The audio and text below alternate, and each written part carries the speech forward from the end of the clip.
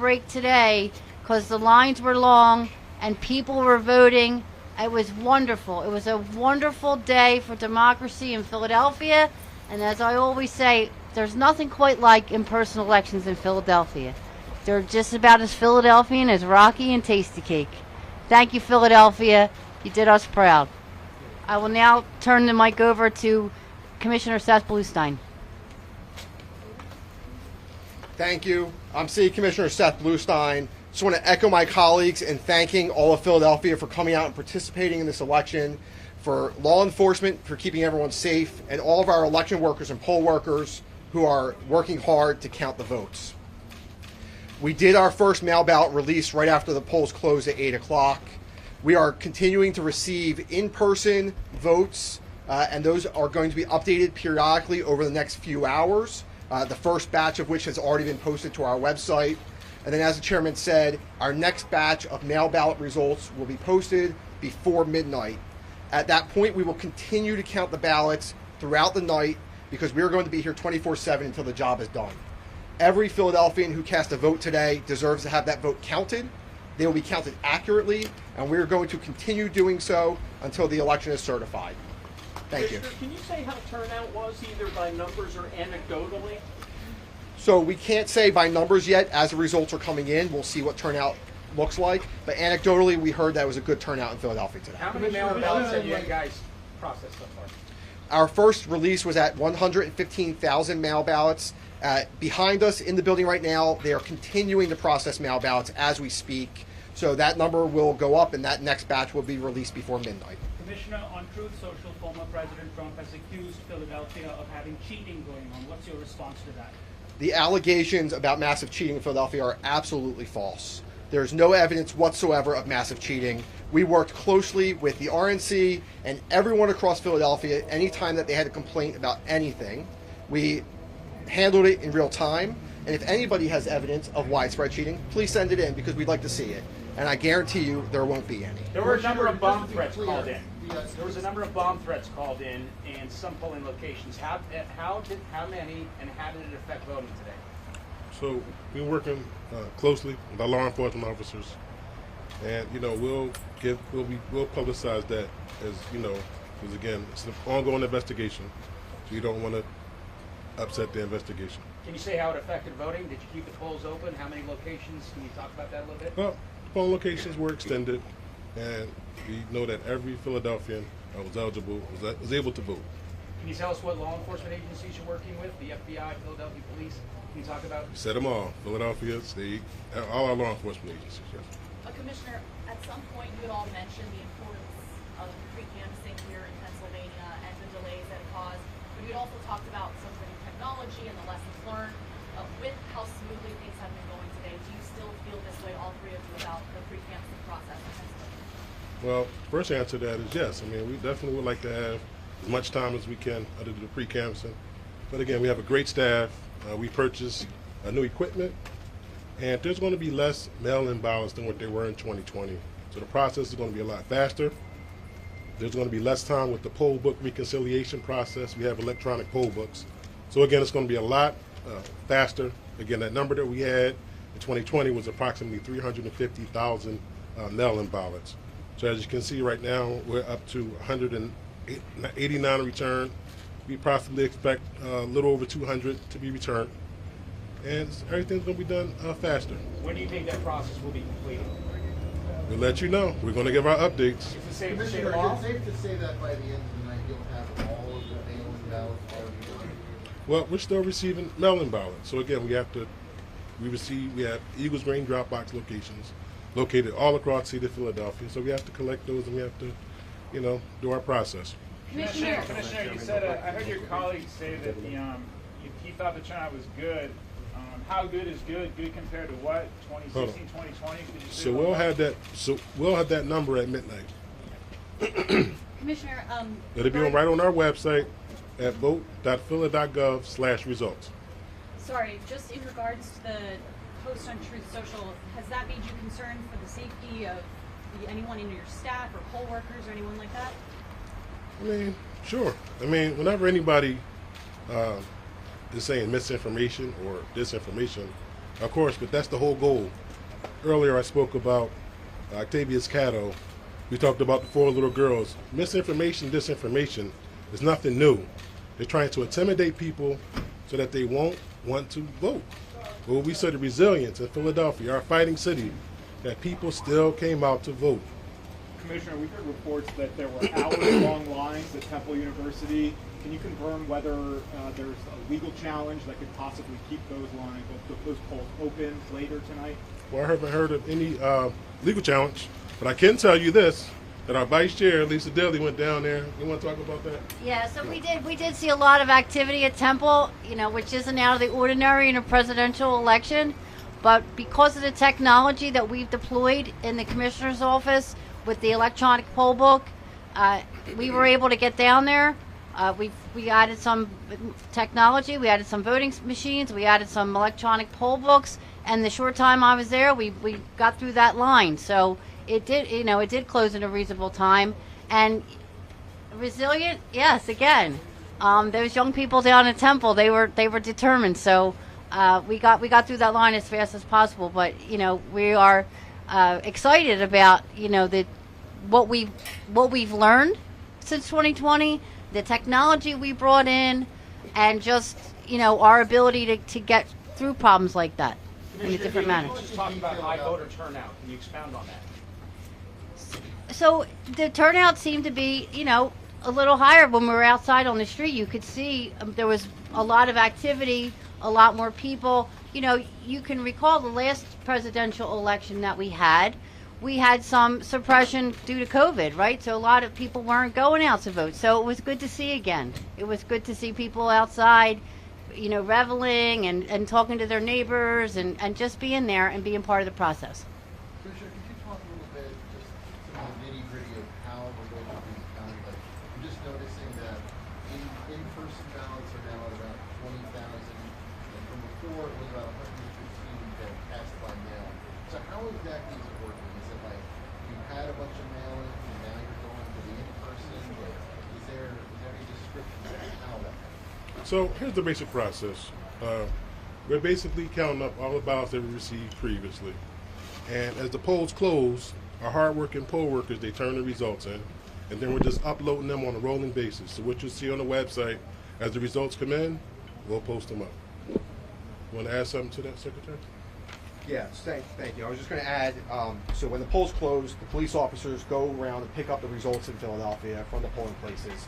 They bring them to regional transmission centers so we can update those results as quickly as possible on a rolling basis. Right. We're good. I mean, so just to be clear so everybody understands, the mail that we put up are the mail ballots that we received up until like a couple days ago, right? So that's the mail we're counting now. That's the number of mail that you saw up. That's the result. And we're going to continue through the balance of that. And then what we're going to see come in tonight is the mail that it was in our drop boxes today, and the mail that the United States Postal Service delivers today. That also has to be counted. In between that, as the polls close and our poll workers are turning in their results, you'll start to see the in-person results start to come in. So that'll start to be more simultaneous as the in-person closed polls start to show up. So the first number was the mail that we got before today. That's the mail number. Now you're going to start to see the trickling in of the in-person vote, and then, as was stated by the chairman, we're going to post again around midnight, 11:55.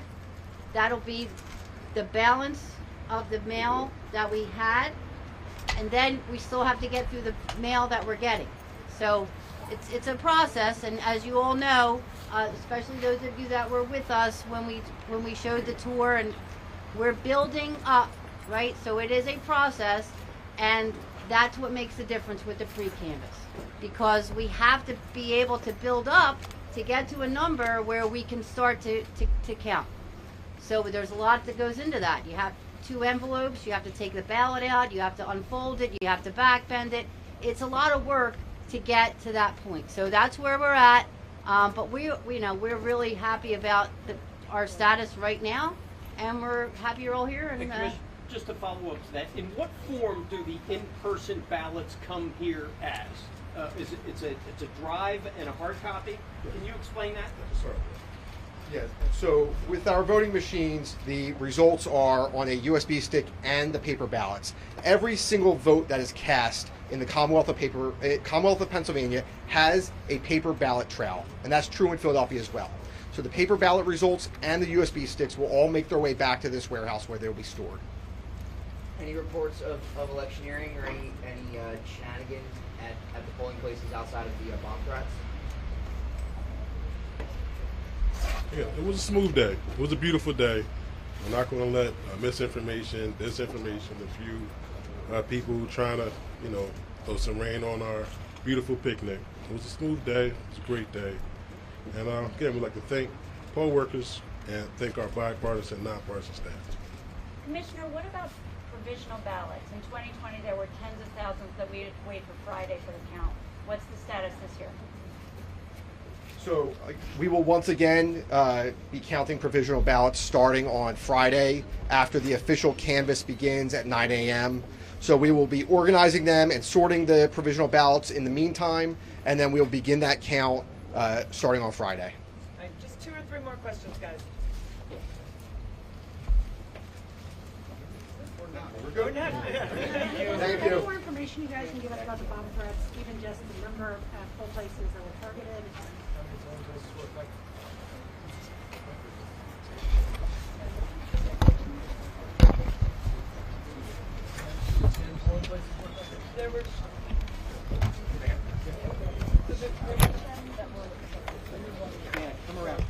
Where most of those big circles are, which means, in a place like Fulton County, where, 78% reporting in Fulton County, that's actually interesting. We'll see what comes out. It's a big, because of the population center, it's a big chunk of votes, but she's running at 73% right there.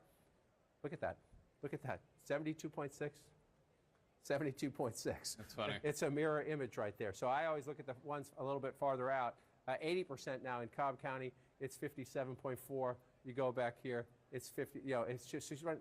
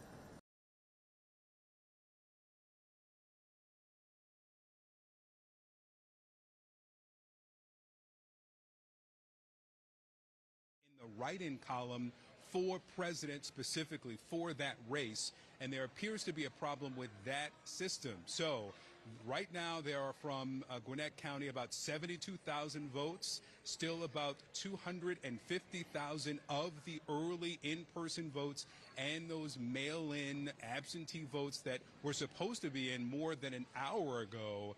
And he's on the call right now to determine what happens next and explain to the Secretary of State's office what they're doing and probably look for some guidance on how to move forward, Jake. All right, Victor Blackwell in Gwinnett County. And John King, as happens every election, human beings are fallible, machines all the more so. Right, which is why you want trusted officials to deal with the problem when it arises. And we know from 2020, Georgia happens to be a Republican Secretary of State, and these local county officials, they know what they're doing. And they have a problem, then they make a plan, right? They have a problem, you try to find it a solution. So where is Victor Blackwell? He is right here. He's in Gwinnett County, one of the most important suburbs in the Atlanta area, to the northeast of Atlanta. And as we noted, only 16% of the vote reported in this county right now. And so a long way to go in the count, Jake. And this is a place where, again, with Donald Trump with a pretty healthy lead statewide right now,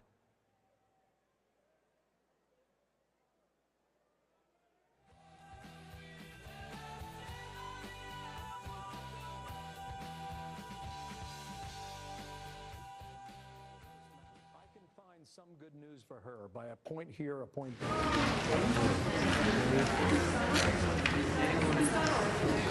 You're trying to make it I don't need any donuts. We all saw it. Yeah, I think you're objecting too much. Okay, what's up? Here we go. Not yet.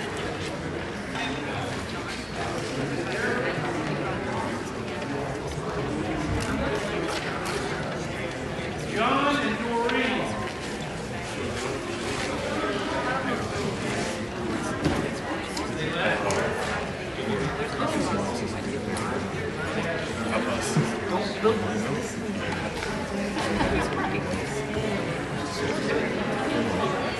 Frank and Emily. That's you guys, right? I need 2237. Right over there. Oh, here's a 30, please. All right, thank you. I'll let Shelby know since she's given one of these.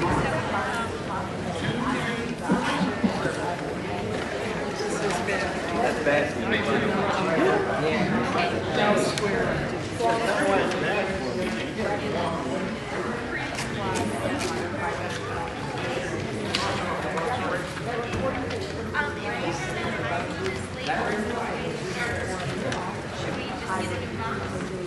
How many do you have right now? In here, there's 7.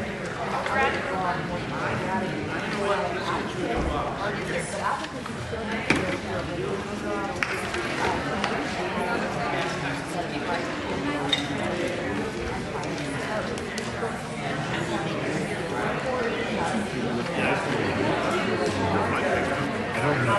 I thought it was going to be recognized, but when we talked about it, it's basically until I told her.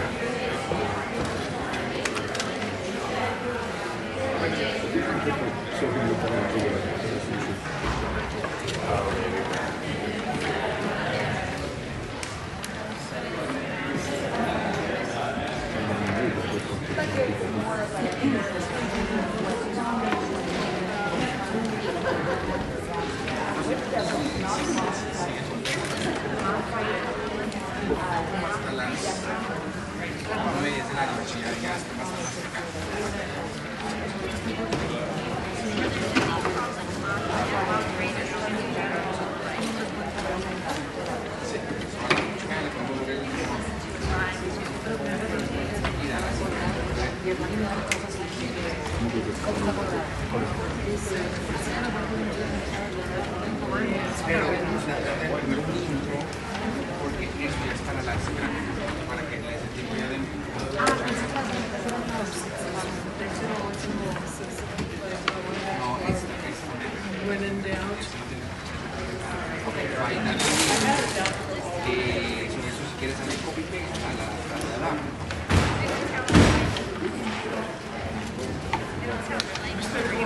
bit.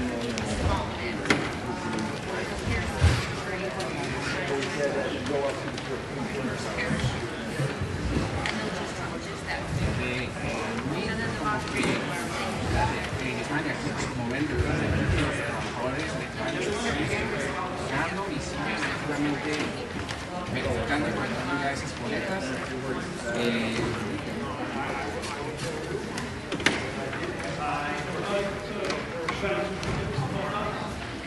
Robert and Martha. Robert and Martha.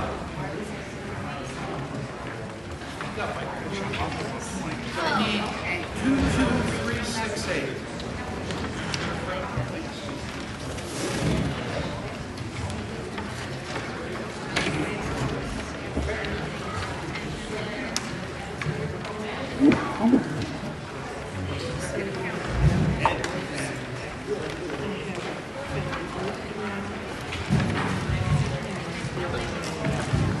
Make sure you cross it off the bottom. Okay?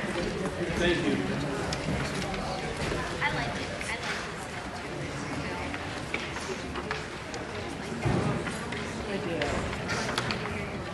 Yeah, no, it's starting to feel Carmen. Carmen.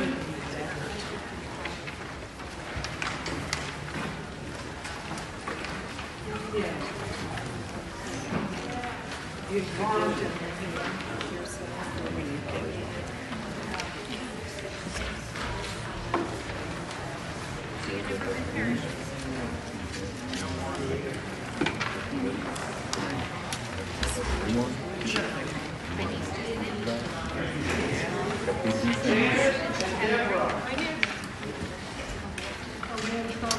No.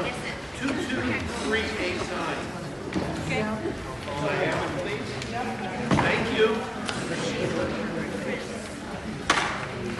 You guys are the winners of an extra 2 hours work.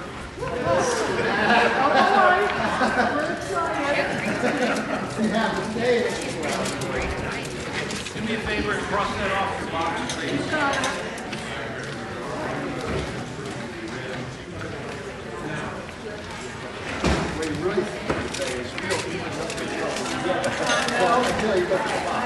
I'm expecting it though. She could be in the jail in here somewhere. Detention facility. Yeah.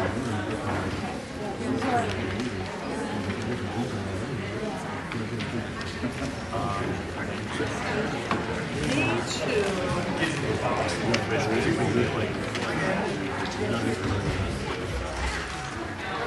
You know there's going to be like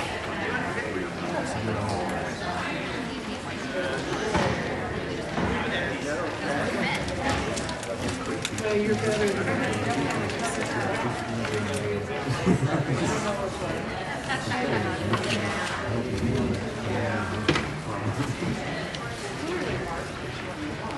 oh, that's way better. Okay, I just maybe did that too.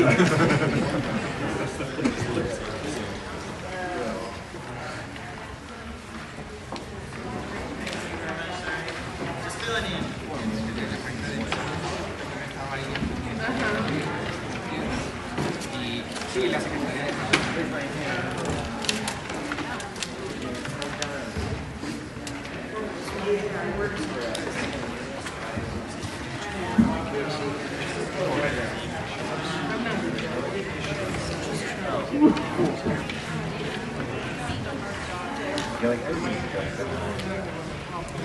En el distrito 3 siempre sorprendió porque el trabajo bien atrás.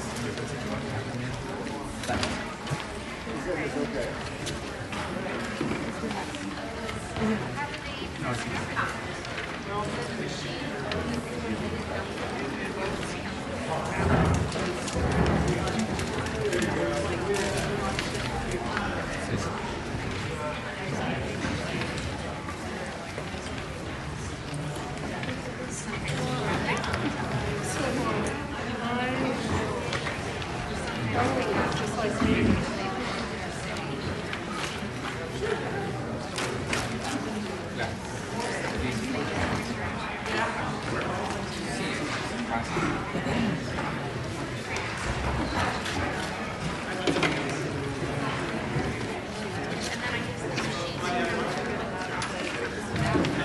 Temporary position.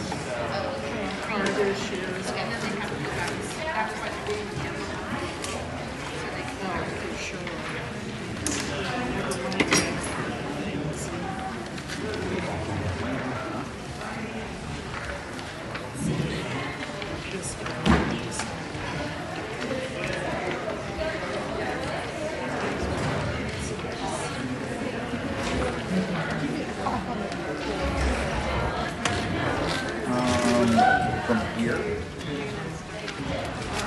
There's just an update how long it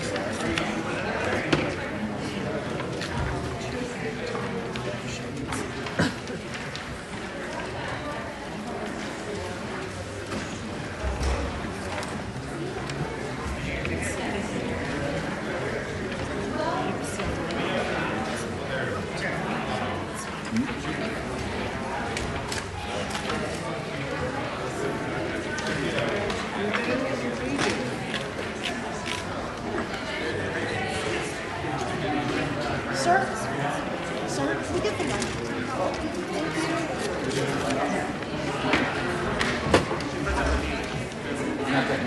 Thank you.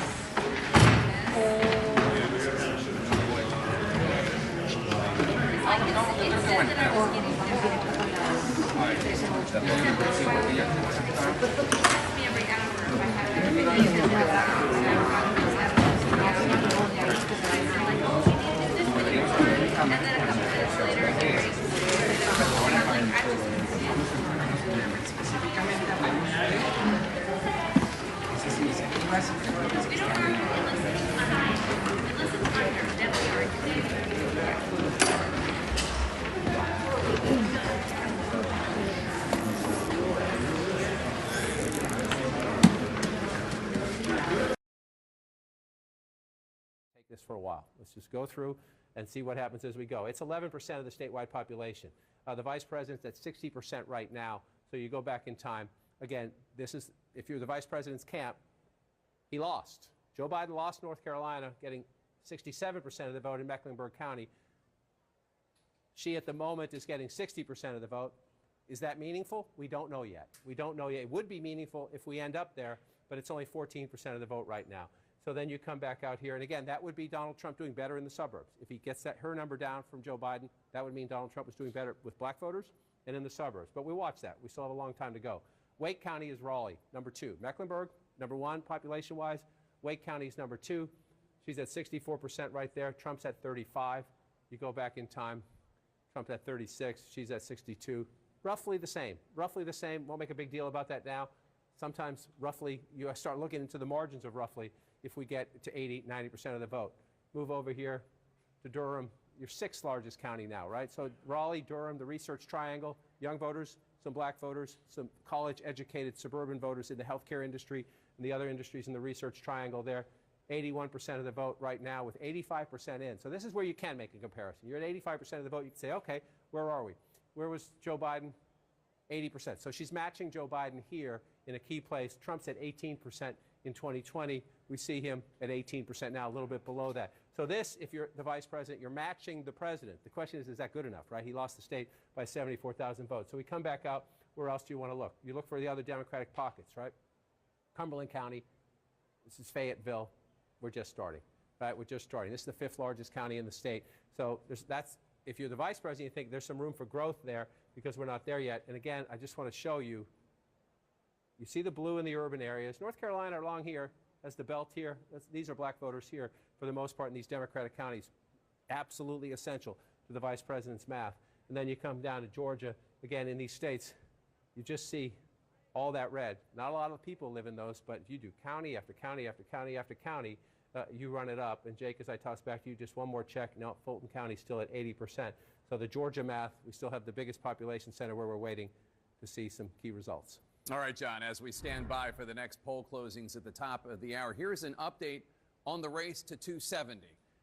Donald Trump has 154 electoral votes. Kamala Harris has 81 electoral votes. Obviously, 270 electoral votes are needed to win. Now, another key race alert. Let's go to the states where we have not called. Kamala Harris in the lead in Pennsylvania, 51.4% of the vote. Donald Trump has 47.7% of the vote. Kamala Harris has 88,000 plus votes of a lead, but it's about 35% of the vote that's been counted in Pennsylvania, about a third. Still a lot of vote to count in Pennsylvania. Michigan. Kamala Harris has 52% of the vote. Donald Trump has 46.1% of the vote. Kamala Harris with a 49,000 plus vote lead. That's with only an estimated 15% of the vote counted in the battleground of Michigan. In Wisconsin, another battleground, Kamala Harris 52.2% of the vote. Donald Trump 46.1% of the vote. Harris with a 52,000 plus vote lead, but only 27% of the vote counted in Wisconsin, still very early in Wisconsin. Battleground North Carolina, Donald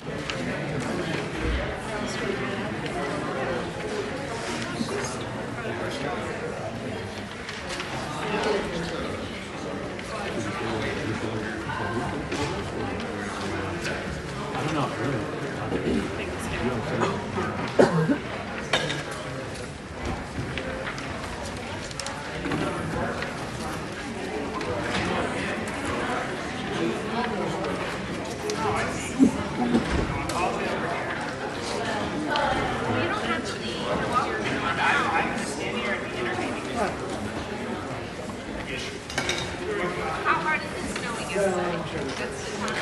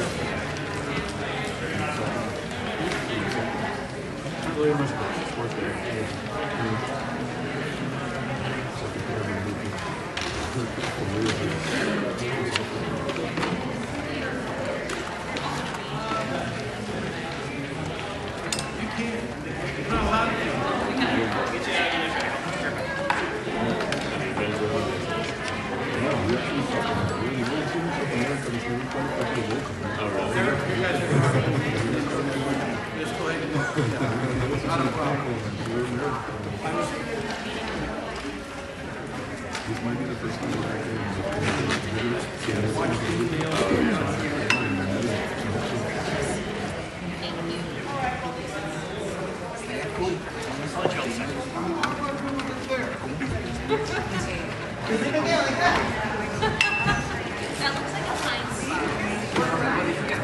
Stop complaining.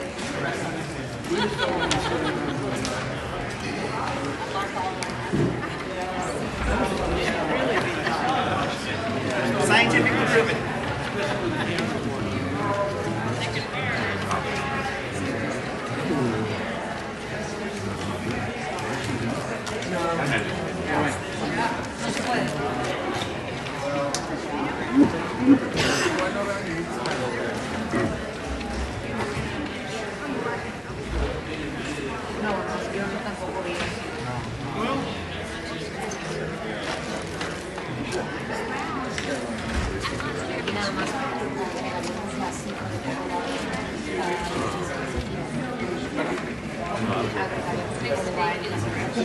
I said I wouldn't walk away. I was gone.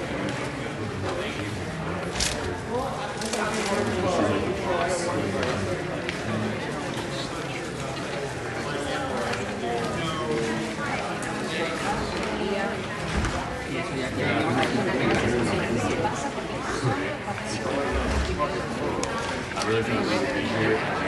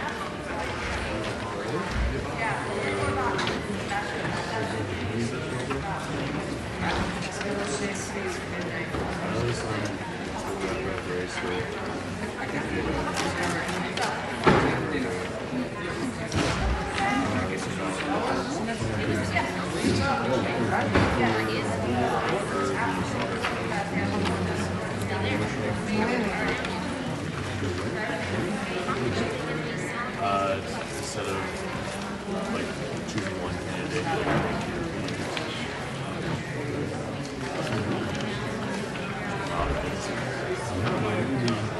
I think it's ridiculous for like. I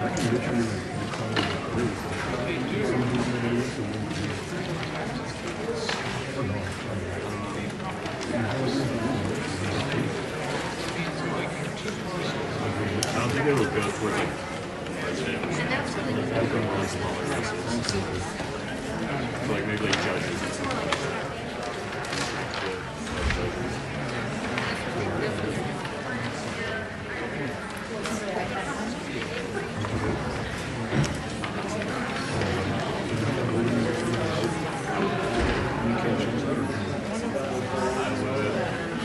There's a way. Otherwise, I would feel like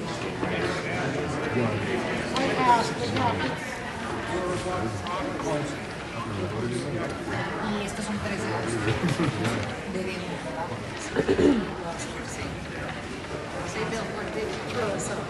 No, what I'm saying is, the two states,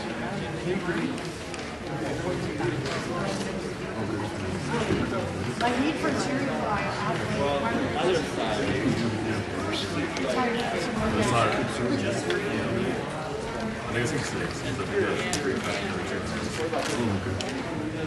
So that's not going out.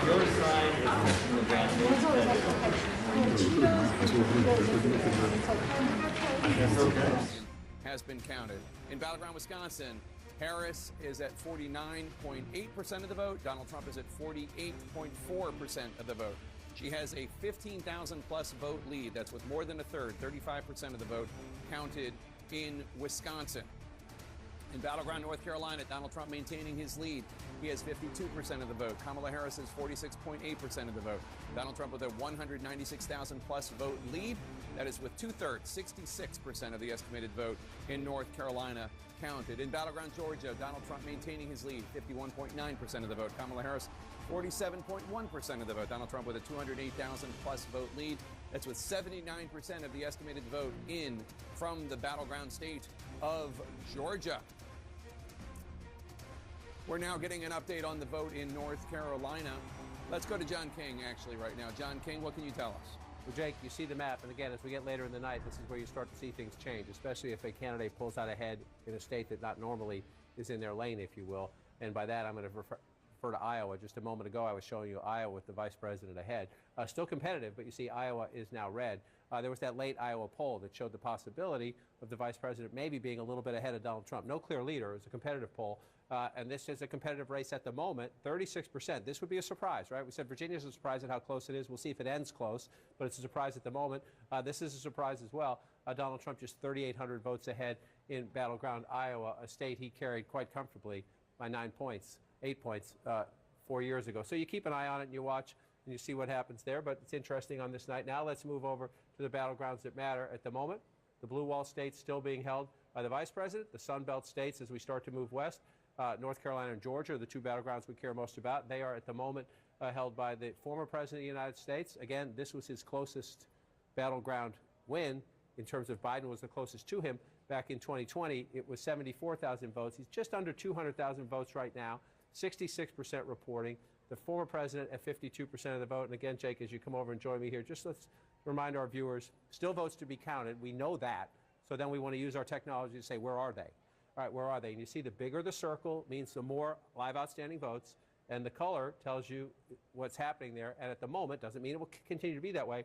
You see Mecklenburg County, that's Charlotte and the suburbs. You see over here in the Raleigh-Durham area, Winston-Salem area, a little bit out of Nashville. So more votes to be counted out there, but Donald Trump at the moment with a pretty healthy lead. And you know, we have one of our excellent journalists is in Charlotte, is in the Mecklenburg County, Brianna Keeler, as the Board of Elections in Charlotte. Brianna, what can you tell us? Yeah, that's right. So at this point, Jake, about 100,000 ballots are in out of several hundreds of thousands of ballots. And that really could change any moment because we are expecting about 420 to 430,000 votes, which would have been early in-person votes to have been closed out and posted here to the State Board of Elections. So we could be seeing that literally any moment. But what we see right now is a picture of a fraction of this key county. It's about 34,000 absentee ballots that were received before 5 p.m. yesterday. And it's also an upload of about 70,000 election day ballots from today. And you see right behind me, you see that red satchel right there. That is really the key here. These are being delivered by car. We're almost in sort of what is a drive-through situation here. I gotta have the one. Oh, we're up. So she's gonna take this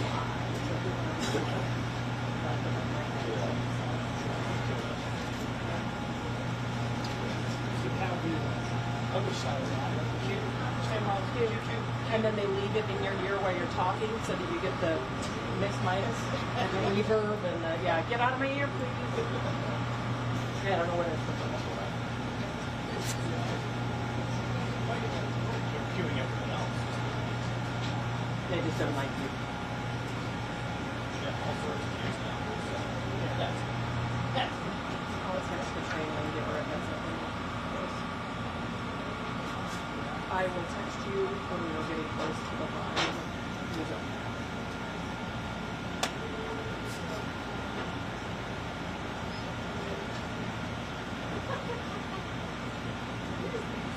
All right, you do it. Where are you going? Are you going on the whole?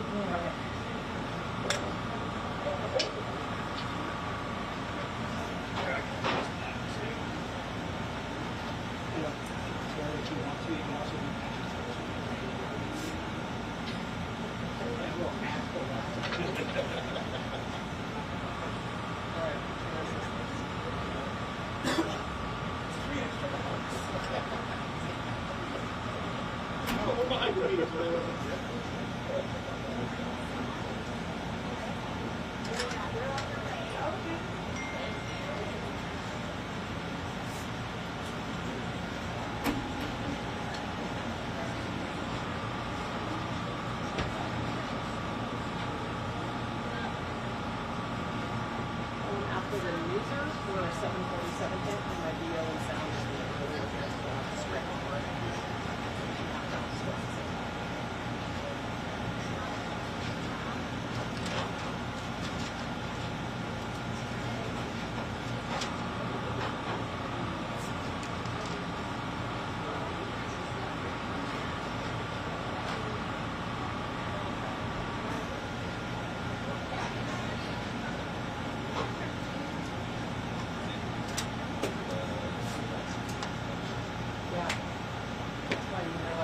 I'm like, there's nothing. We got nothing. And this thing obviously not going to be used for now. USB stick, so it's like plug it in and that's the end.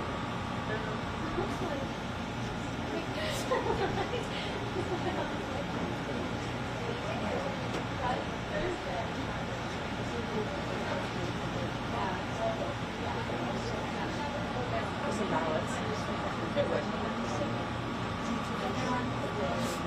Yes, so they're looking at this. So this is what the pirate.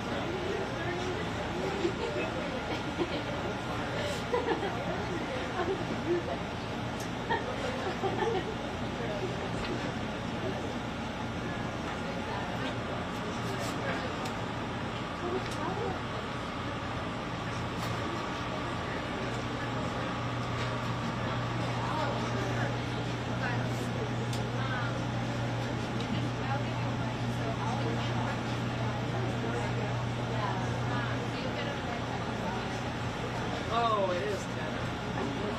It's not as grizzly as it normally is. Now I can see.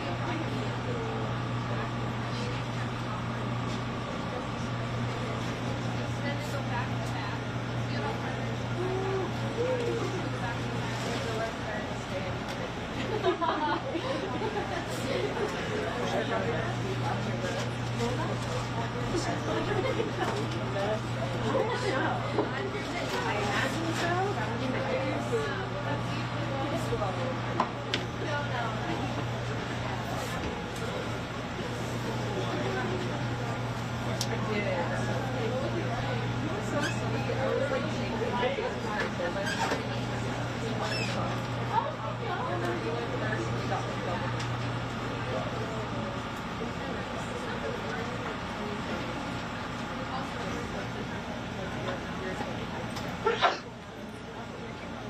No, Mike, go ahead.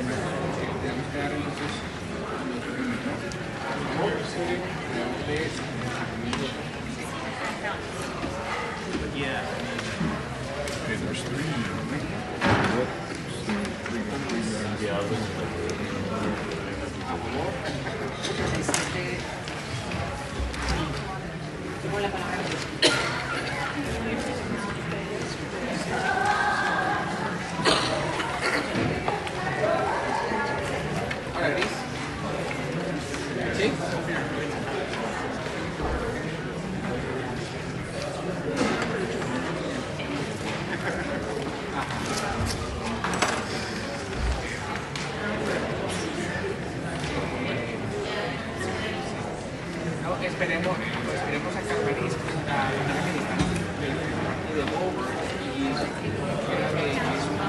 Si tenemos solamente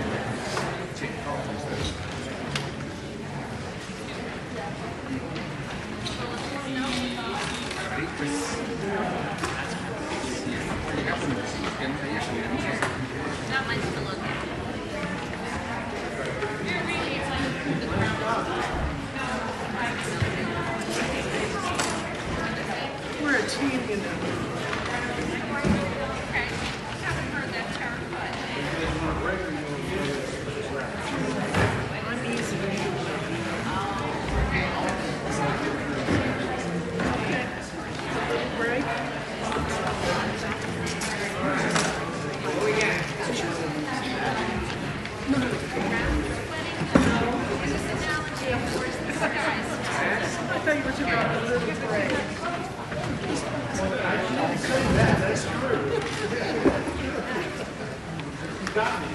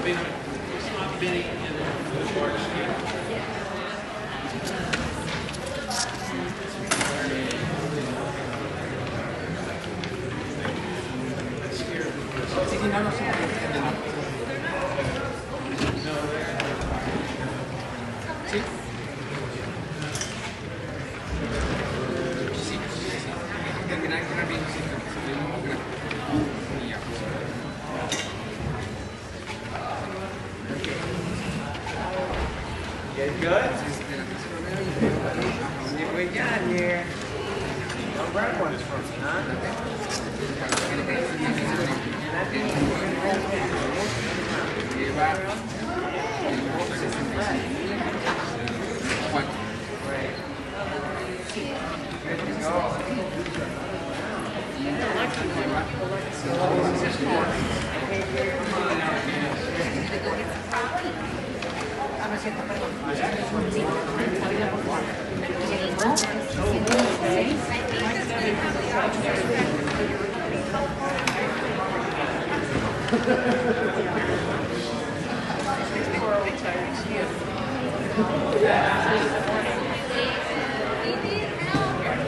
Somebody else's problem.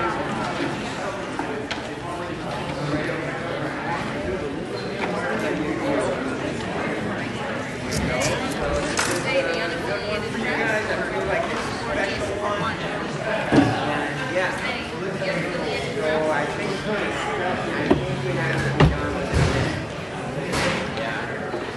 Yeah, unless it's actually following oh, not you. You take your time, yes.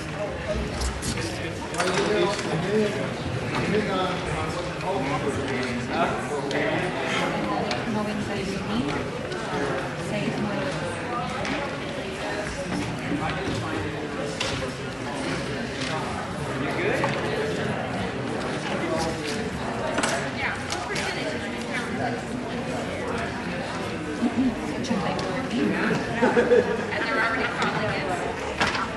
Did they learn nothing in 2002?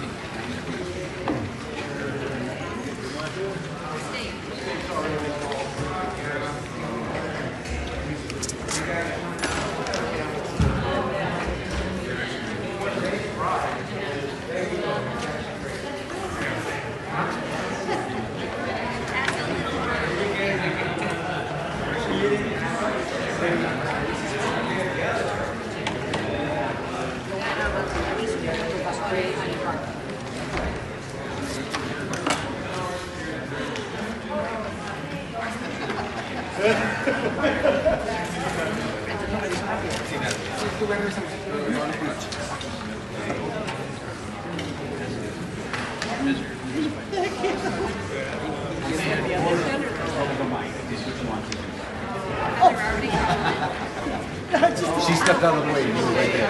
I'm so serious. Can't make it.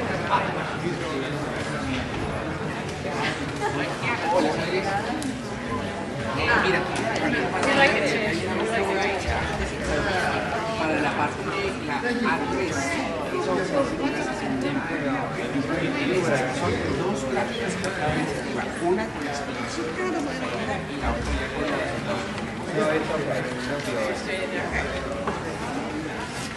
creo que la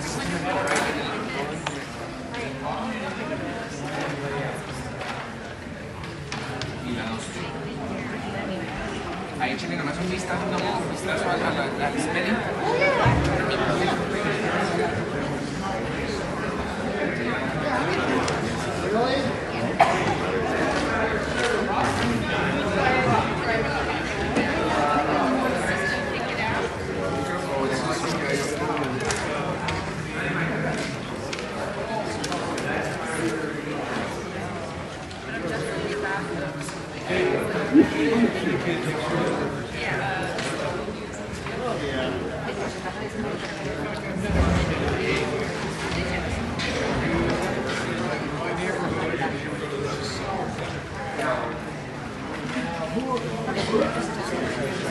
I know that. And you reciprocate the artist.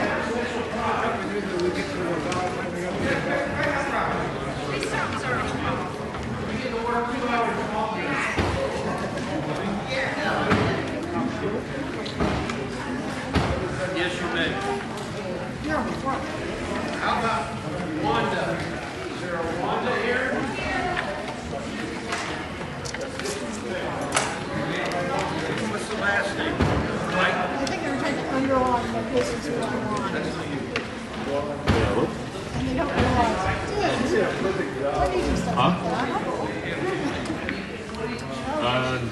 Nothing. I just said she's still waiting. Yeah, I saw AP did too, but no.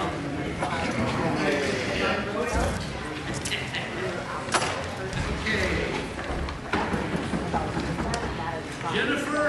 All right, cool. I'm good. Jennifer? I really thought it'd be immediate, but.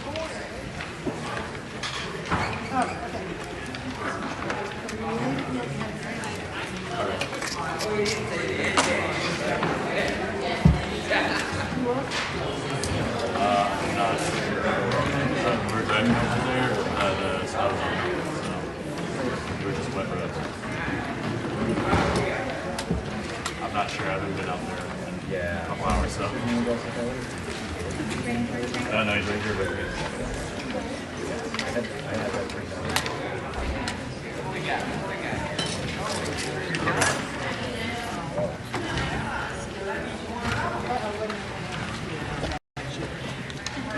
Christopher?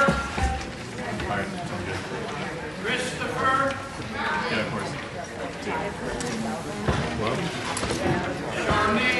Alex said if they don't announce anything, we're going to make it 10 minutes to go.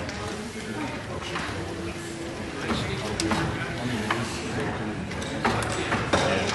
See, like me and Nate said that it's almost like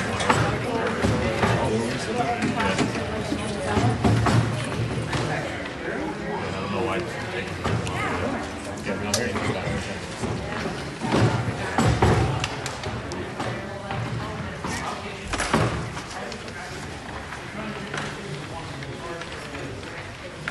Just because we don't know how bad the conditions are out there right now, so I don't want to get extended. That's crazy.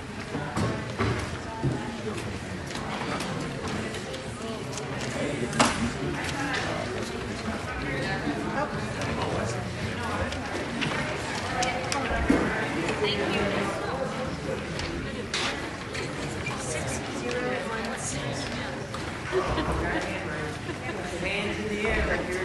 Really clear. All right. Yes, I am. That's right. What do we got? Oh my goodness. Yeah, we should have. What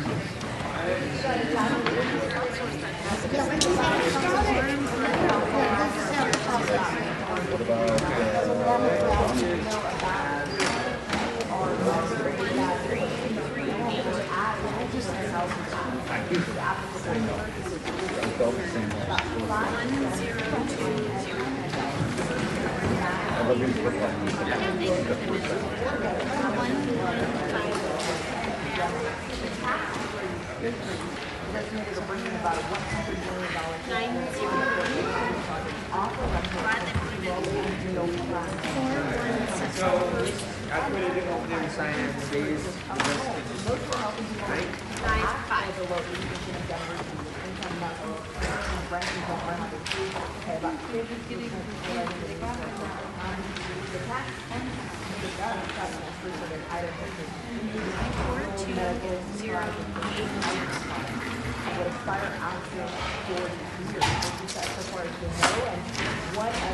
Getting your better.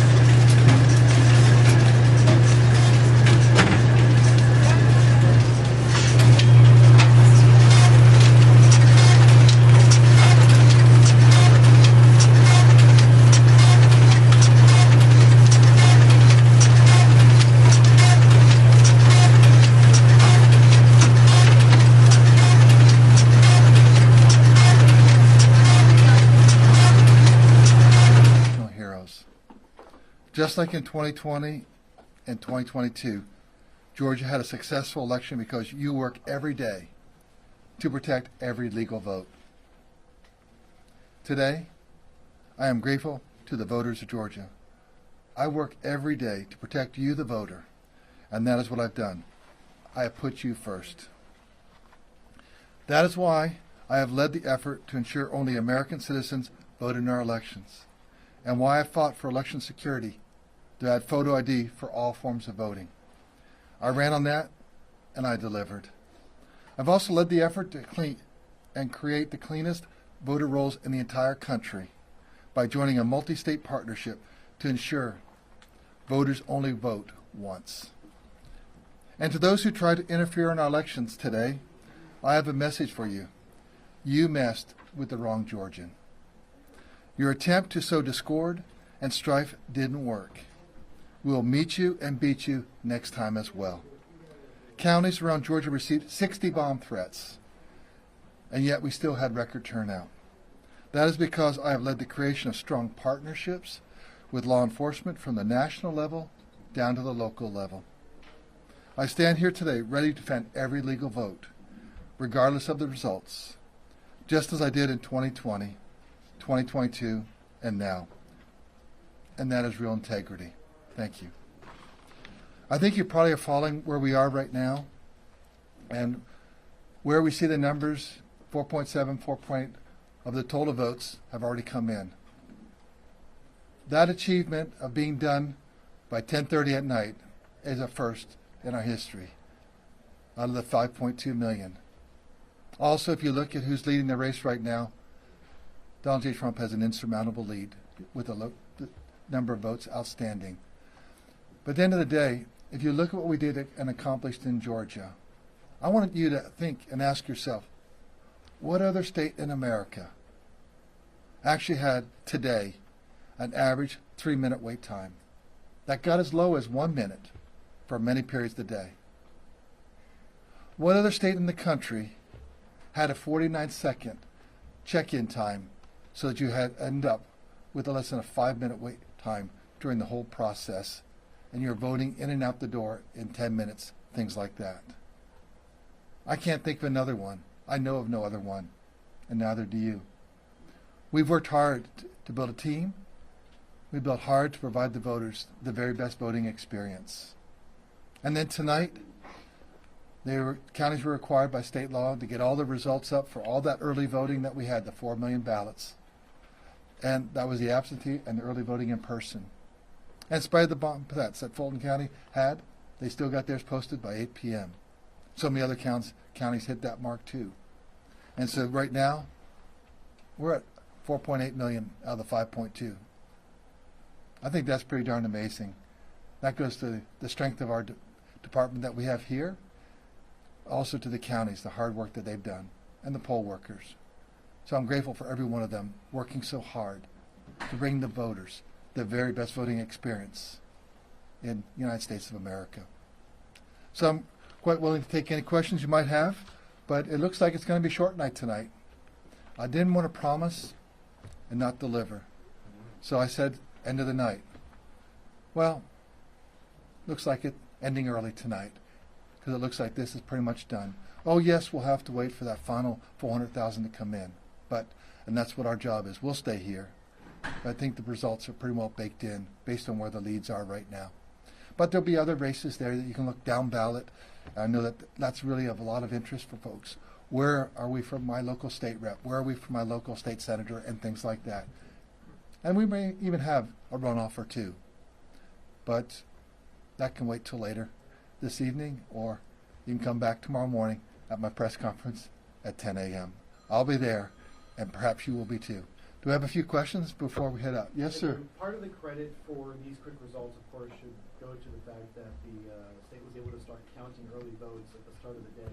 There were some concerns early on that there might be leaks or something of those results.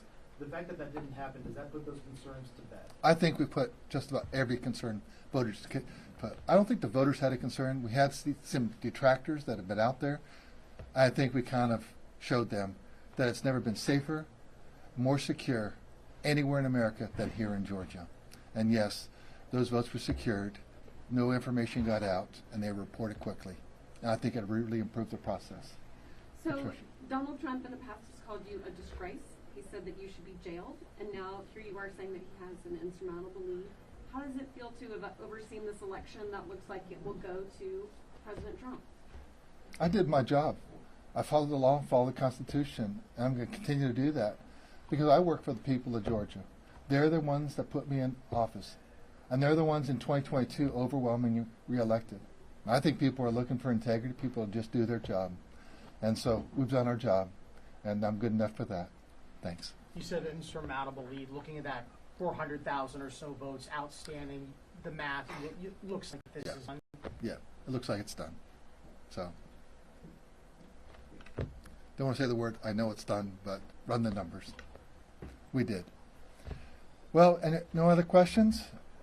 Yes. Those remaining roughly 400,000 votes, where are those, or in what types of votes? Votes by people. But they're virtually in probably more of the larger counties. Many of the small counties are already done. They got those posted quickly. But you can just kind of look at, where those counties, how they're going right now with the percentage that they have out, and you can kind of look at where they will be at the end of the day or the end of the night. So that's why we're here. Save you some time. Yes, sir, in the back. Real quick, I know there was about 156 as well investigated for non-citizenship a couple weeks that you talked about that. Did we ever hear anything about that? What's that? Investigated the non-citizenship. Where are we on that? We're still building the case files and reaching out to them. We've really been focused on getting set up for this election. And so, but we'll obviously finish our case file and, find out exactly every one of those. Well, thank you very much. See you in the morning.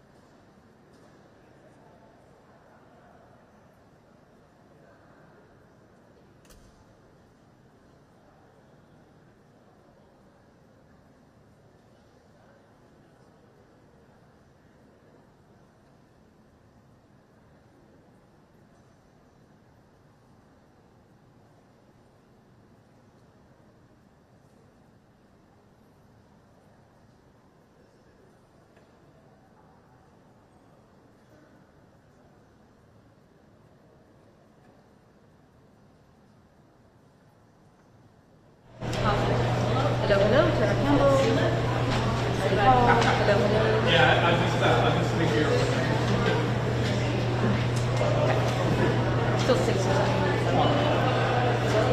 Show starts at 4. Oh, I'm sorry. I thought you said you have. Oh, no. Yeah, yeah. It has to be like.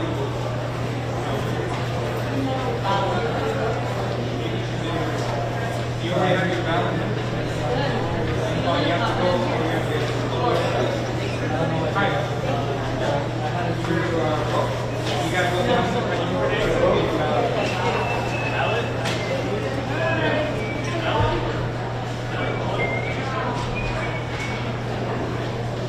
District 5. She's in District 5?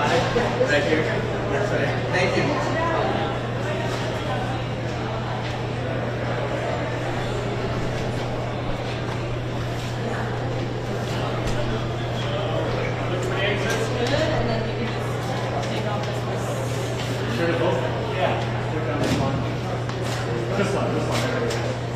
That all signed in too? Yep. So you can just submit it right there. Yeah, thank you. Look at that.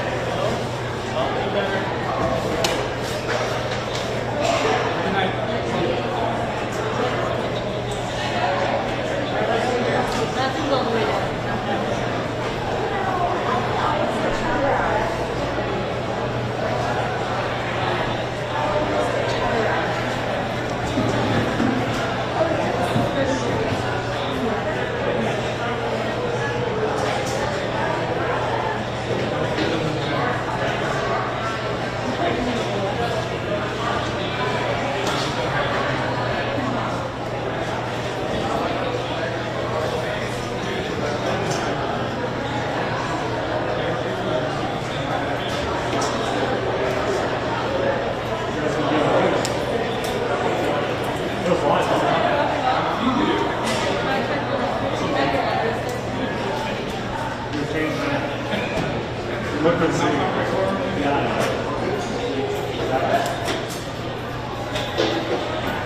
Let's put it out there.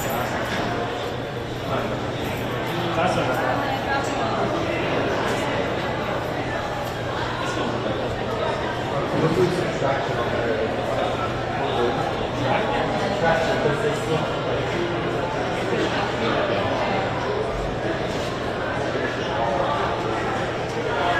You don't have to wear it in this space. You don't have to wear something to keep it right.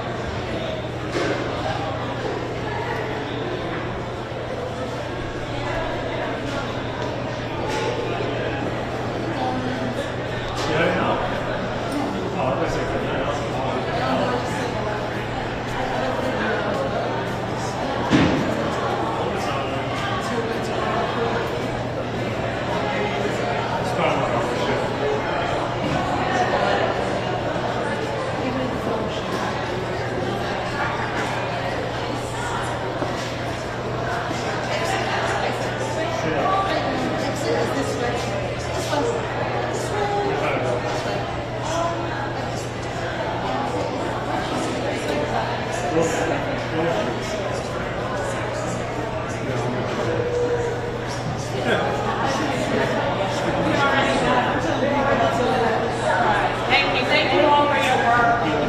Everything you guys have done. Thank you so much. Can we take a quick picture? Okay. There's no one there.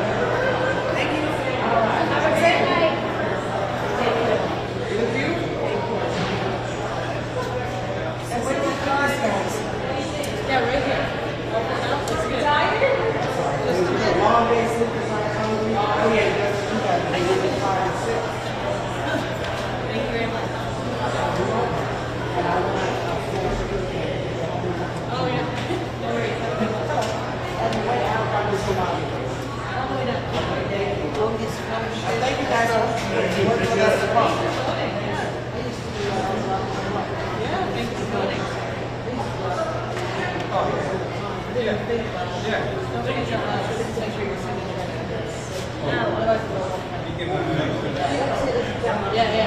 You need a pen?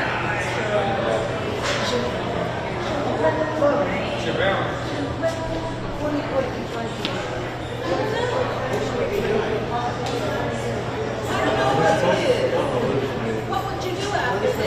Probably gonna have to take out tables. I don't know. Clean it up. Clean it up? Where's this supposed to live?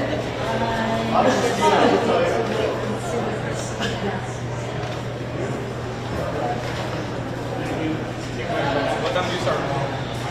Well, I can't get off yet, so they have I think they got this going on and shutting down. I gotta go to the cafe. Normal. Did any of them do anything? Yeah. Did they say anything? What's up? Did they say anything about what?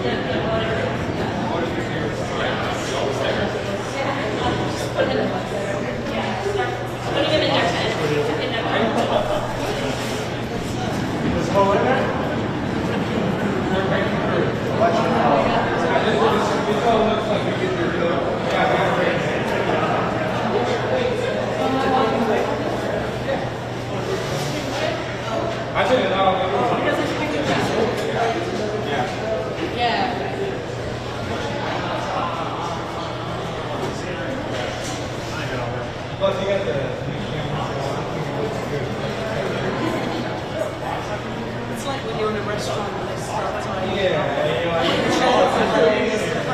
There's a bin on the bottom. I'm only going to chuck it.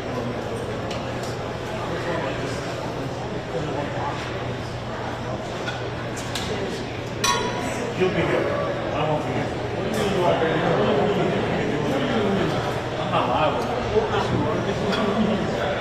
gone. I'm being sure.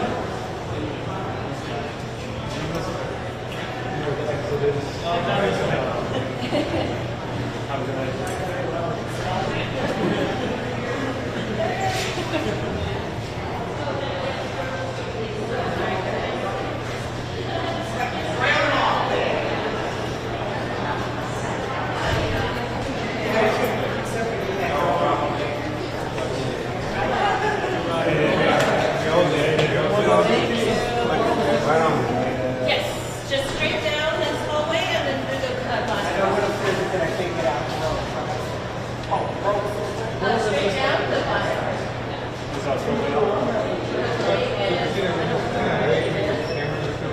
No, because voters are still voting. So if voters are still voting, then yes. If you want, start collecting from the empty spaces. You can probably find one somewhere. If you go down the meeting hallway, they might have the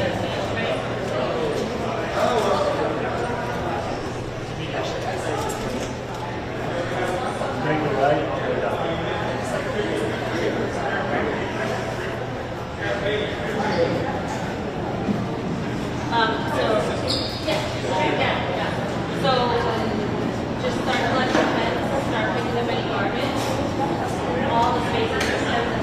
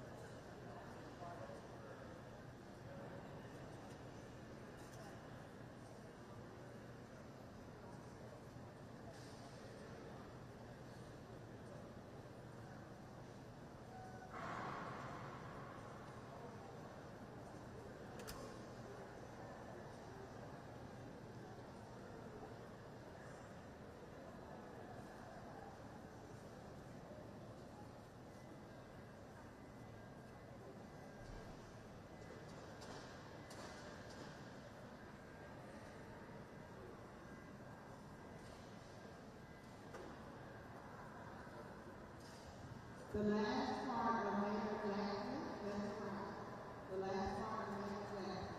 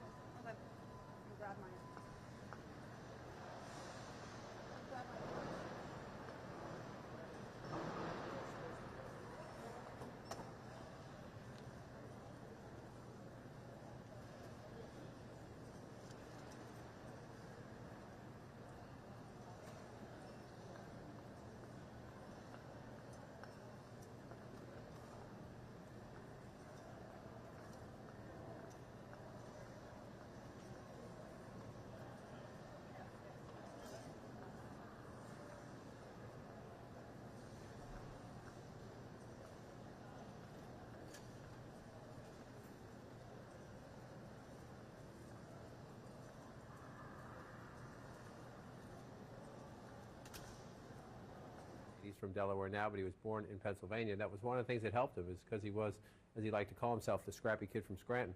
So where are we now in 2024? I was just looking at here. This is Lackawanna County. This is where Joe Biden was born, Scranton, Pennsylvania. You say, well, the vice president's winning it with 51%, but Donald Trump's at 48, right? So again, in a close battleground state, margins within some of these counties can matter. She's at 51. Joe Biden, 4 years ago, was at 54. That's a big deal. That's a big deal. You look at the margin there, you say, oh, that's only 9,000 votes, right? You know, but if you're trying now, you're trying to make up this lead, right? That's 3,000 votes, a little less than that, a little more than that, maybe 3,000 votes. The reason it matters is you're trying to make up 173,000 votes, right? So when you're losing ground in each of these counties, it hurts. And so let's just come over here. This is Luzerne County. This is Trump country, Pennsylvania. Harris getting 42%, 43 if you want to round that up. Trump at 57. Again, 43 for the vice president.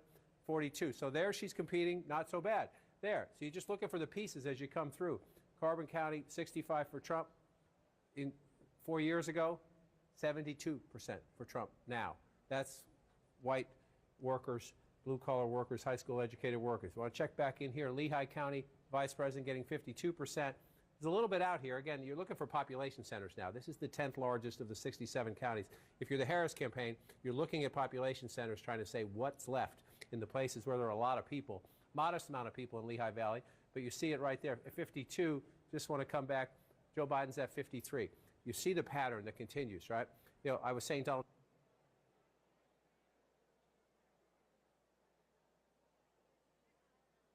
Trump has to improve his standing a point or two in the suburbs. She has to match Joe Biden in these. Look around, see what you do. Everybody smiles at you.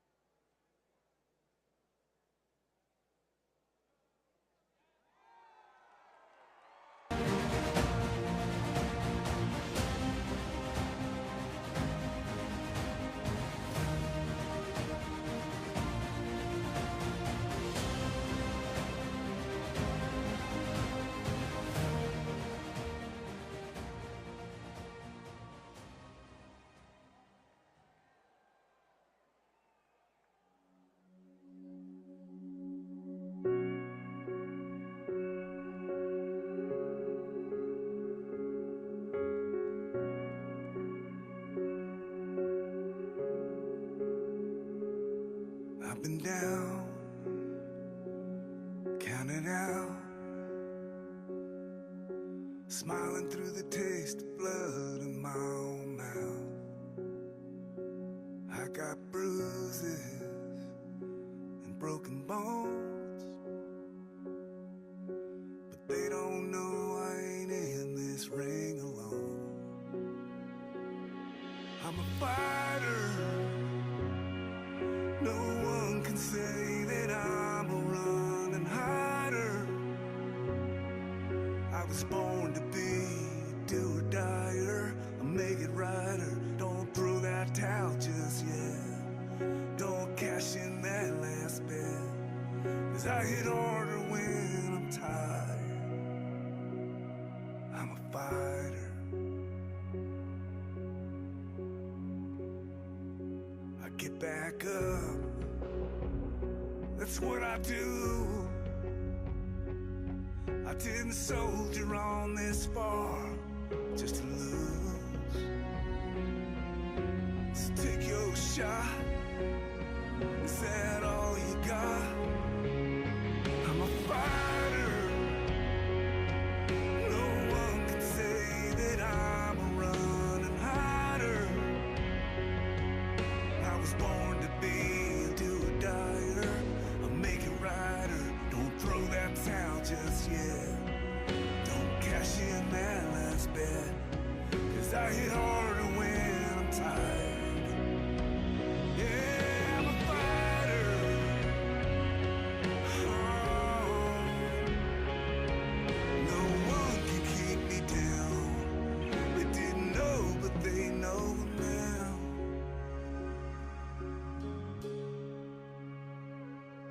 That I'm a fighter.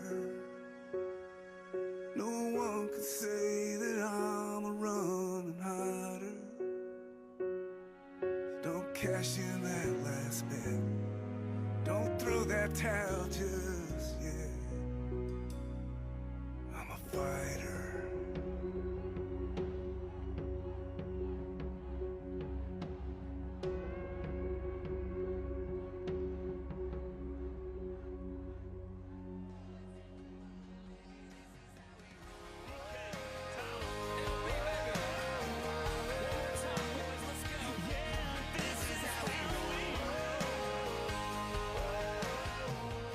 Looking at here is Wisconsin.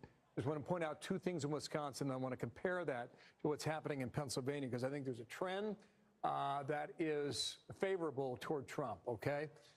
So here we go, Dane County. I'm going to take you back to 2020. I'll just compare the numbers for Biden and Kamala Harris, okay? So this is Madison, University of Wisconsin, et cetera. Ton of Democratic votes in this county. So she is underperforming Biden's mark by about 1.7 points. And that translates to, it could be tens of thousands of votes. Trump, meanwhile, is up about 1.4 going back to 4 years ago. Let me come up here to La Crosse, all right? You get Democratic votes here in La Crosse, right along the border there with Minnesota. So this is Biden 4 years ago.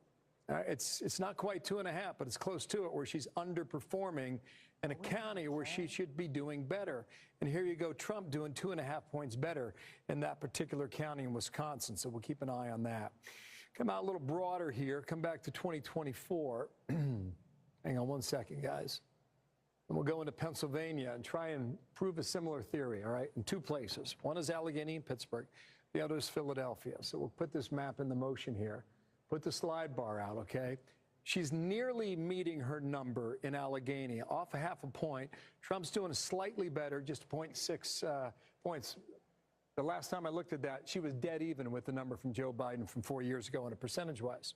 Come over here to Philadelphia, because this is really where, if you're a Democrat and you want to win the state, you got to run your numbers up in Philadelphia. And this kind of matches what I just read from, America's big cities. In Philadelphia, she's underperforming Biden's mark from 4 years ago.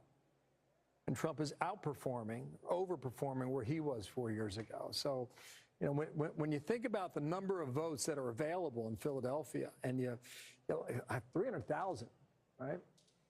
And that's a huge difference. I mean, you can run the totals up and never look back oftentimes in Pennsylvania if you're a Democrat running with a number like that. So let's take this off the screen. come on back to 2024, and you guys are asking, how come we can't call North Carolina?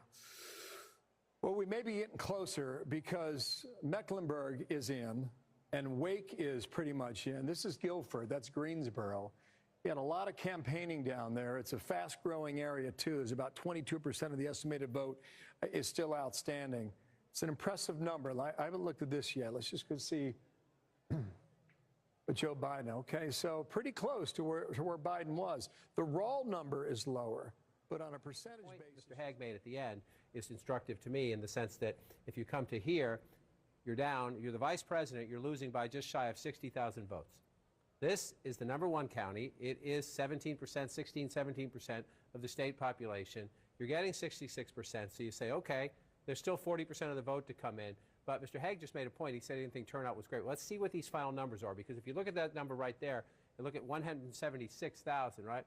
When Joe Biden carried Wisconsin 4 years ago, he said 317,000, and it's 69% of the vote, right? So 317,000 and 69% of the vote. She's at 66% of the vote, and the raw math, right? You need the higher percentage, but you need that raw math to overcome what is happening in all this red, right? Especially, one more check and I'll get you to your wows. Dane County is 95% in, right? This is Madison, this is the University of Wisconsin. Young voters, college area, tends to be more liberal. 74% for her, 242,000. Again, Biden's number's higher, and the math is higher. That's what happens in battleground. That's how you win or lose battleground states. Get out the vote and get out the vote and in the right with a higher places. percentage. Right. Yeah. And so in a place, the state won by 20,000 votes. You saw the margin even just right there. So let's go to the wows. You're going to go to Waukesha County. Was just here recently, right? This is a place the Harris campaign was hoping, hey, women, you don't have to tell your husband who you're going to vote for. If you believe in reproductive freedom in a conservative county, vote Harris, just don't tell your husband about it. This is one of the places they thought the Dobbs decision, reproductive freedom, abortion rights, would help them cut into the margins. Well, we're at 91%, we'll see, but 40% is her number. If you round that up, we'll go back in time. It's a tiny bit, but it's not a significant jump from where the president was 4 years ago. And Trump's at 60% if you round up then. He's at 59. So a little bit, maybe a tiny inroads there for her. So you're moving around up here. You go up to Washington County. This is a big 70% of the vote here for Trump. Let's just double check it and come back. He improved. Up a little bit. He improved a little bit. And then you come over here to the O. I did wow backwards for you there. I put the O at the end. Yeah. But you come over to Ozaki here, and the former president is at 55% of the vote in 2020, and he's at 56, roughly the same, but a little bit, So Trump is not underperforming. It's maybe within the margins, but when you see that well behind where President Biden was, and now you're waiting on this. I mean, there are some other small things. Let's take a look and see what else is out there.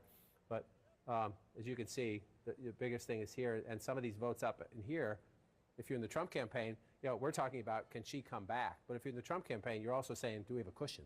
Is there more coming in for us? And the answer is yes. They got all that Green Bay vote. The answer is yes when you look up there. So the next thing we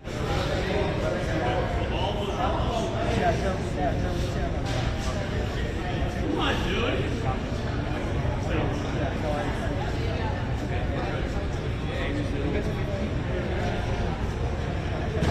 Harris? No, we got 14. That 8 doesn't count.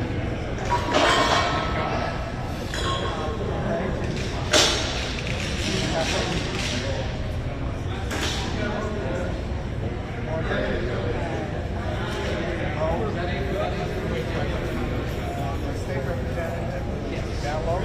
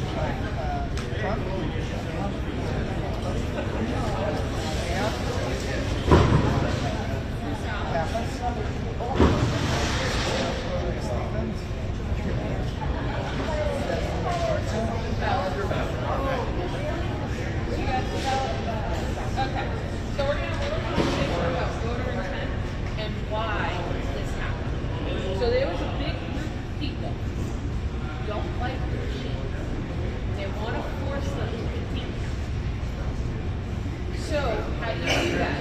Overvote. Because if you overvote all the machine kicks his ass out, has to go inside pocket, and now that's how tired people need to look at it. So, because they didn't write everything, the intent is this is who they want to know. They did this on purpose to make the machine go in the pocket, and he has to count them. That's what this is.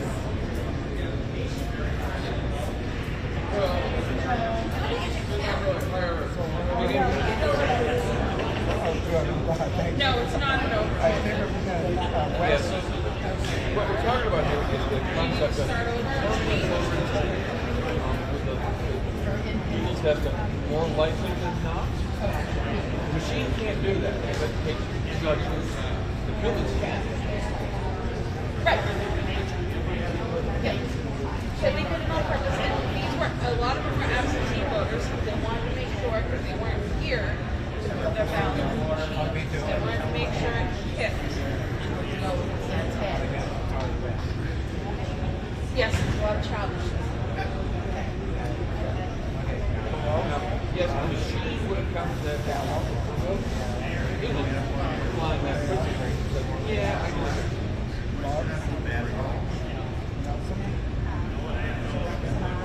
Jay.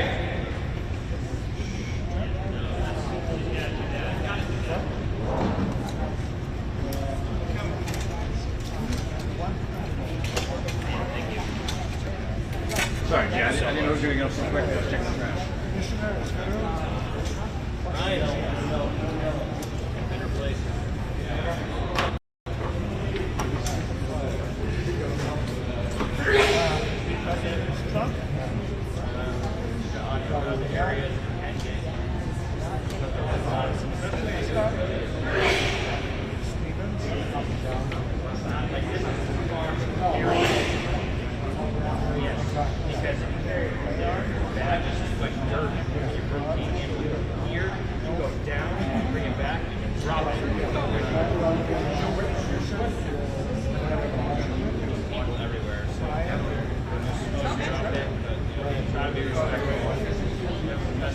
What was that?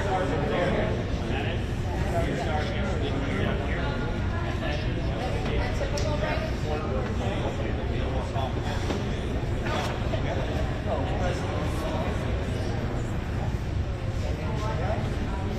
You wanted a fresh sheet?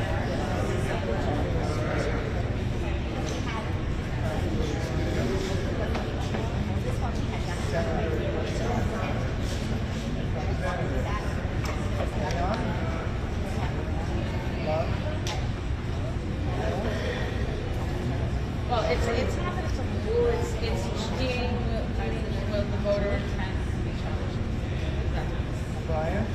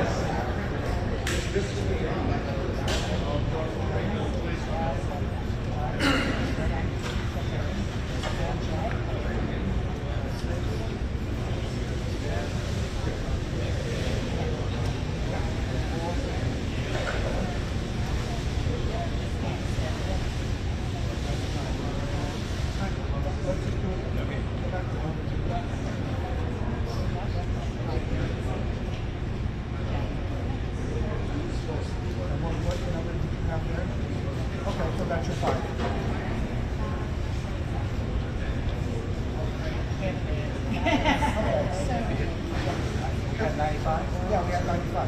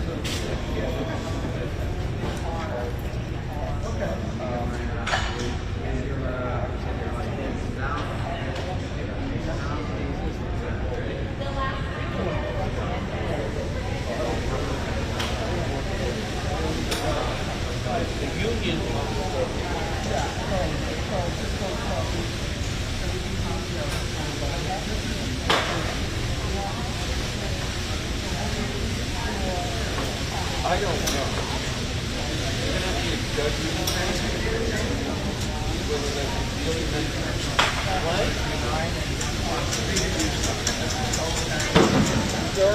there are going to be cases where you really can't figure out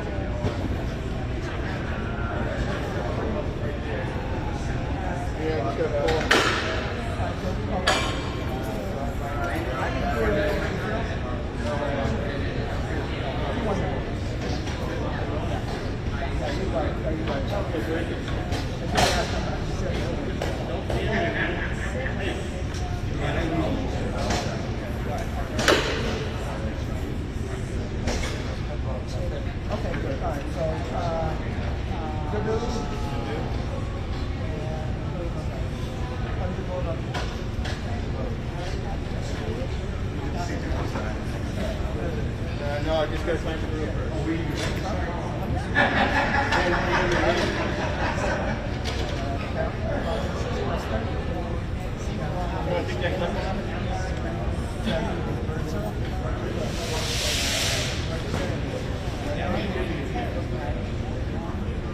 I'm watching him, that's why.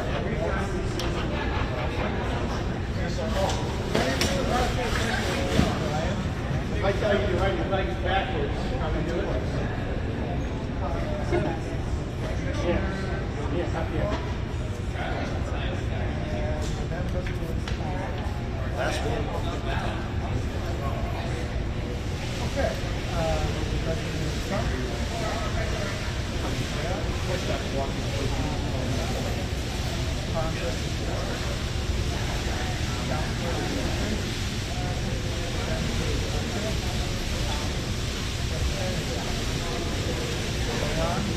All right, Jeff.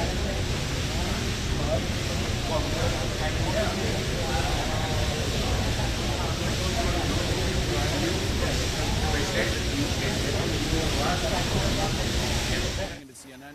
We start with the state of Wisconsin. There, the CEO of California-based SunWest Bank, Eric Hovde, is 29,000 votes ahead of Democratic incumbent Senator Tammy Baldwin, who's seeking her third term in office. 70% of the vote in. We just got an update. The lead pretty much the same in Wisconsin for Hovde. In Pennsylvania, this has been going back and forth all night, but right now, the former CEO of one of the largest hedge funds in the world, Dave McCormick, currently leads incumbent Democratic Senator Bob Casey by about 120,000 votes. Still a very close race. This one also a very expensive one. 81% of the vote in the Commonwealth of Pennsylvania. Now, a key race alert from the state of Michigan. This one has been close all night as well. Former Republican Congressman Mike Rogers currently leading current Democratic Congresswoman Alyssa Slotkin, 48,000 votes. Rogers ahead of Slotkin, 40% of the vote in the Wolverine state. So let's take a look at the balance of power in the U.S. Senate, the raw numbers. What does this mean? Democrats hold 40 seats. Republicans, with those two pickups, hold 49, 11 seats remaining to be determined. Jake, obviously you need 51 for control of the chamber. All right, Boris, thanks so much. And CNN can make a projection. CNN projects that Washington State, as expected, will go to Kamala Harris. Washington State, with its 12 electoral votes, to the Democrat, Vice President Kamala Harris. Let's look at the electoral map right now. Donald Trump has 227 electoral votes. Kamala Harris has 165 electoral votes. 270 are needed to win. We are waiting for more votes in the big three blue wall battlegrounds of Pennsylvania and Michigan and Wisconsin that both campaigns are watching very closely right now. A total of 6 top battlegrounds remain undecided as we get later into this election night. Stay right here for the next big rollout of votes. Right now, we're going to squeeze in a quick break. Stay with us. Election night in America. You never even get me out on the floor. In 10 minutes I'll be late for the door. I like that old time of rock and roll. Still like that old time of rock and roll. That kind of music just soothes my soul. I reminisce about the days of old with that old time of rock and roll.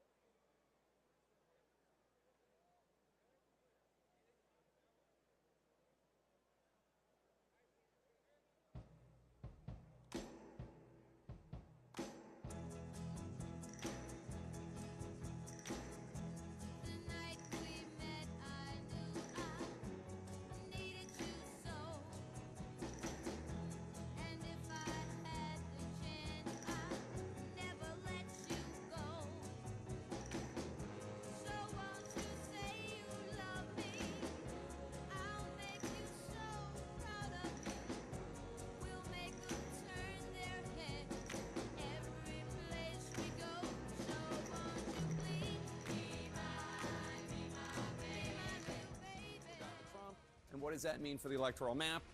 Donald Trump has 230 electoral votes. He is 40 electoral votes away from winning. Kamala Harris has 165 electoral votes. She is 105 electoral votes away from winning. Let's see what the states that we have not called, where their vote counts are. Pennsylvania. Donald Trump is in the lead there with 51.2% of the vote. Kamala Harris has 47.7% of the vote. Donald Trump is ahead of her by more than 206,000 votes. That's with 83% of the estimated vote in. That's Pennsylvania. Battleground Michigan, Donald Trump up 51.3% of the vote. Kamala Harris has 46.9% of the vote. Donald Trump with a more than 111,000 vote lead with an estimated 44% of the vote in from Michigan. Wisconsin now, Donald Trump in the lead there too. 50.8% of the vote. Kamala Harris has 47.6% of the vote. Donald Trump almost 80,000 votes ahead of her with 3/4 of the vote, 74% of the estimated vote from the Badger State in. Battleground Georgia, Donald Trump is up 50.7%. Kamala Harris is 48.4%. Donald Trump more than 118,000 votes ahead of her with an estimated 93% of the estimated vote in. Arizona, Donald Trump ahead there too with 49.8% of the vote. Kamala Harris has 49.3% of the vote. He is more than 7,500 votes ahead of her right now, but they still have about 48% of the vote to count, 52% of the estimated vote in. In Nevada, Donald Trump is in the lead with 73% of the vote. Kamala Harris has 26.2% of the vote. Donald Trump has a more than 10,000 vote, almost 11,000 vote lead. That is with only 2% of the estimated vote in. As we follow these crucial undecided races, we are already also getting closer to another poll closing. 4 more electoral votes are at stake for the next hour in the heat of the battle to reach 270. So every electoral vote counts. We're just minutes away from voting ending in the reliably blue state of Hawaii. Over to John King now at the Magic Wall. John. So, Jake, a quick look. You just went through the numbers. Just want to look very quickly. These 3 states, Wisconsin, Michigan, and Pennsylvania, will determine the fate of the Harris campaign, whether there's any chance she can come back. As we wait to see those results, I just want to show you something. Bring it up. Remember January 6th? Donald Trump was finished. Even Republicans were running away from Donald Trump. Donald Trump is done as a national politician. I want to show you something. This is Trump overperforming his 2020 performance by 3% or more, right? This is a statewide look. We're not done with some of these counts out here, so this will change a little bit. But Donald Trump overperforming 2020 after January 6, 2021. That's the statewide look. Look at this. Just look at this when you go to full counties. Look at how many counties across America, 994 of the 4,000 plus, 4,600 plus counties and townships, especially up this way, part of the country, they don't call them counties, they call them townships, but in nearly 1,000, 993 right now. This will change as we go through, but Donald Trump is overperforming, and look at where they are. He's mostly performing in red areas. His vote is getting higher in the areas where he wins elections. Yes, there are some blue places where he's overperforming, but just look at Battleground Pennsylvania. Look at all these red counties, places that Trump wins, where he's overperforming by 3% or more what he did in 2020. Then you come out here, let's go up to Battleground Michigan. These are the decisive states left on the board right now. Look at in the areas, those are his base areas, he's getting more. The same over here in Battleground Wisconsin. So the former President of the United States, given up for dead, Jake, after January 6, 2021, is running stronger now than he did in the last campaign. All right, John King, thank you so much. Every electoral vote counts, and 4 more are on the line right now as polling places are about to close in Hawaii, and we project Kamala Harris will win the state of Hawaii with its 4 electoral votes. Not a surprise. Hawaii, a reliably Democratic vote, but that does mean a pickup of 4 electoral votes for Kamala Harris. Donald Trump has 230. He is 40 votes away from winning. Kamala Harris has 169 electoral votes. She is 101 votes away from the 270 needed to win. John King?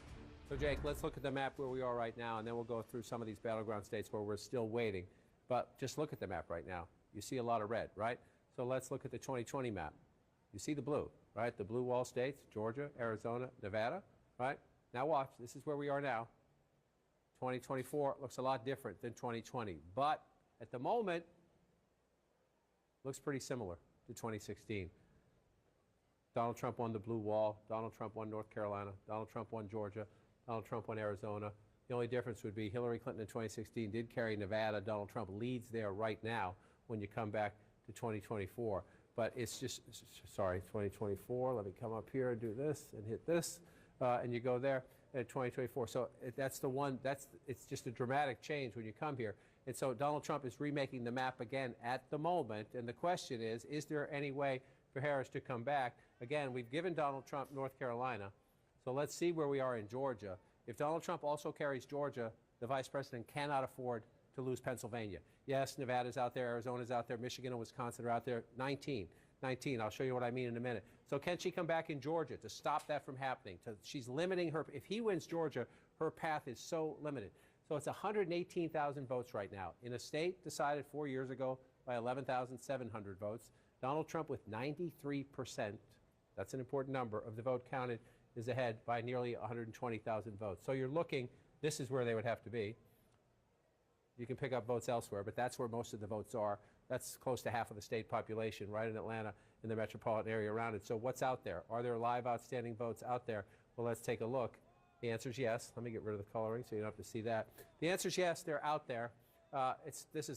You're at the point now where you're talking about drawing to an inside straight flush, essentially. You need these votes to come in overwhelming numbers for you. But you do see there's the mathematical possibility. This is why the Harris campaign is on the phone. This is why I assume that Donald Trump has not come out yet to say anything, because he's hoping that this one comes off the board as well. You're looking at the math right there. It's possible. So we're waiting for more votes in Georgia. So then you come up, Jake, and we'll look at the blue wall states in a minute to see if any of the math is changing. But if you look at the map right now, you would so much rather be Donald Trump than the vice president. All right, and we have a projection, John. CNN can project that Kamala Harris will win the Commonwealth of Virginia. Commonwealth of Virginia, with its 13 electoral votes, will go to the Democrat Vice President Kamala Harris. What does that mean for the electoral math? Let's take a look. With 270 electoral votes needed to win, Donald Trump is only 40 behind that with 230. Kamala Harris has 182 electoral votes. Let's bring you a key race alert. Where are we with all the states that we have not projected yet? Pennsylvania, Donald Trump in the lead.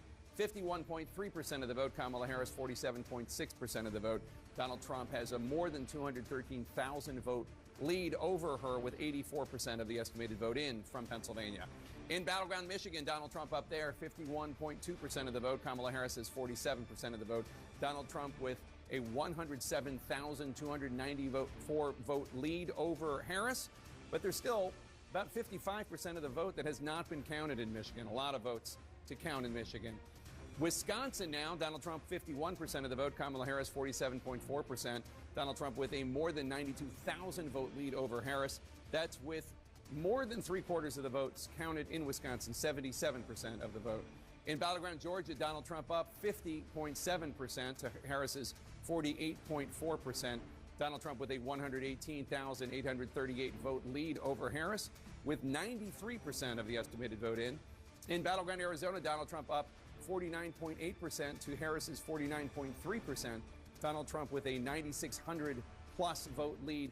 That's with slightly more than half of the vote counted in Arizona, 52%. In Nevada, Donald Trump up 73% to Harris's 26.2% of the vote. Donald Trump with an almost 11,000 vote lead. But that is, again, with only 2% of the estimated vote in Nevada counted. Still a lot of votes to count in Nevada. John? So, Jake, let's look at, right now you're looking at the big map and you're seeing all that red. Yes, Virginia, we just projected for the vice president. That one's blue. I'll take a closer look in a minute at that one.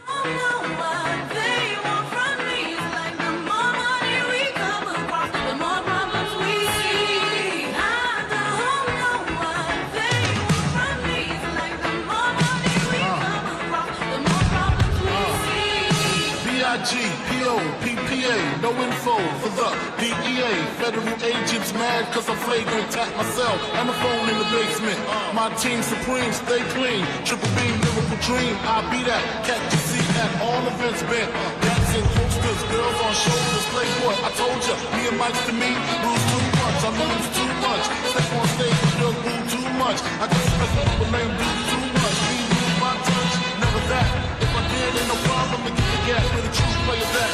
Throw your roses in the sky, wave side to side, shake your hands high while I give you the eye. Feel the breeze, you can see, B-I-G-B flossing, jig on the cover of Fortune, 500. Get my phone number, your man, I got to know, I got to go, get the flow down. exact, exact.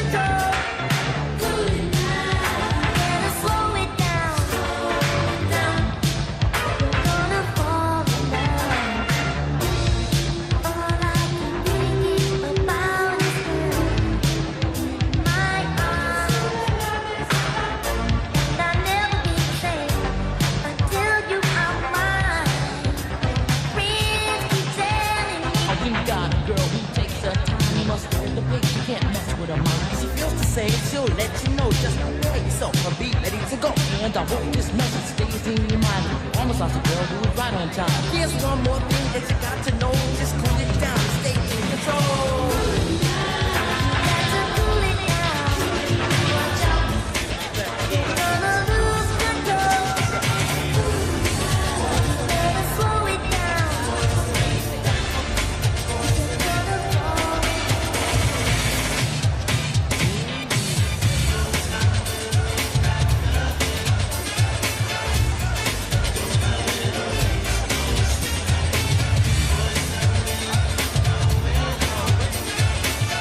Campaign, you're saying, okay, we have almost nothing, or less than 20% from Detroit, right? So she's getting 62%. She has 88,000 votes. And Jake, if you go back to 2020, again, when Donald Trump won Michigan, he's getting 68, and he gets close to 600,000 votes. So that's sort of our test. When Wayne County gives us more votes, do we get a huge number like that, and is the split, right? Donald Trump at 30%, that's Detroit and the suburbs around it.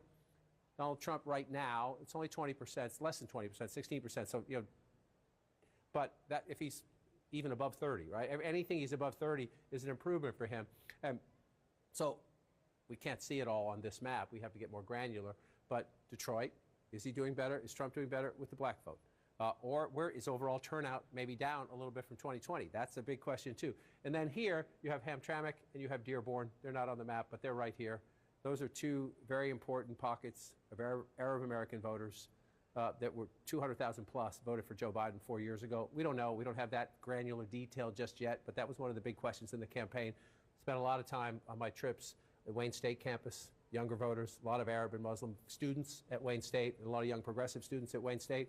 Did they lose the youth vote there? A lot of the questions. Now, I'm raising questions that we'll answer in more detail tomorrow and next week and the week after that when we have final results. But if you're 158,000 votes ahead, only halfway in Michigan, I mean, I hate to say it, but like you're looking at this and like that's the best of the three blue wall states. Let's go to Wayne County right now.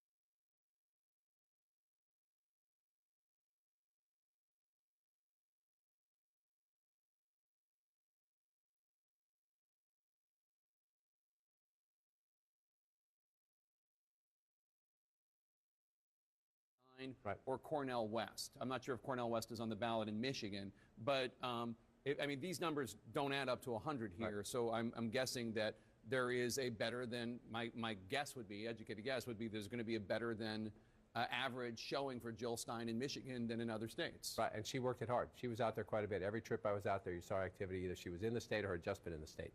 Yeah.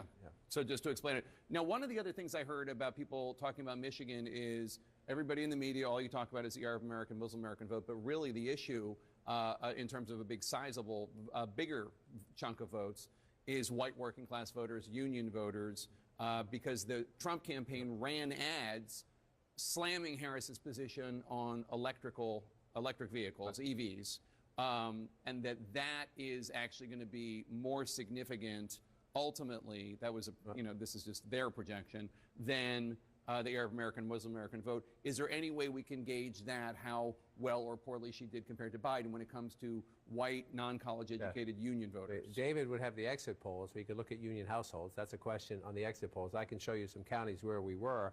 3 times I went out there to talk to union auto worker groups. And I want to just say this up front. There are more automobile manufacturing jobs in the United States today than at any point during the Trump presidency. I repeat, there are more auto manufacturing jobs in the United States today than at any point in the Trump presidency. However, the EV debate is a debate. Stellantis just laid off 1,100 people, right, and in part because they say they have electric vehicles sitting on the lot. The union says that's BS, it's corporate greed, they're not keeping their word, but this is a conversation. Are they going too fast? At a minimum, are they going too fast? There are some auto workers who say, why are you forcing this on us? There are others saying the infrastructure is not in place, culturally people aren't ready for them, why are you going so fast? So one of the places you'll find that is right here in Macomb County. We met Joseph Knowles, just laid off from Stellantis, a black union auto worker. No one in his family had ever voted Republican for president. He was voting for Donald Trump. He said everybody in his family was mad at him. This is where you find them right here. Bill Govier is another Ford worker in Macomb County who wanted to vote for Robert F. Kennedy Jr. When he dropped out and backed Trump, Bill Govier said, that's great. I love them both. And he voted for Trump a 3rd time. So some of them have been in Trump's camp, like a Bill Govier. Joseph Knowles is a +1, voted Democrat all his life, right? So there, Macomb County, we got a long way to go here, 36%. But Trump at 58, when you round that up, Trump at 53 right there. So again, we'll see if that sustains itself. Yeah. And the Biden number at 45, the Harris number at 40. If that's the number at the end, then it's very hard. Well, to there see you go, and you can can see why not all of that change is from that one issue or that one demographic I described, but that is quite significant if it holds. Let's go to Pamela Brown at the voting desk. Let's jump to Wisconsin if we could, because Pamela wants to talk about Milwaukee and what's going on there. Pamela? Yeah, I've been talking to officials there, Milwaukee County as well as the city. Let's look at Milwaukee County right now. A large portion of the vote that remains is from Milwaukee City itself. This is the largest county. This is the largest city in Wisconsin. According to a source in Milwaukee County, 9 out of 19 municipalities are completely reported. And the source also says that the county clerk there expects all results from Milwaukee County to be reported between 2 and 4 a.m. tonight, Central Time. So these results coming in overnight there from Milwaukee County. That is the expectation. Now, let's dive in here to the Milwaukee City. I just spoke to an official there. Milwaukee City has 27,724 mail-in ballots left to be counted so far. In addition, officials are still waiting for results from 4 wards still, and those would be the day of votes. So from election day. So there's still quite a bit to go to count tonight there in Milwaukee City. For context, 69% went for Biden in 2020. And as I mentioned, this is the largest county in Wisconsin. So we're keeping a close eye on this. All right, Pamela, thanks so much. Let's take a look at Wisconsin as long as Pamela drove us here. So a critical point she makes, 4 wards in the city of Milwaukee still have not reported their election day votes. And again, anecdotally, just texting people out in the state, they said turnout was good. They weren't saying great or gangbusters, they were saying good. So we wait, you wait. But again, so we're waiting for the city. This is Milwaukee plus the suburbs around it. The county is what you see here. But she's at 66% and Joe Biden's at 69%. So when those city of Milwaukee votes come in, that not only does that percentage need to move, but that math needs to change quite significantly if you're trying to make up that. Now, 96,000. That's better than 150,000, right? Simple math, people. We always say politics can be very complicated. Sometimes it comes down to basic arithmetic. Are there enough votes still out there to overcome a 96,000 vote lead? And so if Pam says 4 big wards are still out in Milwaukee City and there's a little bit more in Milwaukee County, the answer is maybe, right? Again, you're getting to the point where you're drawing to an inside straight flush, but maybe. So then you look around in other Democratic areas, and again, Eau Claire, she's getting 55% of the vote. I just want to compare that. Same thing. That's okay, yeah, a little better maybe, but it's not a ton of. It's just not a ton of people there. Then you come down to La Crosse. You're looking at the blue areas, and you're saying, is there anything left? Not much left, right? It's not a huge swing anyway. So even if you pick up some votes, you're not picking up a ton there. So if you're looking at this map now, I just want to check, what was our percentage here? 95% in Dane County. And these other blue counties around it, I'll hit them for you. You just see they're pretty small population-wise. I mean, not tiny, but again, you're at 95% Rock County, 95% Greene County, 92% Lafayette County. That one is a little bit smaller. So again, the math's getting really hard if you're trying to figure out, can Harris come back in Wisconsin? And I would say simply that it comes down to that, and those Milwaukee precincts that are out better be gangbusters. May I do a personal prerogative? May I see the Commonwealth of Pennsylvania? We haven't checked in there in a while, and that's obviously a place near and dear to my heart. And I have questions about it. One of them is Allentown, which is blue right now.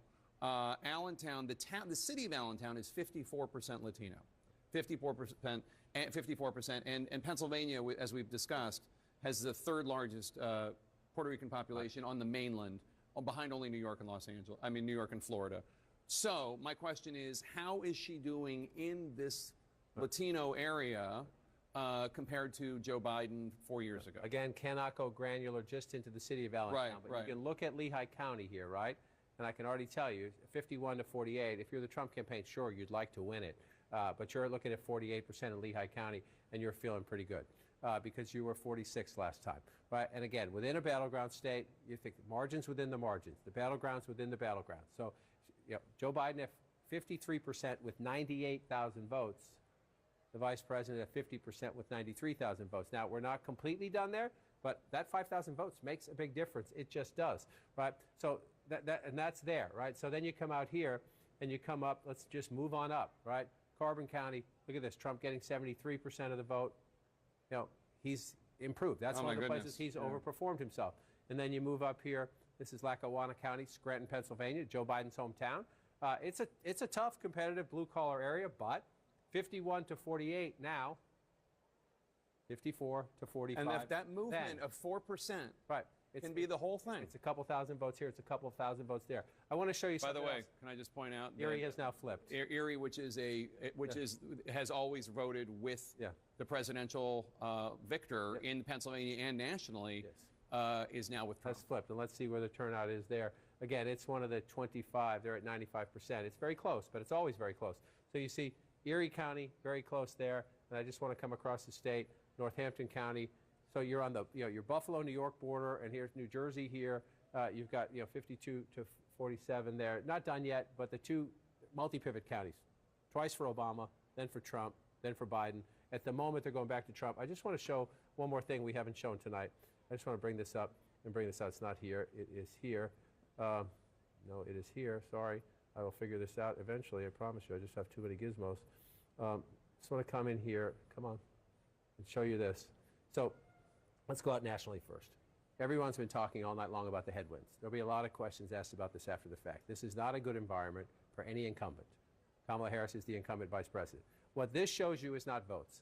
This shows you the darker the county, the more that county has been hit by inflation. Meaning, the darker the county, the more cost of living, energy prices, gas prices, housing prices in a lot of places have outpaced wage increases. Right? Try to find me. See the green? Yeah, what does that mean? That's the county where your wages have outpaced inflation. You can use a hand.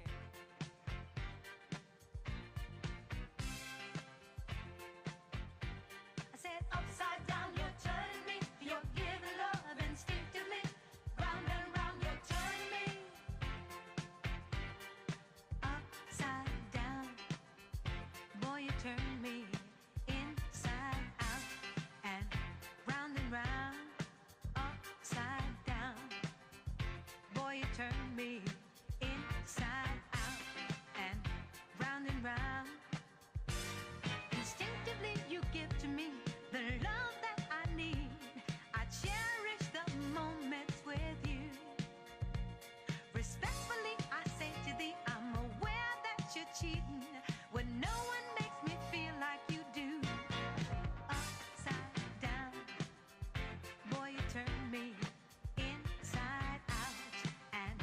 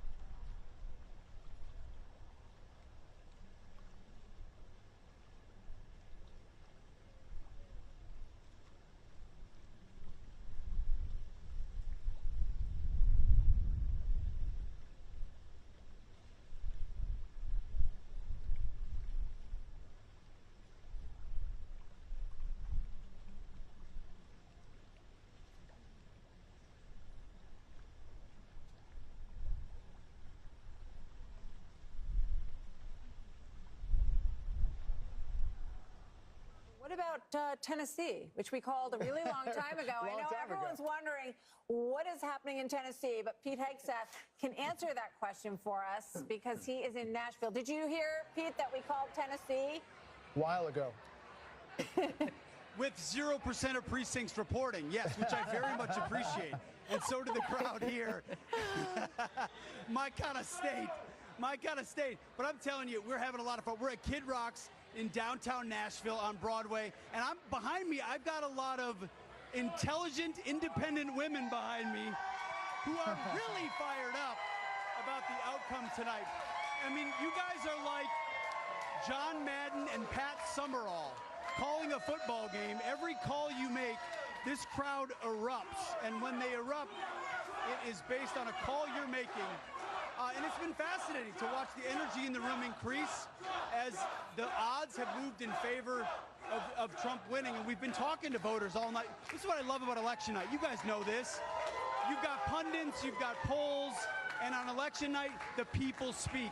And the people here are watching this may be a bright red state where their vote doesn't necessarily matter in the Electoral College, but they're watching their fellow Americans cast ballots on behalf of a candidate they believe in.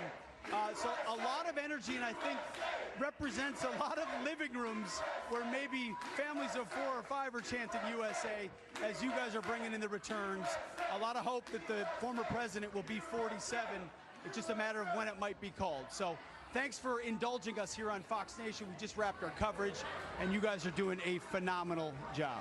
Thank you, Pete. Thank There's you. probably some good music down there, too. Exactly. Say hi to everybody for us down there. Maybe not New Edition, but some. Let's bring in our panel. Welcome back, Karl Rove, Jessica Tarloff, and Sandra Smith, and our regulars to the right. Sandra, great job looking into the Fox News voter analysis. What are you looking at? All right, a few things. We haven't really talked about fracking in Pennsylvania as we do wait on results to continue to come in there. Views on fracking. This is obviously key in this state, and we know that Kamala Harris flip-flopped on this issue. And so we're looking at how voters responded to that. 62% of Pennsylvania voters say that they favor expanding fracking in that state. Those voters backed Trump by more than 2 to 1. That was important to those voters. We'll see how that turns out. Another big difference, Michigan union voters, that vote is looking about the same with our Fox News voter analysis when we compare it to 2020. What might make the difference for Donald Trump in Michigan, white Catholics. Really interesting, he is at 61% of the vote with white Catholics. Harris is at 37%. Trump won white Catholics by 13 points in 2020. He has run that up to 24-point margin. Wow. That's a big difference in Michigan. Major difference. That is a big difference. And you wonder whether she should have gone to that dinner. To the Al Smith dinner. She may be wondering that tonight. He showed up and gave his speech, and he has had a lot of support, mostly based on the pro-life issue. From and RFK Jr. was cutting ads for the Catholic vote in particular in battleground states. As far as I was just going to say, I think, when you look at the margins, at least at this moment in Wisconsin and Michigan, I think somewhere in Florida, RFK Jr. may be breathing a sigh of relief because he could have been a spoiler in those, but it looks, at least at this point, like the margin is big enough. I do think we have to bring up the youth vote again. I mean, what a difference we are seeing from 4 years ago. Those voters under the age of 30 going for Harris over Trump by 8 points. 4 years ago, they favored Biden by 25 points. I mean, this is a huge difference. And we dive in at the state level, you are seeing what a difference that makes where he is outperforming what we saw earlier leading into this in the polls. And how crazy is that the younger candidate, there was a lot of talk that a younger candidate would draw younger voters, but Joe Biden drew them in a larger numbers than she appears to have. Karl, you've been on the back end of nights like this. You have been digging into the numbers. What board do you have for us now? There you go. Where we Same began. one. It all comes down to Pennsylvania. Pennsylvania, if it goes for Trump, will settle the contest. It will be mathematically impossible for her to win. So as you looked at tonight, what did you see as it unfolded? As it unfolded, a little bit of change. Earlier in the evening, it looked like he was doing slightly better in the big city urban areas. And in some suburbs, like in Georgia, he was not doing as well. But tonight in Pennsylvania, for example, he's doing better in all 4 of the southeastern suburban counties, as well as doing better in the rural parts of the state. And it is an unusual coalition. It's inner city ethnics, it's Catholics who have been for decades the principal swing vote in America. Increasingly Hispanic voters among them, and he's knit together that coalition tonight, along with working class people in small towns and rural parts of the country. If I could just add one data point from our FNVA on Pennsylvania on the white Catholics, it looks like Trump is running about 1 point, almost exactly the same as 2020. In fact, Trump's actually down 1 point with the white Catholics in Pennsylvania. So that's about the same. But Union voters, he's also seeing a down arrow there, about 3 points. He's running down below his 2020 levels. So there's still hope for the blue wall for the Harris campaign. What are you hearing? That there's still hope. Obviously, I didn't love to see the go take a nap and we'll get back to you in the morning about all of this, but we do have to keep in mind that the race in 2020 wasn't called for days, that Biden won Pennsylvania on Friday of that week and Wisconsin on Thursday, I think that it was. So we'll see. They think it's close, that there's vote coming in. There was, some conversation over how much of the remaining vote in Philadelphia existed, and there was an extra 120,000-ish votes that were out there that could go into Harris's column. Two things, though, that I've been thinking about.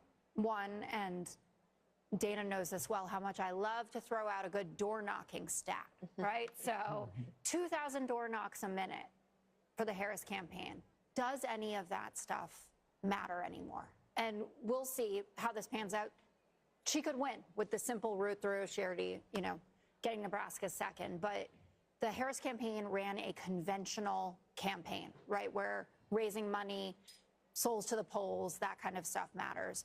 Will that be the path going forward? The second thing is, if this night doesn't end up going in Harris's direction, and barring some big change, she will have underperformed Biden in 2020 in every single demographic except college-educated women. And even with college-educated women, it wasn't the overwhelming win that we thought it was going to be, or that was projected in some of these very prominent surveys.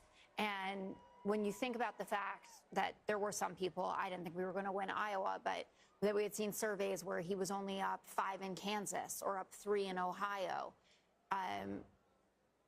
it's going to take a lot of refocusing to understand really what happened here. And it doesn't seem like it was one decision that the Harris campaign did. I'm sure if she loses Pennsylvania, there'll be a lot of Josh Shapiro discussion. This feels much bigger than any decision about having him on the ticket or going to the Al Smith dinner. So, Carl, when Jessica just brought up a potential for 150,000 votes in Philadelphia County, I saw your head kind of swing around. Does that not make sense to you? Well, no. I mean, we're pretty good at saying 89% of the vote is in, or 95% of the vote is in, and that not turning out to be, that turns out to be accurate. It's very rare. I can't imagine in one instance where we've looked at a number and seen 90% of the vote in or 85% of the vote in, and that turned out to be grossly off. I will say this, though. I do want to follow up on one thing. Think about all that she had to face. This is an abysmal number when it comes to the approval of the sitting president. No party has elected a president when their sitting incumbent had as low.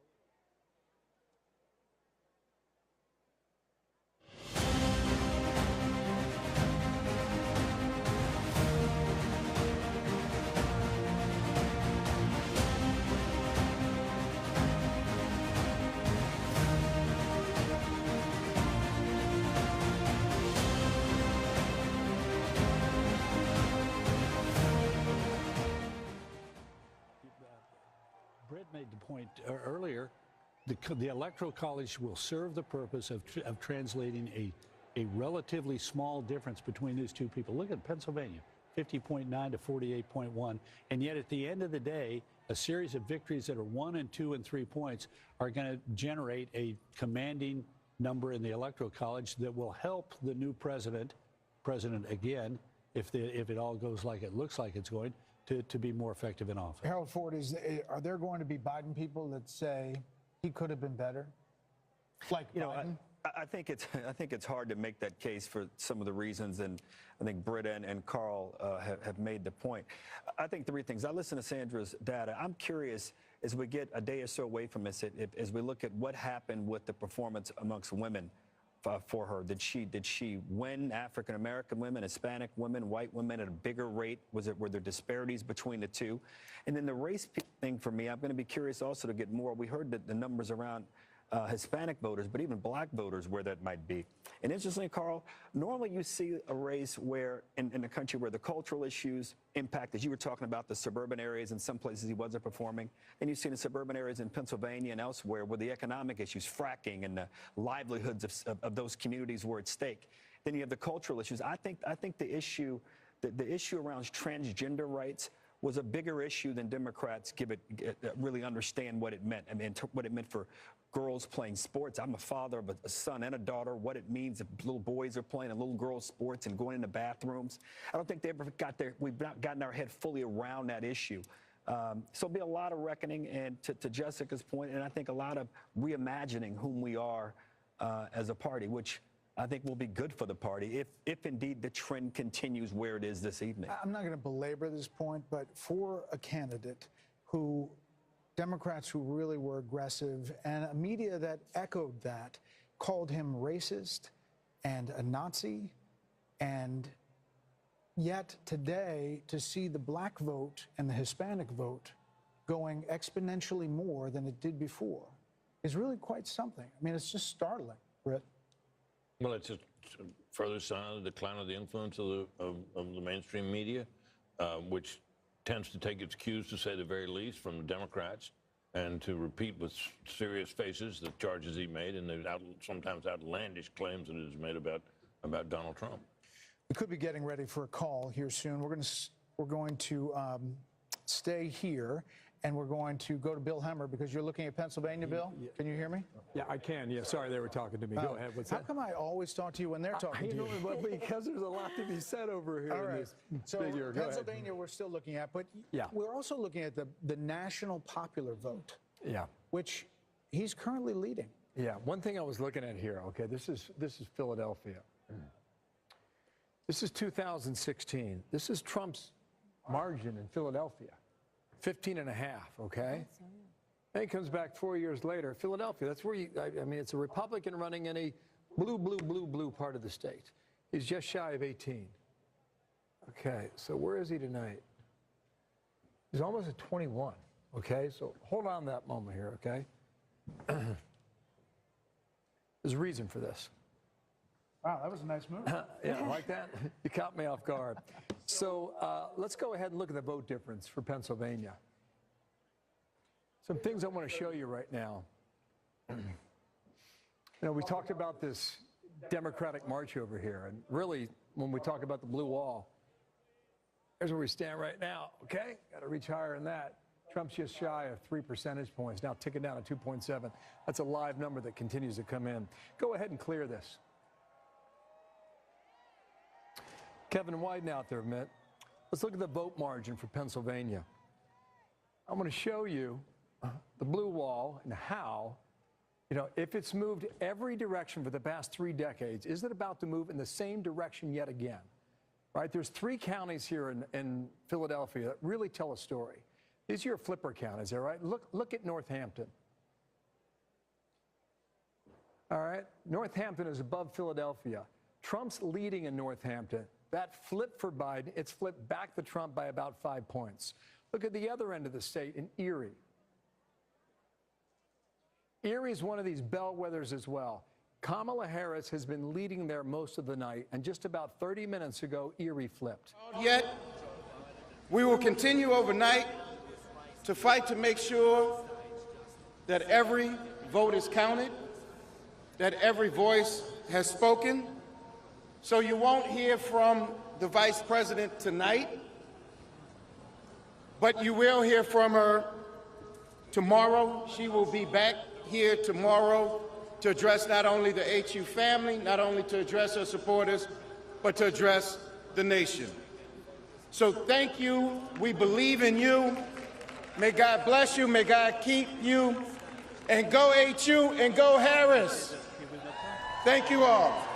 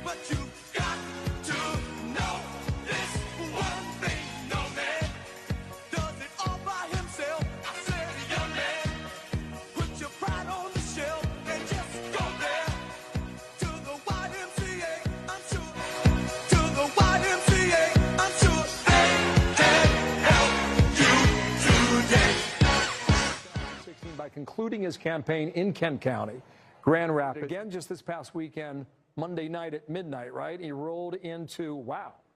Yeah, he rolled into Florida at 5:30 in the morning. That was yesterday morning. No, it wasn't. It was this morning, wasn't it? Right, because it was Wednesday, right? Okay, you follow me on the calendar? Okay, yeah, okay. But it's been stubborn. It appears that it will stick that way as well. Kent County and Grand Rapids will stay in the blue column. It's a changing area, you know, this west coast of Michigan.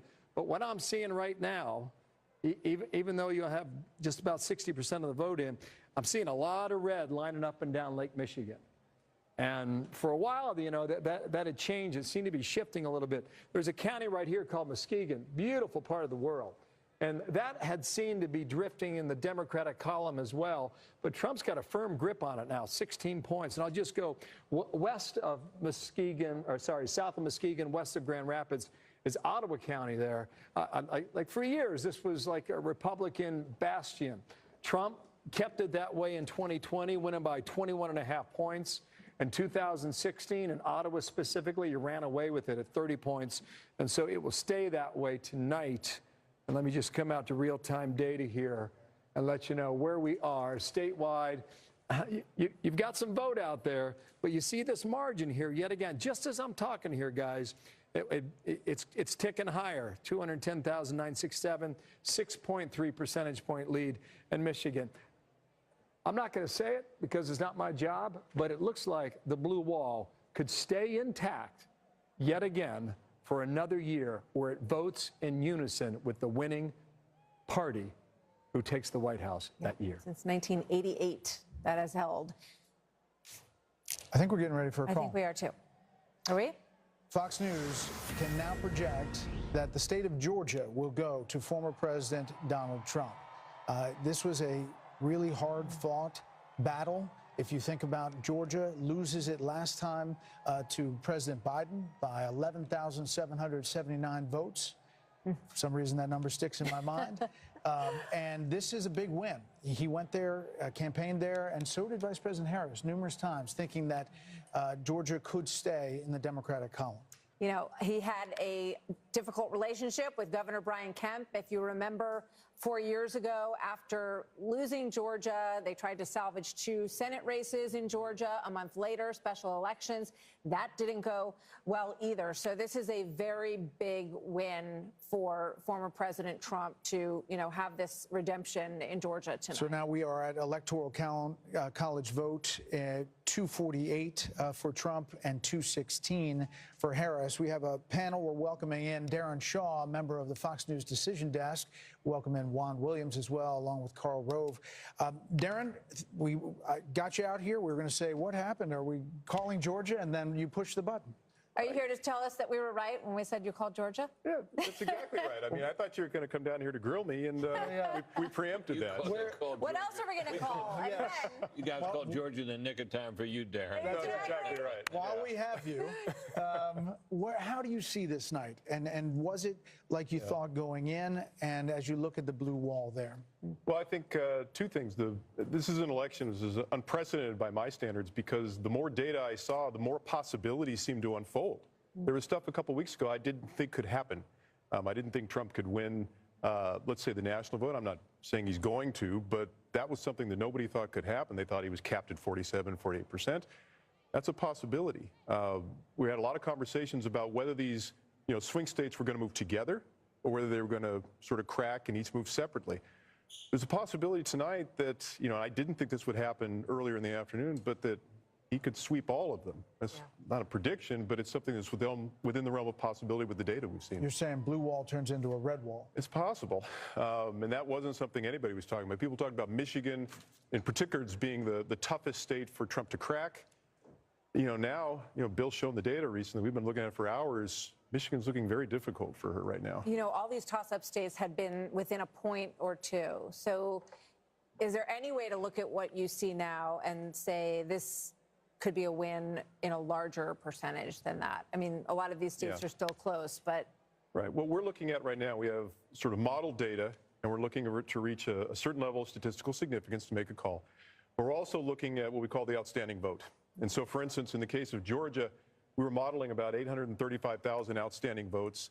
A lion's share of them were coming from suburban Atlanta. You know, she needed to hit about 55, 56%. She was getting about 45%. And at a certain level, that becomes a statistical impossibility. You know, the more data you get, the less room she has to actually grow or do better than she's been performing. And so that sort of triggered the call in Georgia. We're not quite there yet in the other states, but this may not be an election where we need to be here till Thursday or Friday. Right. And so when they say go home, relax, you're saying maybe not yet. We'll see if they, continue to count. Arizona and Nevada have been particularly stubborn about that. We understand in Nevada they don't allow any counting until the last vote has been cast, which is, we think, why we're getting basically nothing from Nevada so far. Yeah. But Arizona, it's coming in sort of droves. It's a close race there. Wisconsin and Michigan. Michigan seems to be counting there at like 54, 55%. Wisconsin at 2 a.m. in 2020 had counted 99% of the votes. So we think there's a chance we might have enough data in Wisconsin, maybe Michigan. So we may have some resolution more quickly than we had thought. So in Pennsylvania, Sean talked about this earlier, the early vote and what that looked like and what she would have to do day of in Philadelphia and those counties right around there. Is it possible that that's still out there and it's possible to do? Well, it seems to be a probability diminishing by the hour.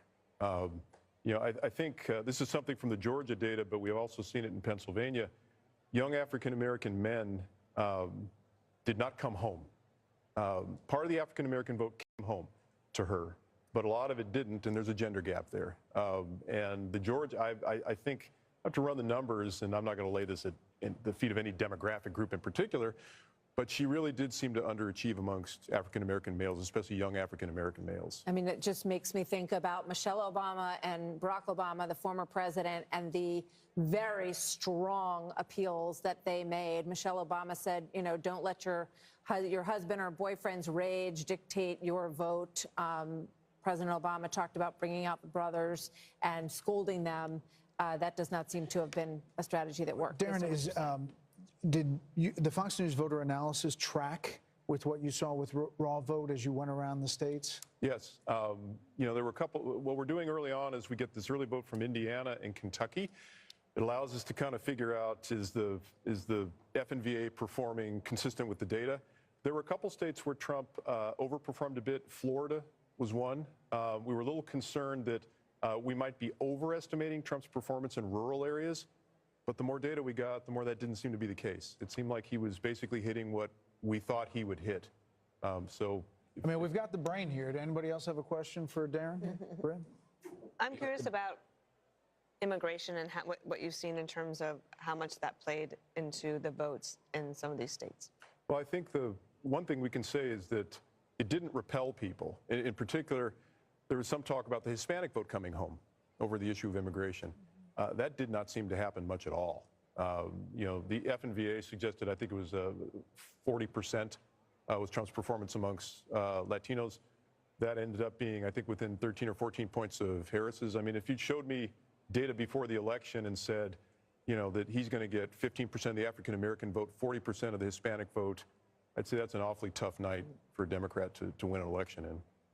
There's some reporting that Trump has won Erie County, Pennsylvania. Is that square with anything you understand? I think it was on sort of a knife's edge. I don't know if Bill's got the latest data, but it was what we go here. It's part of her hope, right? It went back to the Trump team, and right now, currently, just to keep you guys up to date, he leads it by a point in 1.4, which is a little less than 2,000 raw votes. And it's 99% left out. How much? Yeah. It's 99% in, or 90? What did you say? 99%. Statewide, 90%. Darren, I got a question for you.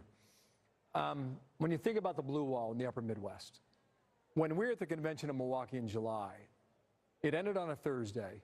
On a Friday, we had that national computer glitch, and all the airports were shut down.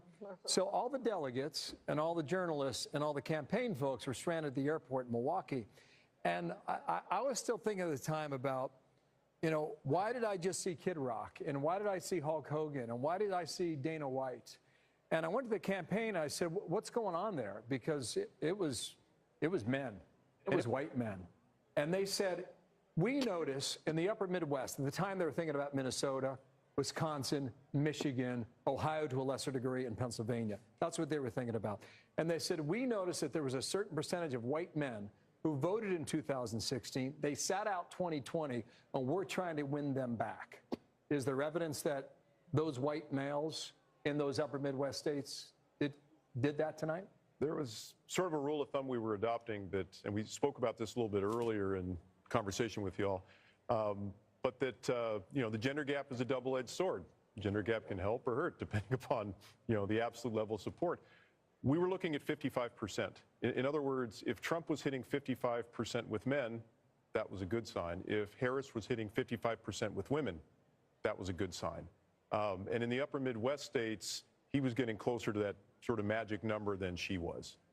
So what they call it the bro strategy or whatever, it seems to have paid some dividends up there. I mean, we're still waiting, but it's looking pretty good for him. So we can definitively say that the poll that we don't talk about in Iowa was kind of off.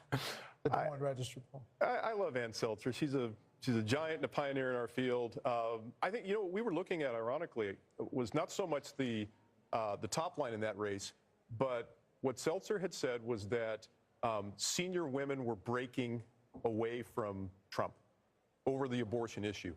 And I think our friend Sean Trende had a really good observation where he said that may be true, but it may not help Harris, because that's something that could occur in Iowa where abortion was a hot issue, but might not occur nationally in other states where abortion wasn't as salient. We have to let you go, but really quickly, what's happening in Minnesota? That's what I was going to ask, exact question. Minnesota, why is that still? They have done what sometimes they do in states. They've stopped counting votes.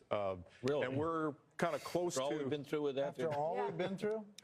We're at a level where we're close to statistical significance, but it's not quite there yet. And there are Is Tim Walz in charge of that? Yeah, well, there you go. Rumor has it. We have to let you go because you have some more data crunching to do. I do. We appreciate you coming Thank you, by. Darren. Thanks, Really Darren. does Good help job, a Darren. lot. For coming Great by. Very job. nice to see you guys. Thank you.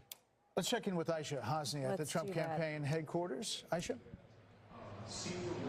Hey, you guys. Well, all signs here are pointing to perhaps imminent remarks from the former president shortly. The biggest debt giveaway was a short while ago. Somebody went onto the stage right behind me and put up the glass for the teleprompter, so perhaps somebody will be speaking to the crowd here shortly, and that might be the former president. We've got eyes outside, our security details outside watching to see if the motorcade arrives from Mar-a-Lago. I did get a video from someone at the Mar-a-Lago party a short while ago, and folks there were jubilant and cheering and clapping. They had Fox News on the screen. They were watching as we were calling states and more races for the former president.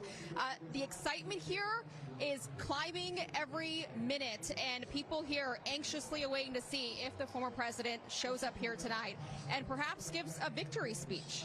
Back to you.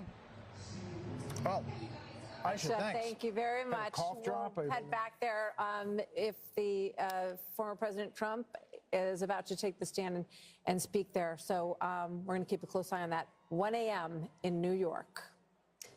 Polls have just closed in Alaska. The Fox News decision desk says it is too early to call. Trump has a lead in our Fox News voter analysis, so we will get you back to Alaska when we have a little more data to report there. And there you see 248 to 216, the Electoral College map. We are waiting on the blue wall, which could be a red wall. You just heard from Darren Shaw, and I think that data and the way he laid it out there and their decision making really kind of lifts the curtain to how these guys operate. Based on our Fox News voter analysis, which again was 120,000 voters, that a rolling poll, and then the raw vote total that they came in.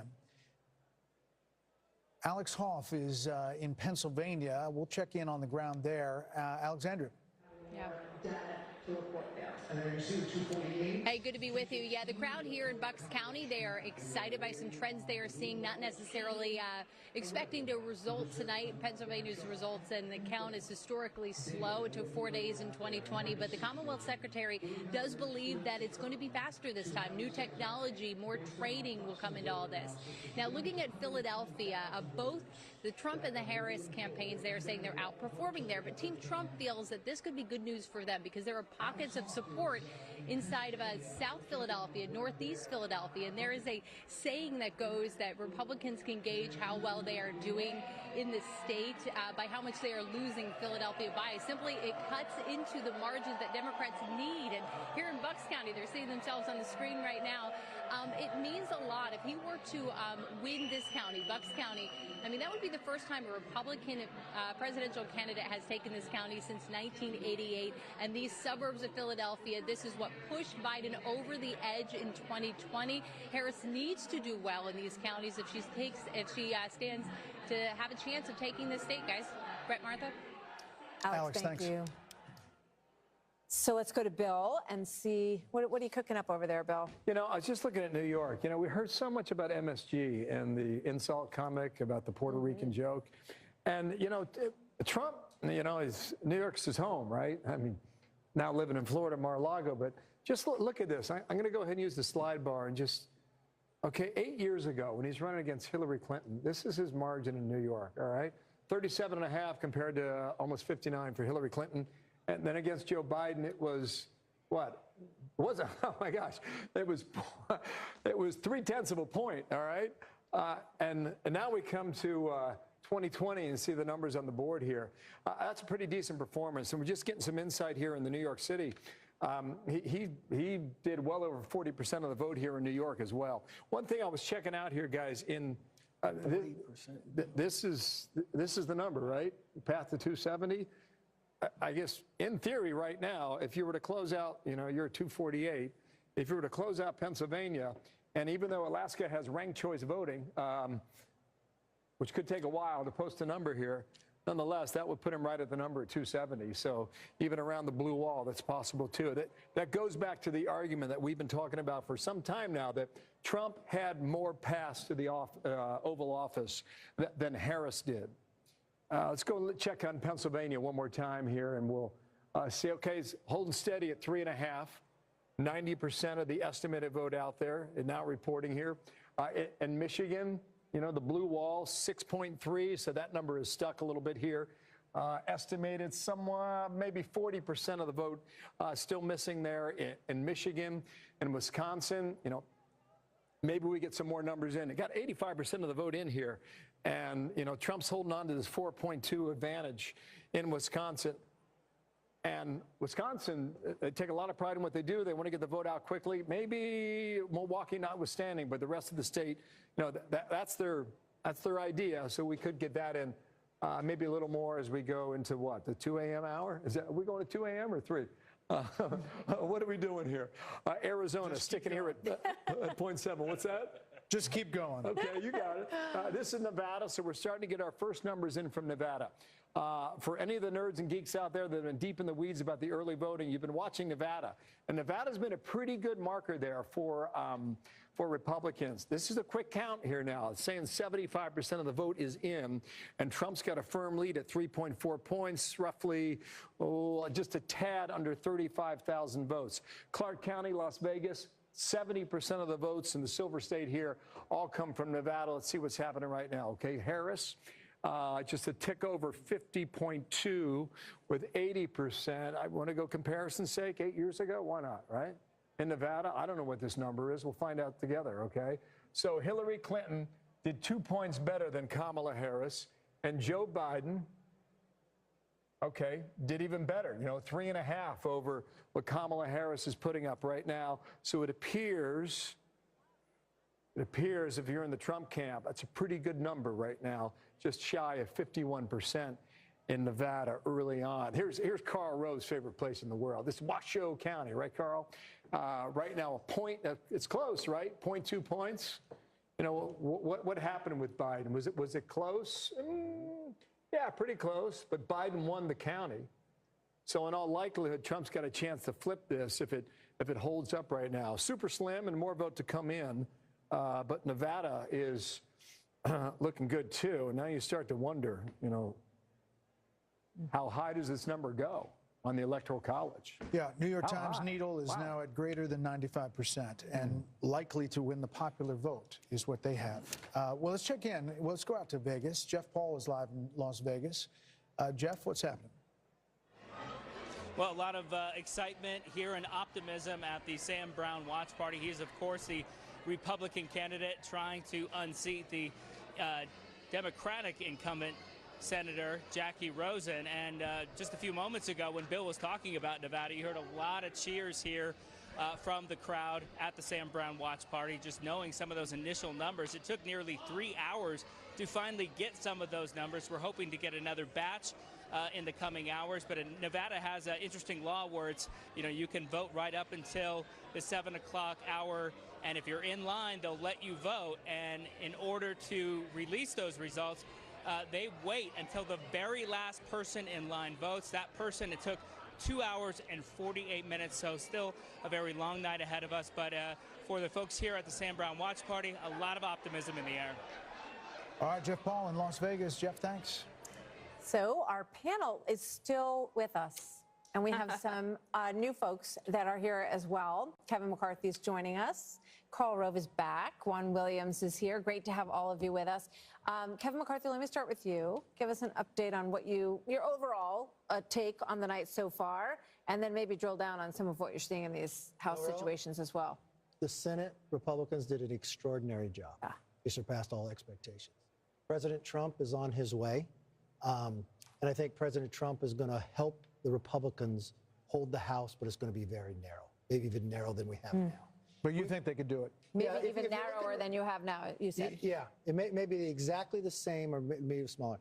Look at the 2 seats I said at the very beginning of the night. Watch Pennsylvania 7 and Pennsylvania 8. I think we're going to pick those both up. You said North Carolina 1. We're probably going to lose that by 1 point. She did an extraordinary job. Wow. Then you look at Maine. We're ahead there. But we have some incumbents that have fallen in New York. California's just in now, but don't read those numbers yet because it's just the first part coming in. We're going to have to wait some time to see where we're there. Arizona, we've got a couple incumbents in trouble. Bacon's coming back in Omaha, maybe there. If we hold the House, if this is a trifecta, the credit goes to President Trump. But it also fundamentally means something different. You can do reconciliation when it comes to tax reform. So you don't need 60 votes in the Senate. Having the Senate as large as he is, he's going to get the cabinet that he wants. The other thing that's going to happen is you're not going to have a Hakeem Jeffries that's going to try to impeach him every single week. So America is going to see ability to govern. And if Republicans take this moment in time to not play games and focus on the issues, they can grow it the next time. Otherwise, it's going to be very competitive in 2 years. But Juan Williams, if it's as big as we think it could be, we obviously haven't made these calls yet, but it's trending that way, and the pathway for her to win is getting narrower and narrower. Isn't it not a mandate?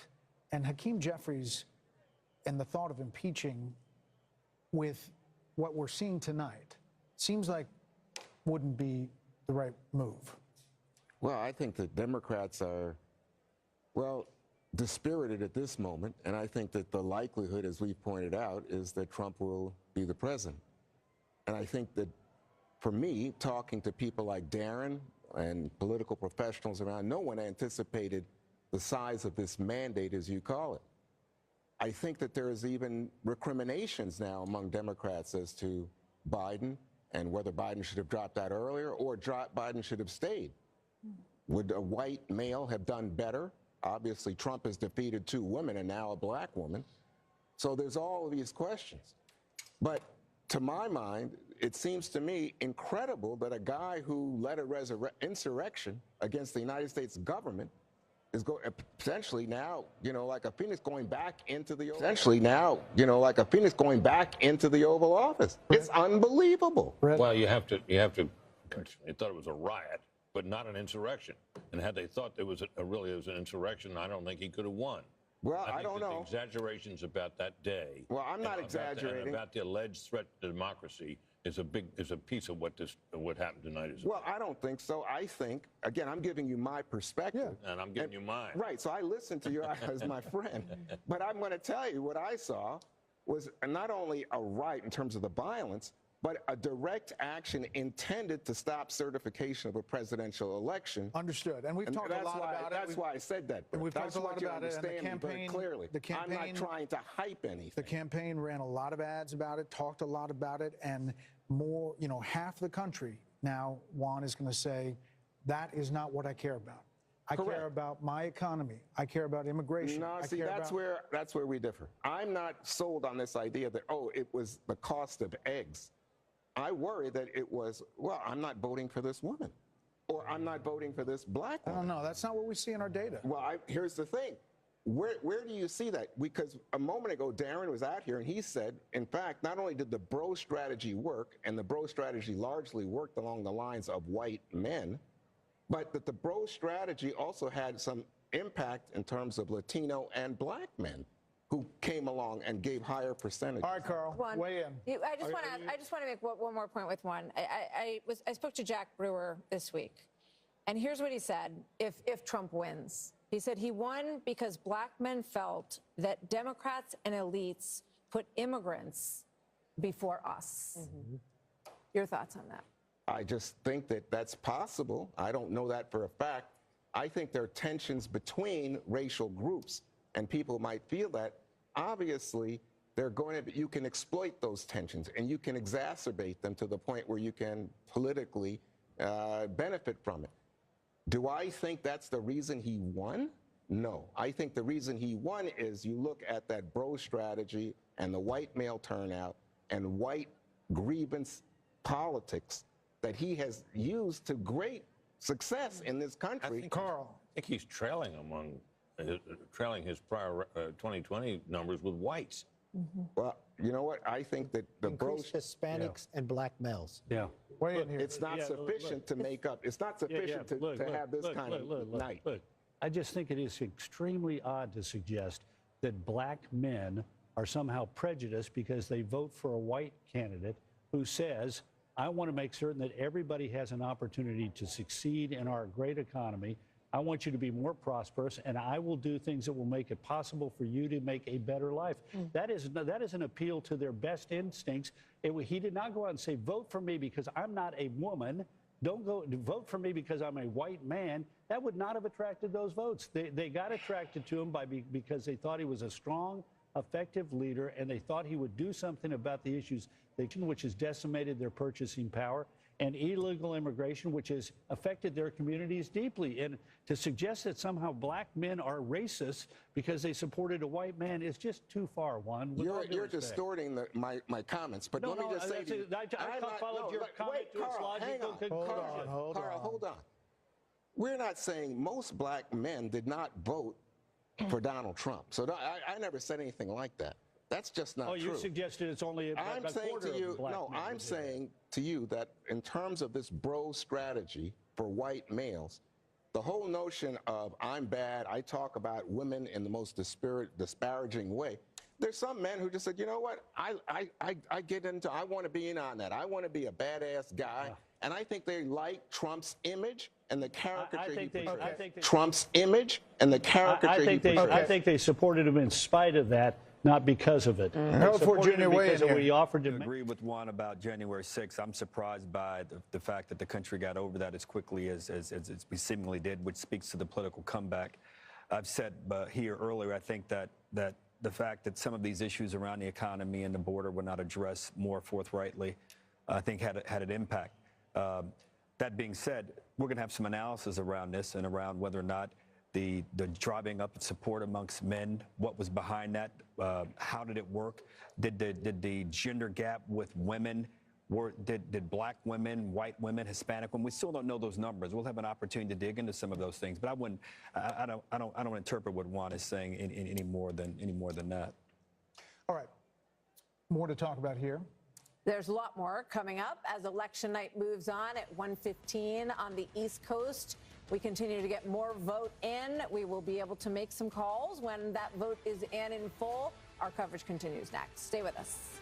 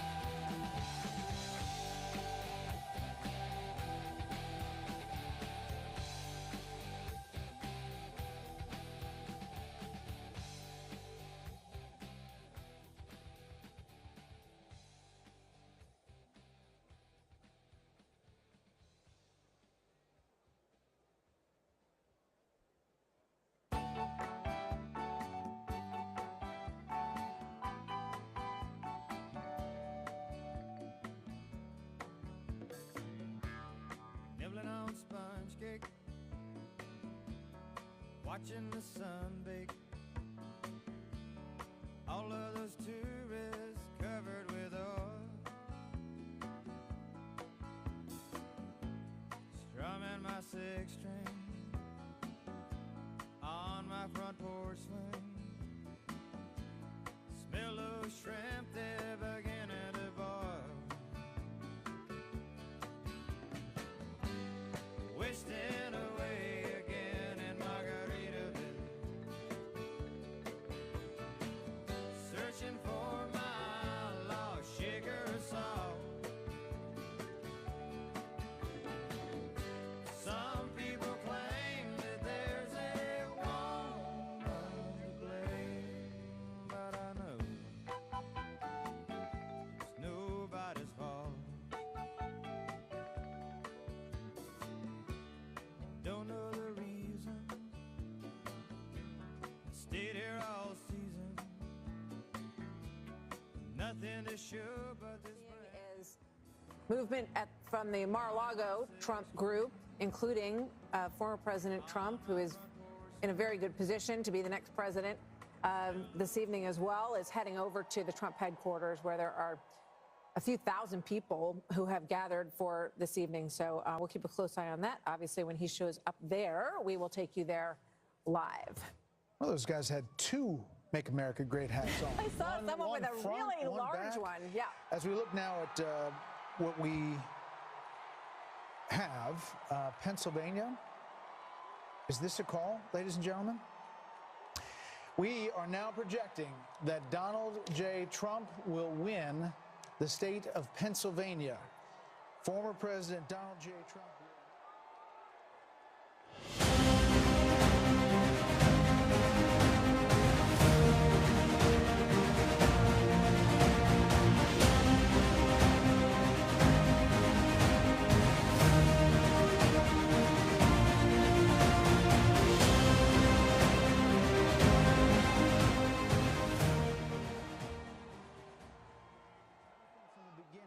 Pennsylvania. Now, former President Trump will win the state of Pennsylvania, and we can make that call, the 19 electoral votes. That puts him at 267, not officially over the 270, but the path that it takes to get to 270, he is well on his way to becoming the 47th president of the United States in what is going to be the biggest political phoenix from the ashes story that we have ever seen, ever. I mean, I'm going to say it's more than Grover Cleveland in 1892. Yeah, 1892. I don't think that Grover Cleveland was not the subject of a Russia investigation, 2 impeachments, 2 assassination attempts. Indictments. They have indictments, 91 indictments, convictions, and there is almost nothing that hasn't been thrown at this former president, and his tenacity in wanting to go back and run again, which he announced immediately after he lost in 2020. This is a huge, historic moment in the United States of America as the former President Trump is closing in with just a few electoral votes away now from clinching 270 as Pennsylvania is called for Donald Trump. We're looking live, 1:21 a.m. in the morning at Trump headquarters. The cheers coming up. We're told the former president is there, as well as J.D. Vance, Senator J.D. Vance. They are getting ready to hear from former President Donald Trump. Again, at 267, not there yet, but looking at where that vote is in Wisconsin, where the vote is in Michigan, where the vote is in Nevada and in Arizona. There is no path, Britt Hume, for Vice President Harris, and just 30,000 feet, what this means. Well, I'm old enough to remember when Richard Nixon was, imagine after that failed race for governor, he could have come back in 1968 and been president. That was a hell of a comeback. This, to my eye, was a man who was facing many more slings and arrows than Nixon had been at that time, hated though he was by the Democrats. This surmounts that. This is an extraordinary comeback. Dan. He campaigned so energetically, ruthlessly, fiercely, and with more joy than Kamala Harris. And it was so clear that Joe Biden was not going to be able to go the distance. If Joe Biden were still on the ticket tonight, who knows what tonight might have even looked like. That he has been able to accomplish this, it is nothing short of astonishing and amazing. And also I think about Susie Wiles, who's his campaign manager, very quiet, does not like the limelight. Chris LaCivita, who works on it. All of those people who worked so hard and stuck by Trump, no matter what was said about him, they were called every name in the book, including Hitler and Nazis, and they came through. The other thing that's on my mind is, you know, last night at her closing rally, Oprah Winfrey said that if Donald Trump is elected again, basically you can just write America off, like America's just going to fall apart. That's obviously not true, although I'll be surprised tomorrow if there's a big line at JFK of Hollywood celebrities leaving the country, as I said they were going to. This is the greatest country, and there will be so many opportunities for lots of deal making. I think President Trump will be in the mood, but he also has a huge to-do list. Biden and Harris have left a mess. His closing argument was, she broke it, I will fix it. And she talked about having a to-do list.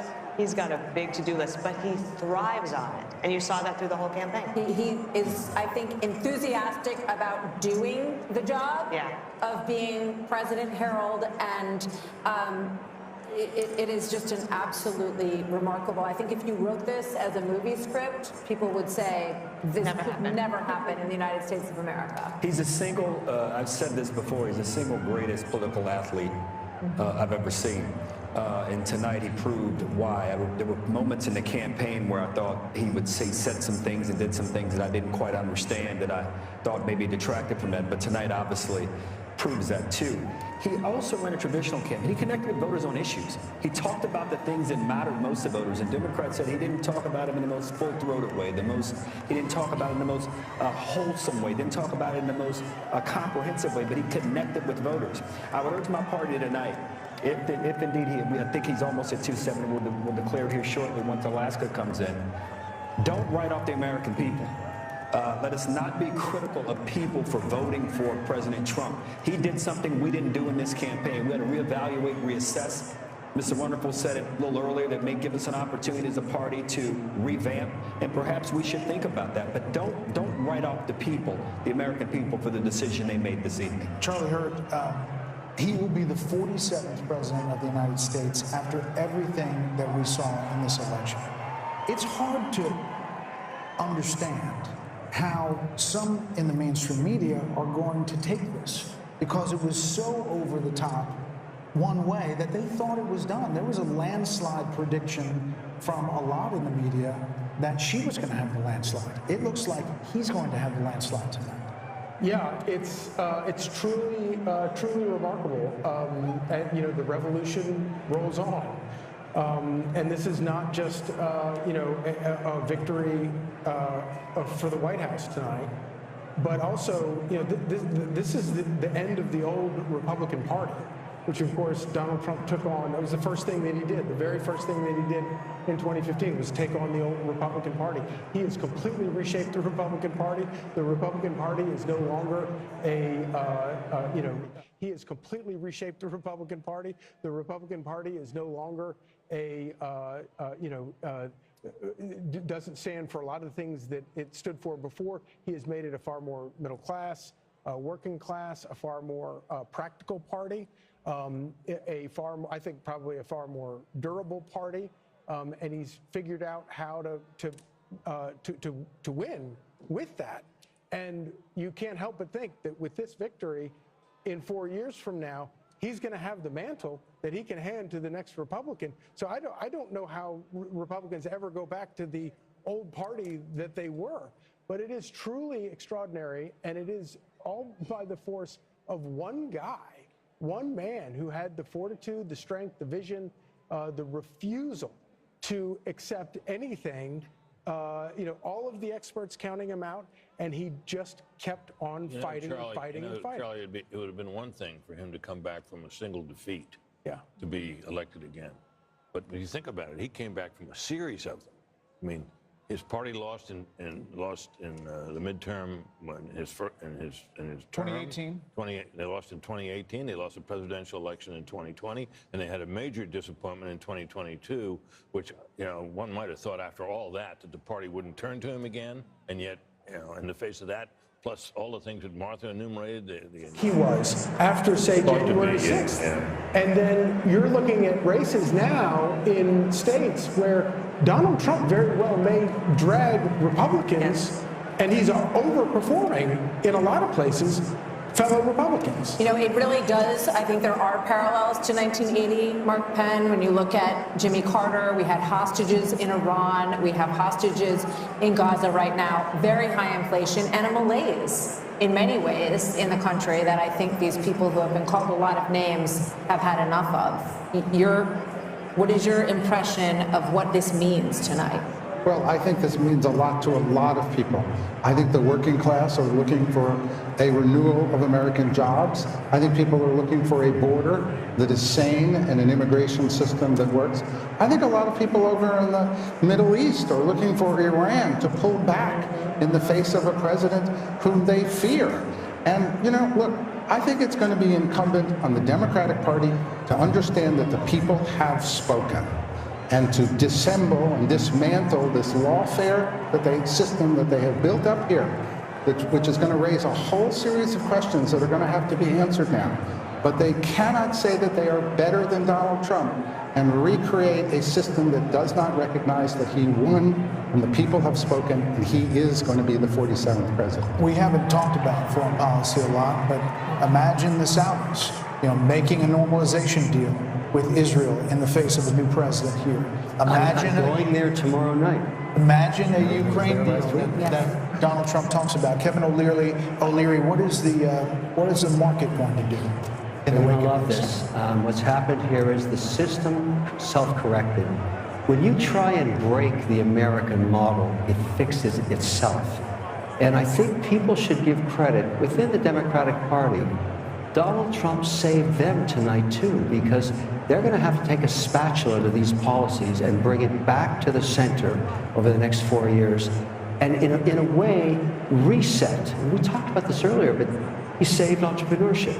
He saved the entire model of the S&P 500, because taxing 20% higher was a really bad idea, and it self-corrected. Capital, and this is why I'm getting on a plane tomorrow night. I intentionally didn't leave till tomorrow night so I could go to Geneva, go to Abu Dhabi, go to Riyadh, and say it's 21% corporate taxes, 100% not going to change. That is very important for people like me that bring capital back to this country. It fixed itself. It fixed itself. And I think that's why America works. It has worked for 200 years. When it gets too crazy, it fixes itself. And whether you love Trump or you hate him, every Democrat owes him a thank you very much, Mr. President. By the way, as the markets, the poly market and all these election markets were moving, Bitcoin went up exponentially. Yes, I'm long Bitcoin. Are you? So you're buying later. Speaking of Bitcoin, I'm also struck by just calling Pennsylvania here, Dana. Trump embraced Elon Musk in an enormous way. A lot of stories were written that said that he was going to blow it in Pennsylvania, that the people who were working on his outreach teams didn't know what they were doing. He's going to. And he got a lot of criticism. Remember the $1 million giveaway for registered voters. But for that. Selena Zito, who's somebody that we follow and we've had on the show many times, and she knows that area very well.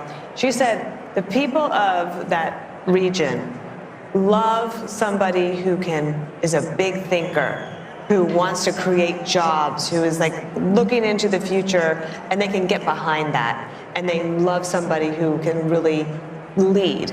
And leadership takes courage. And you have to be willing to make decisions where you are going to be criticized. I think this is one of the problems that Kamala Harris has always had. She doesn't want to take a position on anything. We haven't even talked about how in California, the law to basically make shoplifting illegal again passed overwhelmingly. And Gascon, our friend down, the DA in Los Angeles, lost by 22 votes. I mean, this is in California, so it was everywhere. And 2 days before, 22 points, thank you. She wouldn't even take a position on that. 75% of the people in California wanted it gone, and you can't take a position to be with them? Not only that, you were part of Prop 47, which changed the law the other way when you were in office. So not wanting to take a position and not being willing to be criticized is a problem if you want to be a leader at that level. She had that affliction in 2020. Why didn't her own party say, you're not the right candidate? I mean, run a process. Well, they did. They ran her out of town right before any votes were cast in 2019. But the same and then she's affliction out of there. hit her here. The same problem she had in 2020 hit her in 2024. She's the same person. I mean, it's not all her fault. They put her in a race that she, well, we now know couldn't win. But Karen, in fairness to Democrats, there's no doubt. I agree with you on unrealized capital gains. We shouldn't be taxing that. But we produce more wealth, more innovation, more oil, more cures, more therapeutics over the last 3 years. So I hear you. Democrats are not bad for the economy. Some things she proposed that I'm with you on. But we're a great country, and we're going to continue to be great. And I trust and hope and believe that President Your party will be great again. I want the and you can thank Donald Trump for that. But he inherited an economy also that was in pretty good shape. I don't want to quarrel about that. All I want is going forward. I agree with you. I want the country to be great, and I hope that both of the parties can work together to try and do that. And I salute President Trump tonight. What a great win, and I agree with you in this regard. My party's got to reimagine and reinvent itself going forward. Listen, I wrote about this, the unity and you did. Past presidents and past losers and winners and what they said. This is a big speech, Britt, for former President Trump. As he gets ready to deliver this in front of a crowd, he's obviously taken the slings and arrows and everything that's been said, the fascism, all of the things we talked about tonight. But this moment is actually a moment to reach out. It's an opportunity if he chooses to do that, but it's also 1:30 in the morning. So you got to wonder how many people are alive to hear him. But they're there. And he's definitely A lot of people are still up. The question is, how much is the national TV audience? I bet they're still in. You know, I think back at the moment in Iowa, at the beginning of this process, Brett, when we were in a town hall with him, bless you, Brett, and he, we asked him about all of this revenge stuff and that he was going to want retribution, and this is what everyone heard. And there were times when he had language that was that matched that, but he said that he wanted success to be his revenge, and that he wanted a successful America. And I would imagine that we're going to hear something along those lines tonight, but we'll see. Brett, you wrote in your piece, you quoted one of those great old Republican presidents, H.W. Bush, who said that a campaign is a disagreement and an election is a decision. And decisions clear the way for harmony and peace. But listen, there are a lot of Thanksgiving tables that people are still going to have hard feelings after this election, more than any other election. I have one of them. And if passing the Brussels sprouts is not going to be as easy Thanksgiving Day, but this is a chance to move forward, Brett. Go ahead. Well, I was just going to say that one thing that can happen here, and it happened to Biden, in my view. Biden was elected. We had every reason to believe that he would be this sort of moderate deal-making guy that he'd been when he was in the Senate. Yes, he's always followed sort of the drift of his party, but he'd worked across the aisle with many senators, had Republican friends and so on. We thought that would probably be the kind of president he was. And then something happened. Trump went to Georgia and made a mess of that Senate, those two Senate races down there, and the Democrats ended up with control of the Senate, at which point old Biden started getting these historical sugar plums dancing in his head and went out for a very aggressive agenda. Sure, there were articles about FDR. Oh, yeah. He was going to be the next FDR. The next FDR. He was going to out-Obama Obama. Remember that? Yep. Well, and that, in my view, that was he would have been, if the Republicans had maintained control of the Senate, first thing that wouldn't have happened was all that wild spending that led to the inflation, or led to a big part of the inflation. And Biden and the country would have been better off because of it. There's always a danger in overreading your mandate. One wonders if Trump will be sober-minded about his. I think that happened to Biden. Early on, remember, he said he's going to be returned to norms, and then the historians came in and said, no, you could be bigger than FDR. So he says, fine, okay, I'll spend all the money. Then they caused inflation, and now they end up with this result. Well, he has said that this looks like new President Trump, if he gets to 270, which we expect he will, fairly shortly, yes, exactly, has a moment to bring about the unity that people expected after the last election. Of course, we would be kidding ourselves to think that there won't be a tremendous response to this, tremendous backlash in a lot of corners of the country. So listen, he's going to get there because Alaska's going to be Republican, but we're not done as far as calling states. There could be even more states that go Trump's way. This could be a massive landslide just by what we're looking at in the polls. Fox News Decision Desk count now project, though, Vice President Harris will win Minnesota, and her running mate Tim Walz serves as the state's governor there. That takes it up to 267 to 226. But again, Donald J. Trump will be the 47th president of the United States. More Democracy 24 special coverage next.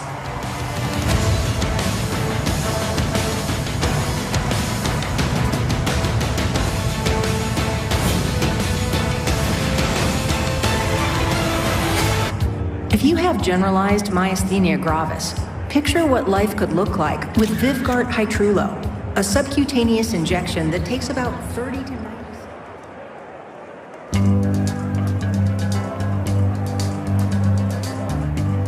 We're caught in a trap.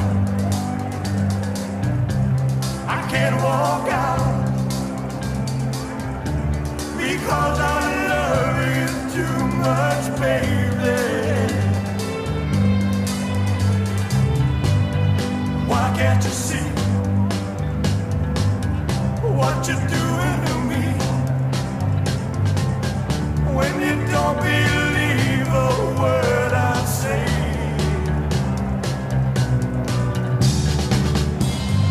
We can't go on together with suspicious minds, and we can build our dreams on suspicious minds.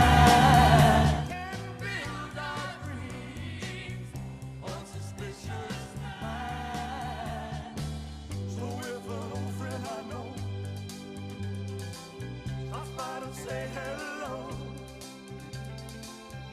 would I still see suspicion in your eyes? Here we go again, asking where I've been. We can't go on together with suspicious minds, and we can build our dreams on suspicious minds. Oh, let our love survive. Oh, dry the tears from your eyes. Let's don't let a good thing die. You know I'd never lie to you.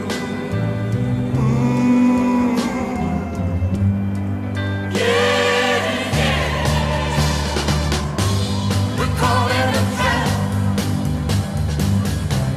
I can't walk out because and they are about to explode at Trump headquarters in West Palm Beach. You see thousands of people waiting, and we are about to hear from the next president of the United States. He will be 45 and 47, and we're waiting for him to join the room. We'll take you there, obviously, as soon as that gets underway. In the meantime, Grady Trimble is in Michigan. Let's get a quick update just outside of Detroit. Hi, Grady. Hey, Martha. Yeah, people were getting a little bit tired here, but then the call for Pennsylvania was like a jolt of electricity through this room at the Michigan GOP watch party, and the crowd started chanting USA. They started chanting Trump, Trump, Trump, as it now appears he will be the 47th president of the United States. Now, in addition to Trump and the call for him in Pennsylvania, they're also excited about the possibility that Michigan could be the state that tips him over that magic 270 number. We're also following a very close Senate race here in Michigan, and they're feeling very confident about that as well. Republican candidate Mike Rogers looks like he could cruise to victory with the help of former President Trump. Democratic candidate Alyssa Slotkin, she went out to her crowd at her watch party at around 12:30 tonight and told them to go home and go to sleep, where here they extended this ballroom venue all through the night if they had to, and now it looks like the crowd is fired up as they await former President Trump taking the stage. Okay, Grady, thank you. It is really important to point out how big the coattails could be tonight. Think about Bernie Moreno in Ohio. Was thought dead in the water against Sherrod Brown. He wins. We have right now at this hour, as Grady mentioned, Mike Rogers in Michigan is up. Looks like he is getting closer. We haven't made a call there yet. Hovde in Wisconsin, leading right now. Sam Brown in Nevada is closing in on Jackie Rosen. Wow. We're talking about historic numbers here. If all of these dominoes fall, you're talking about a Senate that could be 54-46, 55-45. That wasn't in the cards. That wasn't on anybody's bingo card when you came into election night. But these candidates have all fought really strong races, and they have all closed in a very strong way. And in fact, many of them were sort of pulling into +5, +6 in just over the last 3 weeks. So it's a fascinating part of the story. Hopefully we'll be able to call some more of those soon. Former House Speaker Kevin McCarthy says with these coattails, you could see the House going Republican as well, and that would be a part of this story as well. Let's go back out to Trace Gallagher on the West Coast with his panel. Hey, Trace. Brett, thank you. Martha, thank you as well. We've got our panel, Steve Hilton, Jody Armour, Kaylee McGee-White, and Jono Caldwell. You're talking to your panel, Brett and Martha, and we were talking to ours, and Kaylee McGee-White was struck by the whole concept that, again, Trump was undercounted. Kaylee. This is the third consecutive polling miss in a presidential cycle for Donald Trump, and we really need to be asking ourselves, why do they keep getting it wrong? And at this point, it is a choice. Back in 2016, you could argue that you were blindsided. You didn't expect it. You cannot say that anymore. This was predictable from the very start. And I think the reason they keep getting it wrong is because they still don't understand the average Trump voter. They cannot wrap their heads around why so many people support him. And it's because for a long time, actually for the past decade or so, Democrats in power didn't think they needed to. And even worse, they didn't want to. They didn't want to have to stoop down to understand the concerns over immigration, over the economy. And guess what? The American people sent a very clear message tonight that you better start paying attention, and you better start paying attention soon. We heard a lot of words, demographic. I don't know how many times we heard it, Steve Hilton, but Gianna, you talk about black voters, black male voters especially. We heard it again and again tonight, and you think it's worth talking about. I think this is a historic night. Black men will now, those who voted for Trump will be counted as those who helped save America from further decline.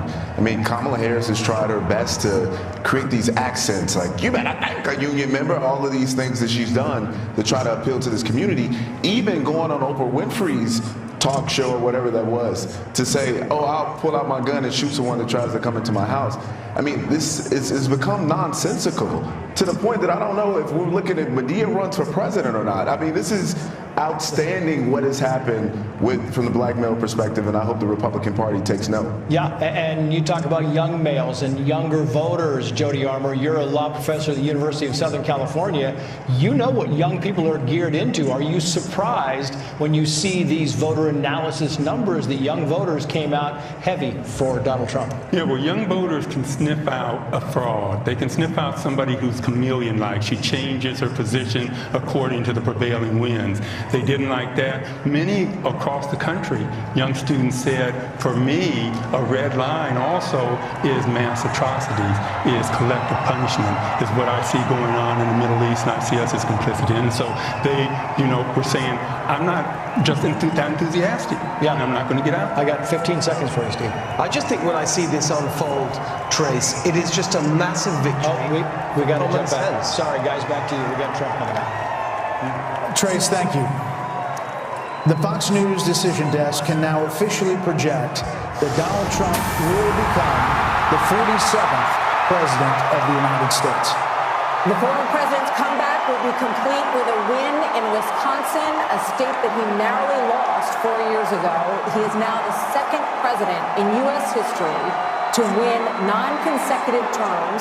The first was Grover Cleveland in the late 1800s. Senator J.D. Vance will become the 50th vice president.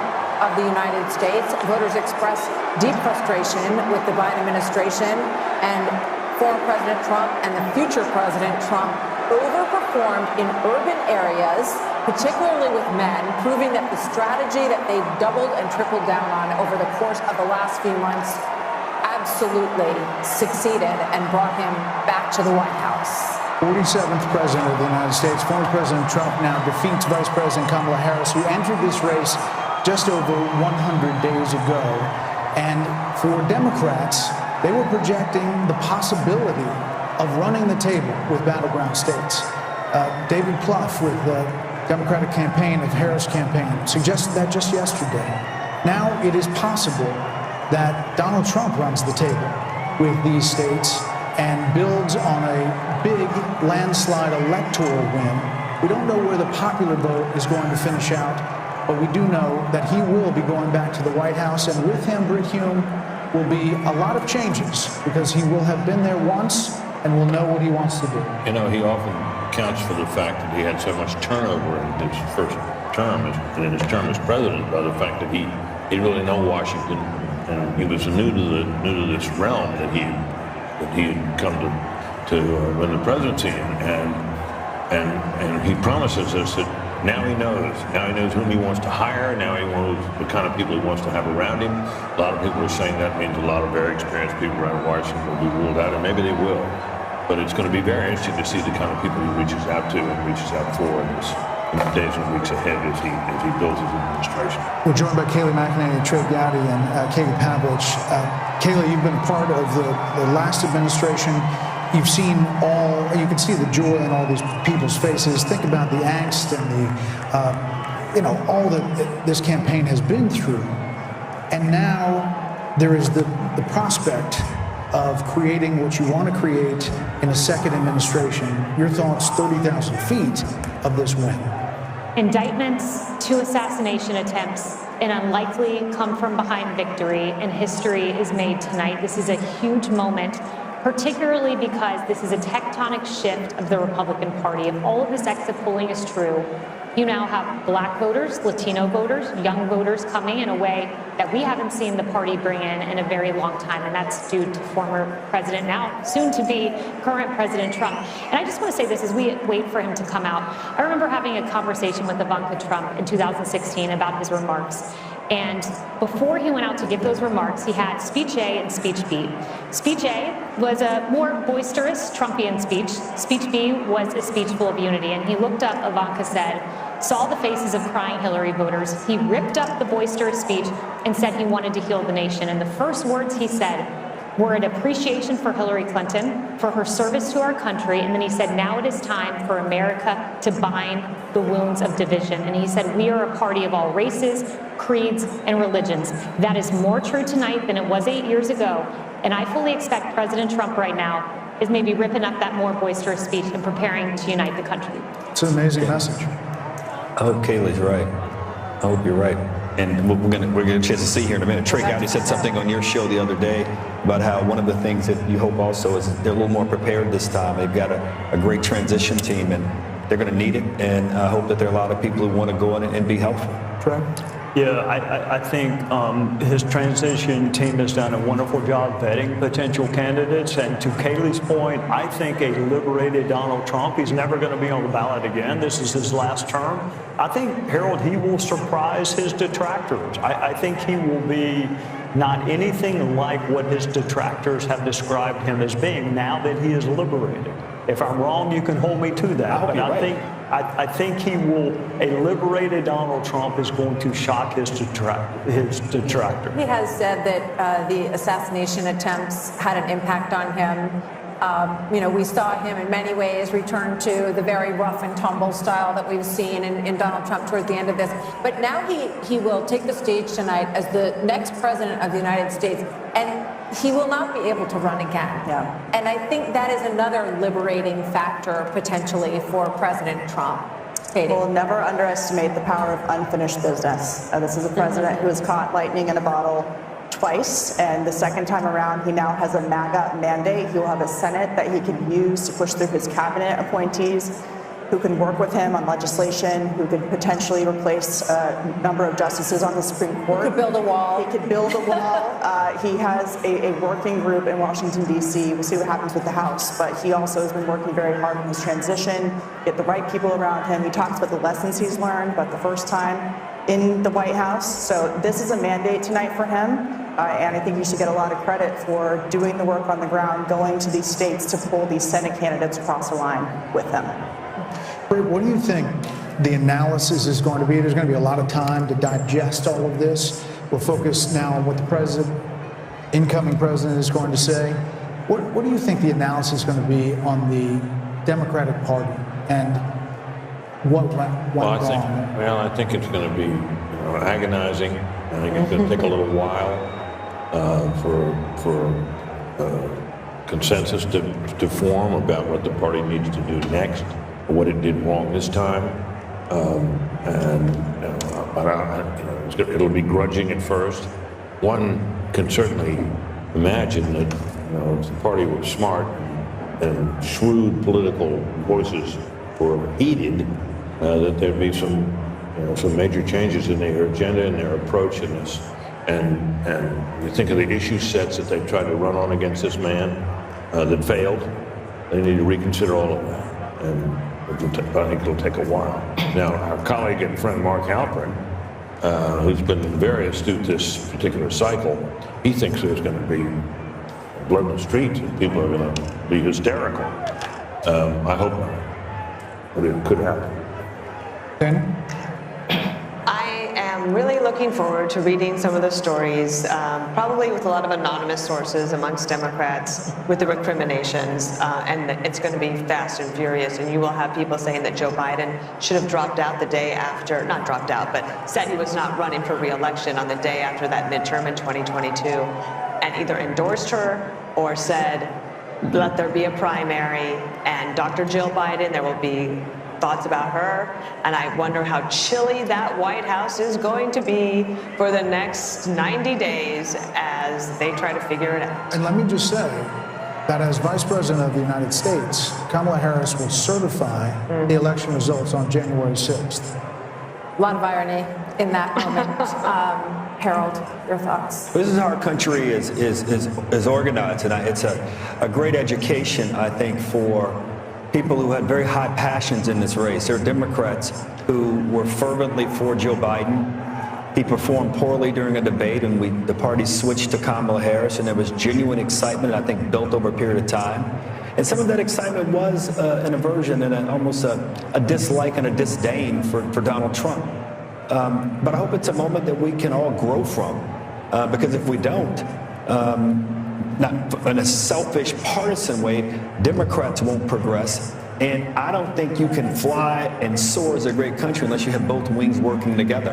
And President Trump, tonight, I'm going to be interested in that tone, Kayla. I was reminded of your words, and reminded of what you said as you shared it. I remembered that story, and I hope and pray for the country tonight that President Trump, who has every right to be joyful, every right to celebrate, will give a speech with that tone tonight that in many ways could help him do all of the things that he campaigned on in this campaign. What does this mean for the Never-Trumpers, who are Republicans, and the Lincoln Project people, and Bill Kristol, and people like that, who seem to abandon everything they ever previously believed in order to oppose Donald Trump? We'll get to the Never-Trumpers soon enough and the hundreds of millions of dollars wasted on them. Look, Donald Trump won this on policy and personality. I don't want to be remiss here. He is talking about energy independence, manufacturing, an economy where everybody is working, no new foreign wars, getting out of the entanglements we currently have, respecting and resourcing law enforcement, border patrol, military. And by the way, friends, we don't get those policies without that personality. What did we hear during the Republican primaries? I want Donald Trump's policies without his personality. Good luck with that. You don't get this strength and this resolve and this toughness. You don't get those policies without that. But I want to say this. It's on this phone that Huma Abedin placed a call 2:30 a.m. on November 9th, 2016. And on the other line was Secretary Clinton to concede the race to Donald Trump on my phone. I handed it to him, And I said to Vice President-elect Mike Pence, make sure Hillary actually concedes. She did. And President Trump was gracious to them too. They came to the luncheon at the Capitol after the inauguration. The Obamas and the Clintons were there. I was there to see it myself. And then something just changed. The Washington Post said, let's impeach him at noon, 2 minutes after he's inaugurated. Melania wrote about this in her book. So, Harold, I hear you. I hope everybody can unify. But I got to tell you, my friend, I think it starts with your party and not mine. Fair enough. They had this guy in a courtroom. He's not an indoor cat. I get it. They have him, and they had him in the courtroom. They have him impeached. They have him, and whether people think that was justified or not, now is a good time to respect the will of the people. Forget about us, the will of the people. I agree with that. I'm just saying be a gracious winner and let's move the country forward. I agree. And I know you will. That was my only point. I heard a gracious winner today when I talked to him. I really did. He's known for a while. He was going to, I wrote a piece on FoxNews.com October 11th saying he's going to have a narrow landslide. I think he's felt that for a while, but he wanted to go and earn it. And I even think the people around him have to be gracious too. I think he will. I don't know him as well as you, but I think the people around him can be gracious as well. That's a different question. We can always hope. No, well, that comes from the top. Once more, I just want to say how much money was spent on this election.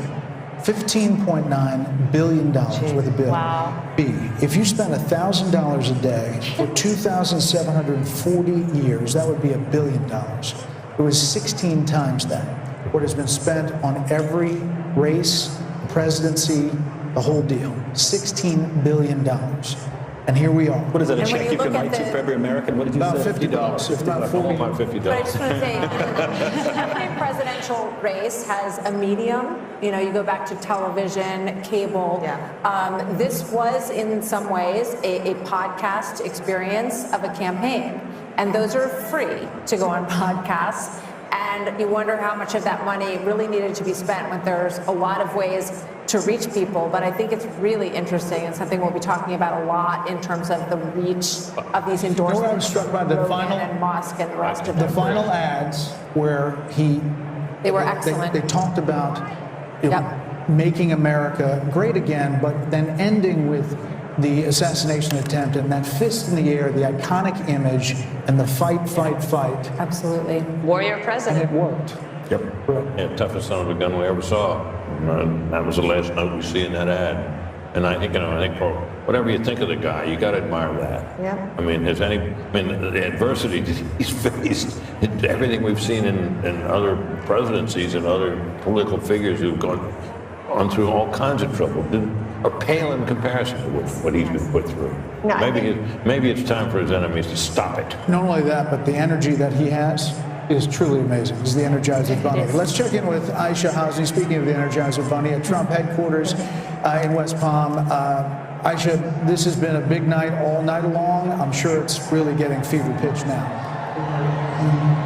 A big night, Brett and Martha, a long campaign for the former president, for all of us, the press corps that have been following him around now for more than a year. The crowd went absolutely nuts when Fox News called it here, and people were hugging each other, they were high-fiving each other, that people were on FaceTiming. I think they couldn't believe it that this happened tonight and they didn't have to wait days and days and days. We are now awaiting the former president to take the podium. He is here in the building, as is his running mate, now Vice President-elect J.D. Vance. They're backstage. We were told they were going to come out as soon as the election was called, and so now we're just waiting. We asked for a 2-minute warning. I don't know if we're going to get one, but hopefully we will see him soon. And so I just want to add a little bit of perspective, just as a Capitol Hill reporter that's been covering the former president for a while. When I came to Congress 3 years ago, talked privately with many powerful Republicans who did not want to see the former president back in Washington, and then to see the legal battles that he went through and Republicans having to stand up for him. And then he went through the primary process. As Kellyanne Conway just said, he earned it state by state by state, and then came back to Washington in the spring and went to the RNC and claimed the nomination. This is the greatest comeback that I've ever witnessed personally myself. And so I look forward to seeing what he says to the country here tonight and to his supporters. Back to you. Aisha, thank you. The Harris team is now texting to say Vice President Harris will speak tomorrow, and that will be her response to the election results.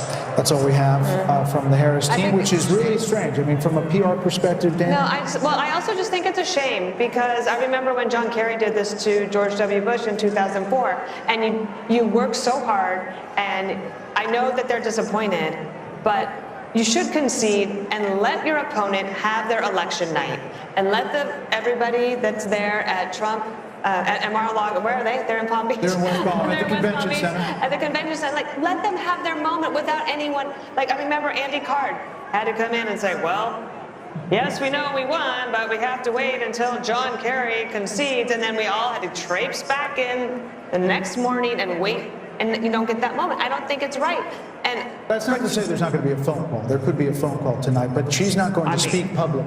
If there's a phone call, they have to make it public. And then nobody needs to hear from her. So if I were her, I would do it tonight. I mean, they had that whole setup in front of Howard. It's all for people who are already there. Everybody was there, and it does feel like you want to just collect the moment and do it the way that But they were holding out hope. They were holding out hope that the blue wall could somehow come together, but it's going to be a red wall. 90 minutes before that, they were told to go to bed. I got that text.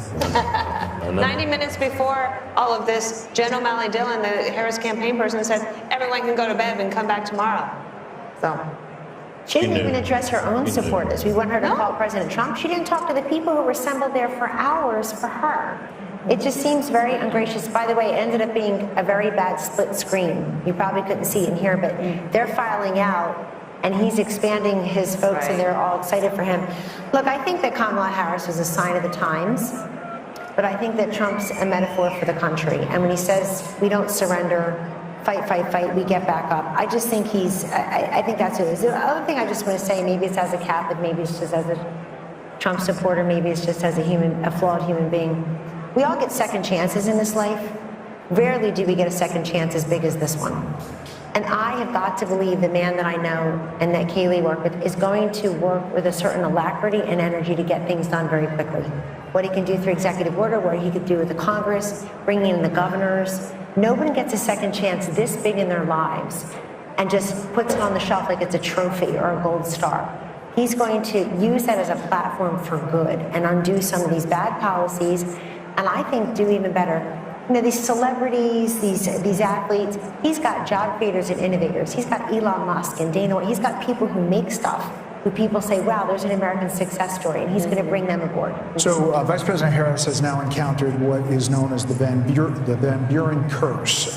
It's the failure of the vice president to get to the presidency. Only two have done it, and that is Mark Van Buren in 1836 and George H.W. Bush in 1988. You know, the question is what the Republican Party looks like now. And Kayleigh, it's a multiracial party, to your point. It's working class, and maybe it's the future. I mean, it's Elon Musk. It is Joe Rogan and podcasts. It is, you know, there's an opportunity here on both parties to realign and change. There are going to be a lot of conversations that go on to that end. Who is the next standard bearer for president? Is it J.D. Vance? Is he the one who picks up the torch after a 4-year legacy-defining term with the success that Kellyanne's describing? Is it J.D. Vance that picks it up? There's going to be a conversation about ground game. I mean, Kamala Harris over the weekend, they were saying they were knocking 1,000 doors a minute, and I have no reason to doubt that. It was an extraordinary ground game, but do ground games matter as much as podcasts? As much as real, authentic, viral moments like President Trump on the garbage truck, or President Trump at McDonald's, these viral moments that really captured the attention of the nation. And what does the Republican Party look like going forward? It's a broad coalition. It's an exciting coalition, and I think if President Trump manifests that working man agenda, no tax on tips, no limit on credit card interest rate, that's a working man's economic agenda. And if he makes that happen in 4 years, this party may look like this for quite some time. I'm struck when you're talking about the authenticity part of this, because when I think about him with the French fries at McDonald's and standing up with blood on his face, fight, fight, fight. You can't fabricate. No, consultant can create those moments, Trey. Those are organic and they are authentic. And I think that is something that Kamala Harris fell really far short on in terms of the authenticity measure. Yeah, if you had told me that a billionaire from New York would be able to connect with middle America, I would have questioned that. To my friend, the gentleman from Tennessee, autopsies are painful, especially when the patient's still alive. I wonder what the Democrat Party is going to go through in the next weeks and months, because this was a loss that I don't think anyone saw coming, not to this magnitude. So what does the autopsy look like if you're a Democrat? It's painful, but you have to have one. How did you lose, and how did you lose this soundly? The easiest way to do it for them would be to simply say, if Joe Biden hadn't clung to the job, clung to the nomination, and hidden his condition with a lot of help, they could have had an open nominating process and gotten a more attractive nominee but I don't know who would have been freer to walk away from Biden policies and would have had a better shot. I mean, I think that's the easiest, simplest solution. But I'm not sure that's where they'll go. But that makes sense. I don't think you can pass over an African American female, which is a very loyal constituency for the Democrat Party. I don't see how they could have passed over. But if he left the office and she'd run, she would have been put through a different process and would have had competition, and the whole thing would have been different. You know? But I mean, Harold, you have a Democratic Party that's pretty old.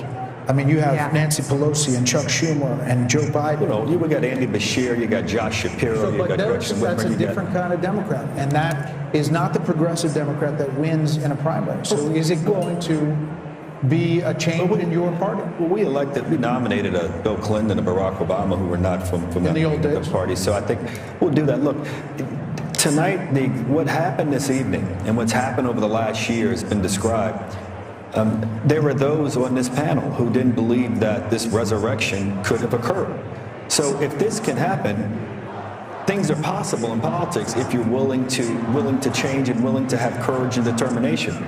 And whatever Democrats or anybody want to say about this guy who's been elected our president, he personifies that courage and determination and persistence. So I think, Trey, you were asking a serious question, and Britt gave a very serious answer. I think that's going to be part of the answer.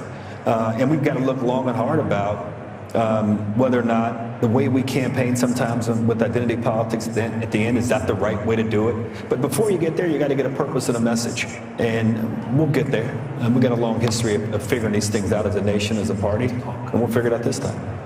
So the carnage speech got a lot of attention at the inauguration. Do we think that this speech, I was going way back. we're actually told that the teleprompters have been removed from the stage, so we could be in for a long haul here. We don't know. But what do you think? He's coming, but there may not be teleprompters. I'm saying he goes off the teleprompter anyway, but he, the other night at the Al Smith dinner, he was upset that there were teleprompters, because he doesn't want to use them. Right. So, Dana, what does this speech look like? This one right now? Yeah.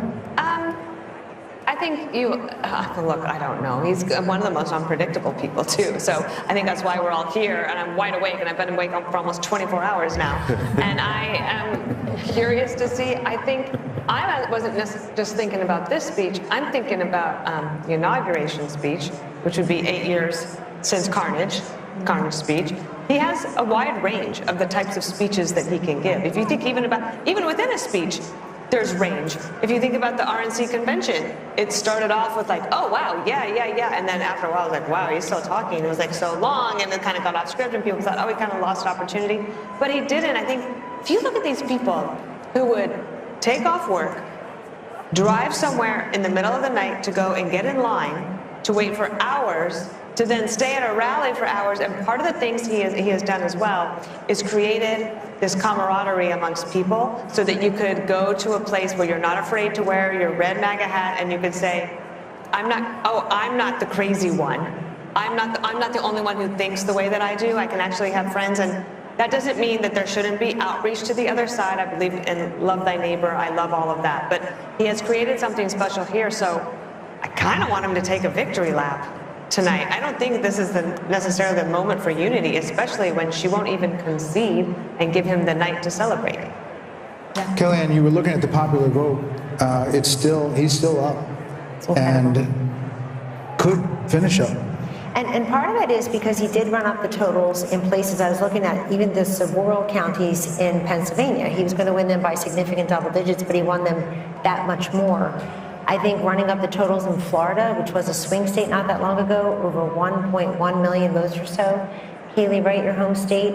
And this is, look, I think that when the Democrats take a look at this candidacy, it's not going to be that she had too much time, not enough time. She's just a flawed candidate. She doesn't speak well. She doesn't work hard. I'm not being mean or partisan.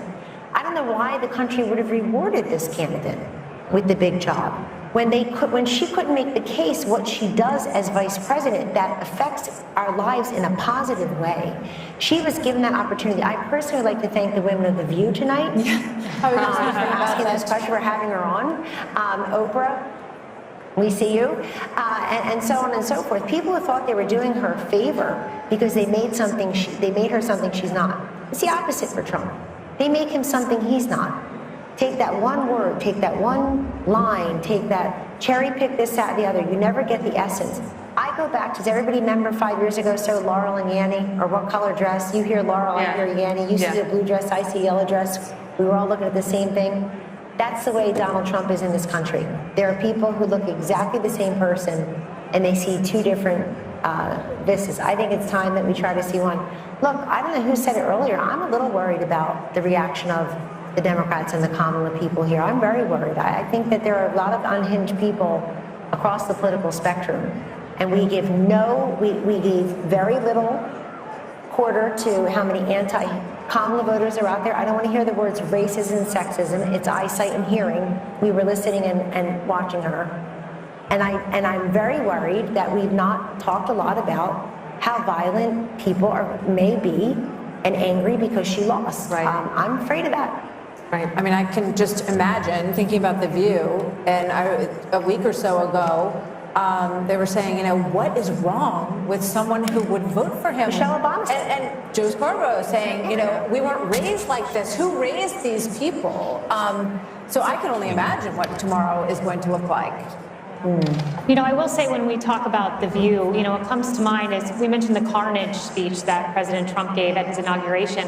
And my mind automatically went to the unity speech that Biden gave, and he mentioned unity a half dozen times. But when you think about what we got over 4 years, there was the garbage comment that didn't come in isolation.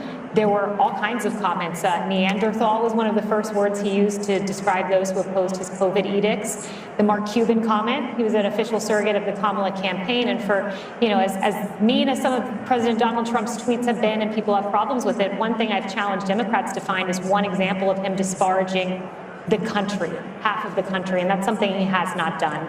And so I expect you'll hear a unifying tone, and I expect you're going to see a very successful presidency, and one untethered maybe from some of the things that were holding him back. What comes to mind is an Oval Office meeting that we had where Dr. Fauci was urging him not to open the country. And I watched President Trump fight vociferously, saying people are losing their jobs. We must open the country. He wanted to do it sooner than he did. I think that Donald Trump, who goes with his instincts, is going to be a Trump that ultimately leads a very successful country in second term. Martha, Joe Biden mentioned the word unity more in his inaugural address than any president, I think, except one.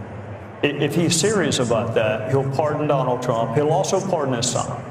And then he'll put pressure on Georgia and New York to end this lawfare. If there is any silver lining tonight, it is that lawfare actually helps the person that you are trying to go after. We need a justice system. The lady needs to wear a blindfold for a reason. We got to stop this prosecution of our political enemies. I mean, literally, his polls went up. Would be the Attorney General. Absolutely. We need a really solid Attorney General. John Ratcliffe. Can do it. Sorry, John. I apologize. Sorry. There will be a lot of talk about cabinet members, Treasury Secretary, Secretary of State, Secretary of Defense. You've got Tom Cotton, Mike Pompeo. You have. Well, you also have a Republican bench. And sometimes, like you were saying, that the Democratic Party is quite old right now. There's not a great bench, although there are some, and especially, but when you take governors out of states, then you leave a hole, and then you have to build up that bench back up. But the Republican bench is pretty strong right now. There you see Doug Burgum and Vivek Ramaswamy, Steve Wynn, his lovely wife Andrea. So people are are there waiting for the former president. Britt would like to know where he is. He's watching us. Can we say tonight, though, Harold, that the melting pot still works? That Hispanics, Black Americans, working class Americans, standing up, asking what their government is going to do, asking their government to see them and their concerns, that it works, that this is American democracy in our republic. The process works. I think as we get a final account of the numbers and the coalition that President Trump won with this time, I think it'll be one that will be for the history books. President Bush, I think, got 40+% of the Hispanic vote. George Bush, W. Bush, and it looks like President, at least the preliminary numbers suggest that. But as much as we talk about the unconventional aspect of this was conventional also. People believed him. He resonated with voters. He resonated with communities, rural communities, urban communities, suburban communities across the country. And I congratulate him tonight. I didn't want him to win, but I congratulate him on his victory and wish him the best for my country. And I can only hope that the concerns that are articulated by my dear friend Kellyanne, that they're not realized. I hope that my party and my friends, and for that matter, Republicans alike, that we're all able, once we get past the moment here, the 24 hours of excitement and joy and celebration, to understand that what we're really celebrating is the greatest experiment to have ever come to existence. It will celebrate 250 years of its own existence in 2026. So those are my thoughts, Brett. I'm struck by the issue of abortion, because it was talked about so much, and it was presented as if, you're a woman and you are not going to support her, then you hate all women. They said that husbands, were hateful towards their wives and the women in their lives if they didn't support this candidate. And I think it just goes to show that kind of, manipulating, it doesn't win. And narrow casting us based on our gender. I think Kamala Harris was talking to us from the waist down, and I think Donald Trump was talking to us from the waist up as well. That's where my eyes, my ears, my heart, my brain, and my big mouth are. So, you got to talk to the woman in full. It's as if she doesn't know anything about the economy, or she doesn't care about what's going on in Ukraine or Israel or with Iran, or can't do the math on her grocery bill. It's an insult. Of course people care, but we care about many things. Just as we are not monolithic in life, we're not monolithic thinkers politically. But Martha, something else happened. They put these ballot initiatives on to try to gin up turnout for the Democrat. And they did that, and it kind of backfired. Look at this popular vote. And it backfired. The other thing is, if you've got 10 abortion ballot initiatives, you can vote your conscience on abortion, and you can vote separately or similarly for president. The presidential race was not a proxy for your position on abortion. By the way, somebody sent me the statistics. Over $500 million spent on ads about abortion. $500 million in this country out of the $16 billion Brett is talking about. $37 million for pro-lifers. The rest was the pro-choicers. It's just insane amount of money. So we've spent a lot of time talking about markets tonight and the betting markets. Trey, at this point, it's at about 66% that Republicans hold on to the House as they're ticking down the possibilities, and they look at these coattails with not only the popular vote, but what could be and is shaping up to be an electoral college landslide. Should he control the White House, the Senate, and the House, like he did at the beginning in 2016, the possibilities open to a lot of things. Yeah, I was there in 2016, and we had everything but an agenda. That mistake will not be made this time. He will deal with the border. He will deal with tax is coming up. There is a plan being formulated by Mike Johnson right now, and John Thune or John Cornyn or whoever becomes the majority leader. The mistakes of 2016, I think we were surprised that he won. I'm not saying he was surprised, but others were surprised. The other thing I will remind you, Brett, when he won in 2016, you recall what he said about Hillary Clinton. She's been through enough. There was a lot of pressure to prosecute her. He said she's been through enough. I wish my Democrat friends would say the same thing about him and say enough is enough. Drop the cases in New York and Georgia. Biden shouldn't wait on Donald Trump to end these federal cases. They should be ended by Joe Biden. If you really want unity, then quit using lawfare to divide the country. Quit using the justice system to try to win political races. We are still following these Senate races, and as we wait for the former president, by the way, there's Nigel Farage there talking in the crowd there. Britt, this is remarkable in that some of these races were not even suspected to be close, expected to be close. Mike Rogers, he was a long shot at one point against Alyssa Slotkin. Good candidate. In Michigan, good candidate. Strong candidate. Former chairman of the House Intelligence Committee. Right. But Sam Brown was left essentially, he was not going to win. He was not on anybody's list. Likely switching. Not getting much money or attention. No, but I think he's a competent candidate. Once again, we have. By the way, there's Sam Brown right there, 48.1 to 47.2, 80% in over Jackie Rosen. How much renews our understanding that candidate quality matters. Yep. In this cycle, Republicans in the Senate races in particular fielded some pretty darn good candidates that gave them a shot in states where Republicans often face an uphill battle. And the fact that, it looks like it won't be just a squeaker, there might be a little margin there for Republicans in the Senate is testament to that. Let's see what Wisconsin is, guys. Can we put up Hovde in Wisconsin?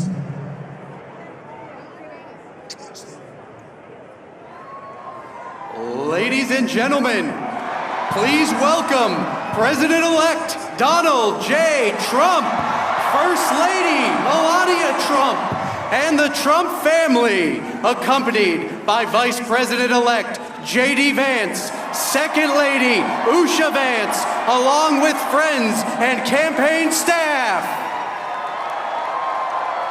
And I'm proud to be an American, where at least I know I'm free. And I won't forget the men who died, who gave that right to me. And I gladly stand up next to you and defend her still today. 'Cause there ain't no doubt I love this land. God bless the USA.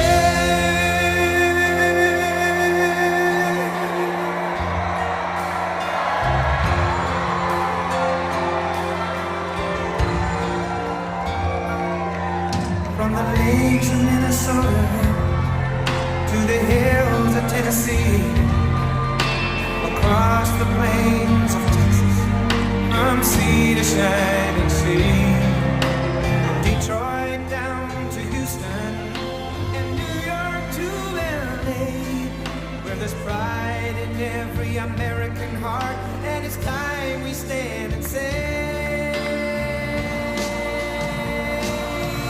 that I'm proud to be an American, where at least I know I'm free, and I won't forget the men who died, who gave that right to me, and I gladly stand up next to you and defend her still today. 'Cause there ain't no doubt I love this land. God bless the USA.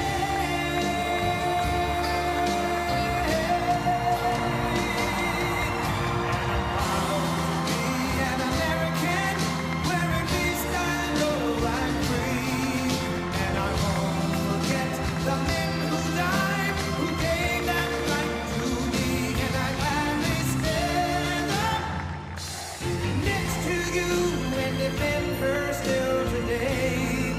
'Cause there ain't no doubt I love this land. God bless the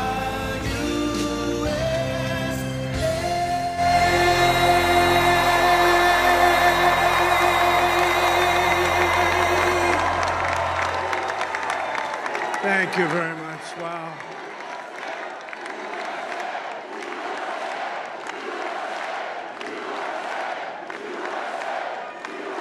Well, I want to thank you all very much. This is great. These are our friends. We have thousands of friends on this incredible movement.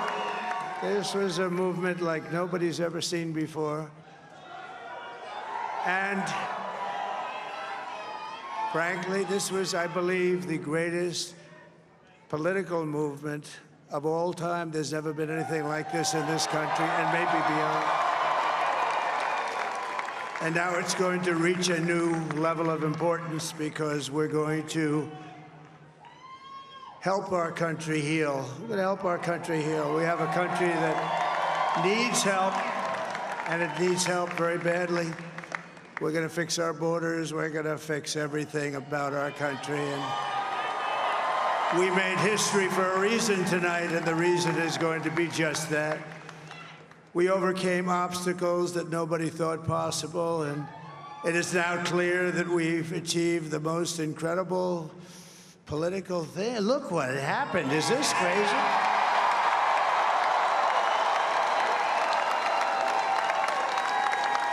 But it's a political victory that our country has never seen before, nothing like this. I want to thank the American people for the extraordinary honor of being elected your 47th president and your 45th president.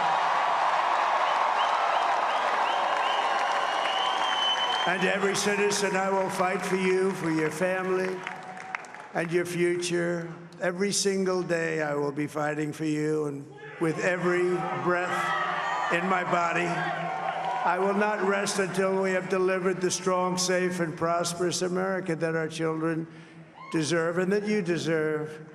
This will truly be the golden age of America. That's what we have to have. This is a magnificent victory for the American people that will allow us to make America great again. And in addition to having won the battleground states of North Carolina, I love these places, Georgia, Pennsylvania, and Wisconsin, we are now winning in Michigan, Arizona, Nevada, and Alaska, which would result in us carrying at least 315 electoral votes. But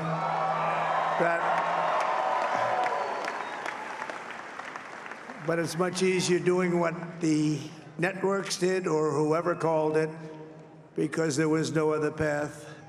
There was no other path to victory. We also have won the popular vote. That was great. Very proud of that.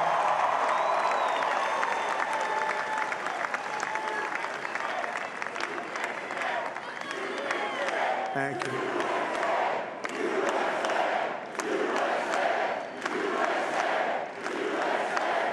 Thank you very much. Thank you.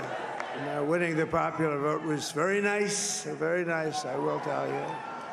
It's a great feeling of love. We have a great feeling of love in this very large room with unbelievable people standing by my side. These people have been incredible. They've made the journey with me, and we're going to make you very happy. We're going to make you very proud of your vote.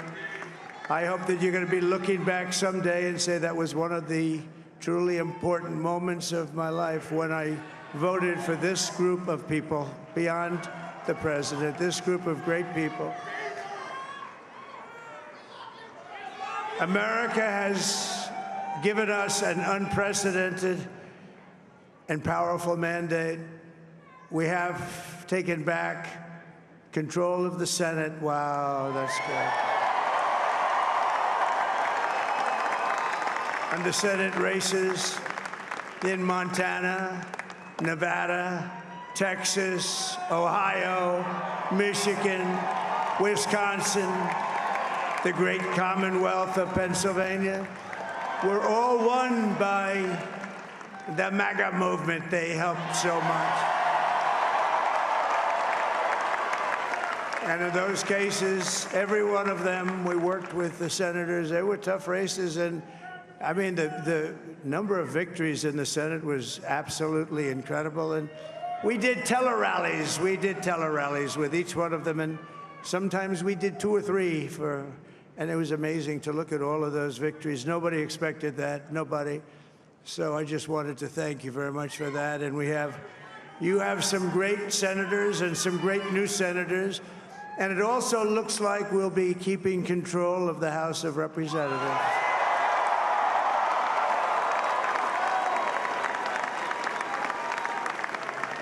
And I want to thank Mike Johnson. I think he's doing a terrific job. I want to also thank my beautiful wife, Melania, First Lady.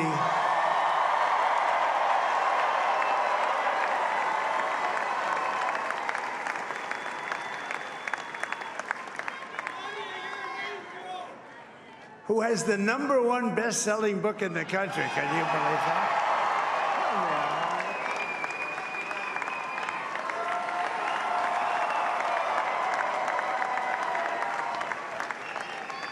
Oh, no, she's done a great job, works very hard to help people. So I just want to thank her. But I want to thank my whole family, my amazing children, and they are amazing children. Now, we all think our children are amazing. Everybody here thinks their children are amazing, but that's a good thing when you think they are. But Don, Eric, Ivanka, Tiffany, Barron, Laura, Jared, Kimberly, Michael, thank you all. What a help. What a great.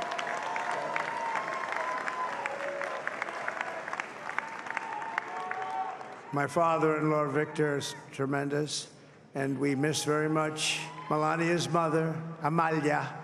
We miss Amalia, don't we, huh? She would be very happy right now, standing on this stage. She'd be so proud. She was a great woman, that one. Beautiful inside and out. She was a great woman. I want to be the first to congratulate our great, now I can say, Vice President-elect of the United States, J.D. Vance.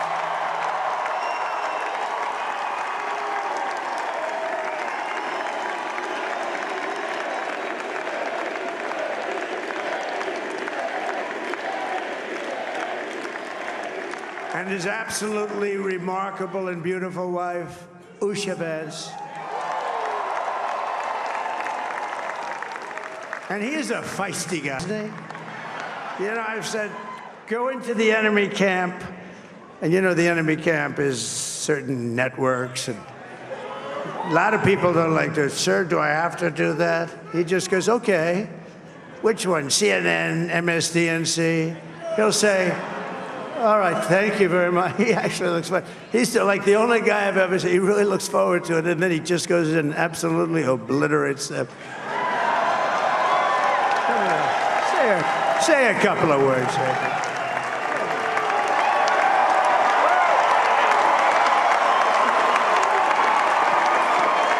Wow.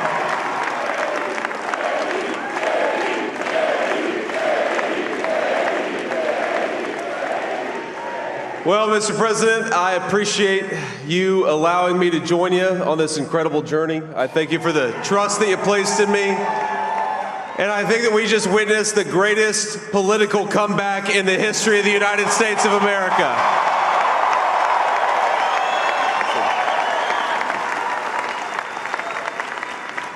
And under President Trump's leadership, we're never going to stop fighting for you, for your dreams, for the future of your children. And after the greatest political comeback in American history, we're going to lead the greatest economic comeback in American history under Donald Trump's leadership.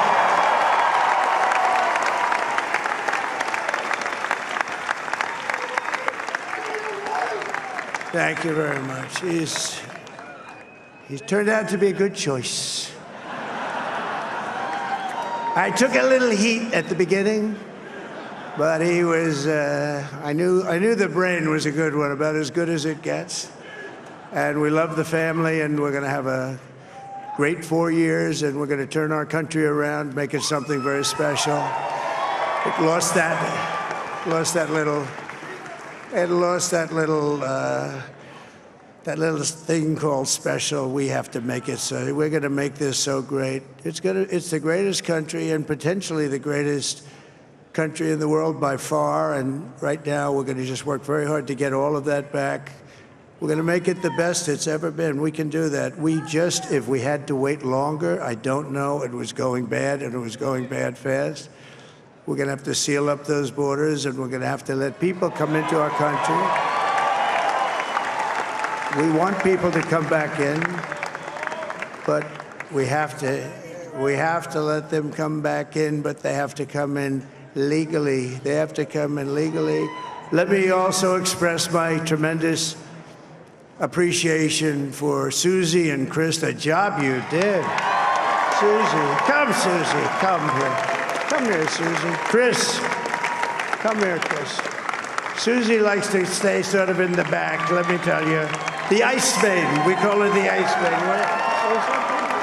Come here, Chris. Come here, Chris. Susie likes to stay in the background. But I just want to thank, obviously, President Trump for this journey. It was a great one, and he's a hell of a candidate, and he's going to be a hell of a great 47th president. And this team that we had, the best team, and, of course, even my boss, Susie Wiles, the best. Thank you. Thank you, and thank you, Susie. Look at her, she's shy. I've never seen her be shy before. Susie, they're great. Everybody up here is great. Everybody up here is very special. But the Trump, who did you say? Oh, let me tell you, we have a new star. A star is born, Elon. Now he is.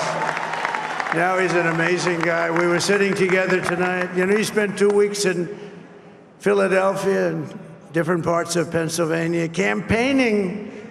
You know, he sent the rocket up 2 weeks ago, and I saw that rocket, and I saw it coming down. I saw it. It was, when it left, it was beautiful, shiny white. When it came down, it didn't look so pretty. It was going 10,000 miles an hour, and it was burning like hell. I said, what happened to your paint job? He said, we've never made a paint that could withstand that kind of heat. And, but I saw it come down and turn around. And it was, you know, it's like 22 stories tall, by the way. It looks a little smaller than that, but it's big. And it came down, and you saw that fire burning. And I'm saying, only Elon can do this. It must be an Elon. And I tell the story. I told it last night. I had a man on the phone. I had the screen muted, no sound. I was talking to a very important man, happens to be here. And that very important guy, one of the most important people in, I would say, the country, actually. But, you know, I was president, and now it looks like I was going to be maybe president again, so I figured I could ask him to hold. So I asked him to hold. And because, especially because you're going to be president again, they hold. So I took the phone down, and I'm looking at the screen. I'm seeing this crazy thing that's going around and coming down. It looks like it's going to crash into the gantry. And I said, oh, no. And I said, do me a favor, do you mind holding for a couple of minutes? I want to see this. I thought it was a space-age movie or something. I put the phone down. Bad part, I didn't pick it up for 45 minutes, and he was holding. But this spaceship came down, and I saw those engines firing, and it looked like it was over. It was going to smash. And then I saw the fire pour out from the left side, and I put it straight. And it came down so gently, and then it wrapped those arms around it, and it held it. And just like you hold your baby at night, your little baby. And it was a beautiful thing to see. And I called Elon. I said, Elon, was that you? He said, yes, it was. I said, who else can do that? Can Russia do it? No. Can China do it? No. Can the United States do it other than you? No, nobody can do that. I said, that's why I love you, Elon. That's great.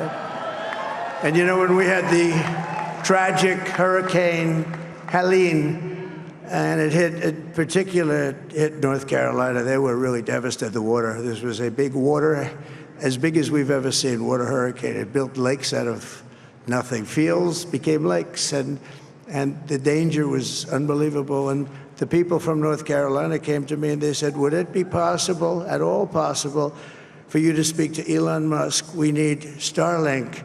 I said, what's Starlink? It's a form of communication. So I called Elon, and I'll tell you what, he had, and it was very dangerous. People would die. They had no communication. All the wires were down. I called Elon Musk. I said, Elon, you have something called Starlink. Is that right? Yes, I do. What the hell is it? He said, it's a communication system that's very good. I said, Elon, they need it really, really badly in North Carolina. Can you get it? He had that there so fast. It was incredible. So, and it was great. It saved a lot of lives. He saved a lot of lives. But he's a character. He's a special guy. He's a super genius. We have to protect our geniuses. We don't have that many of them. We have to protect our super geniuses. I want to thank some of the guys. You know, we have up here today, the U.S. Open champion. He's a fantastic golfer. He's slightly longer than me. Hits the ball a little bit longer than me. Just a little bit. Bryson DeChambeau is up here someplace. What happened to Bryson? Where is he? Bryson.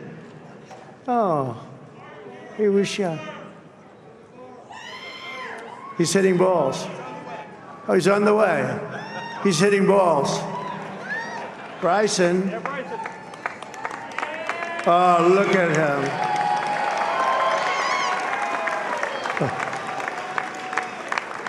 He's got a great career going. Great U.S. Open, Bryson. That's a fantastic job. And we also have a man, Dana White, who has done some job. He's a tough guy.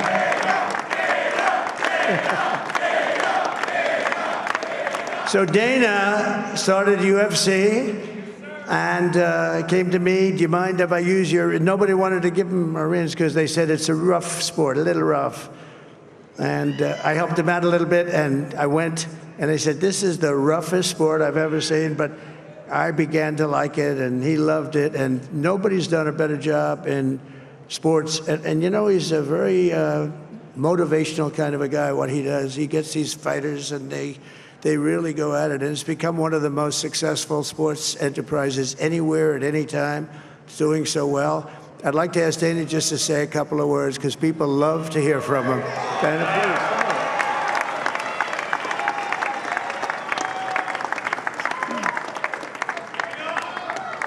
please. Nobody deserves this more than him, and nobody deserves this more than his family does. This is what happens when the machine comes after you. What you've seen over the last several years, this is what it looks like. Couldn't stop him. He keeps going forward. He doesn't quit. He's the most resilient, hard-working man I've ever met in my life. His family are incredible people. This is karma, ladies and gentlemen. He deserves this. They deserve it as a family. I want to thank some people real quick. I want to thank the Nelk boys, Aiden Ross, Theo Vaughn, busting with the boys, and last but not least, the mighty and powerful Joe Rogan. And thank you, America. Thank you. Have a good night.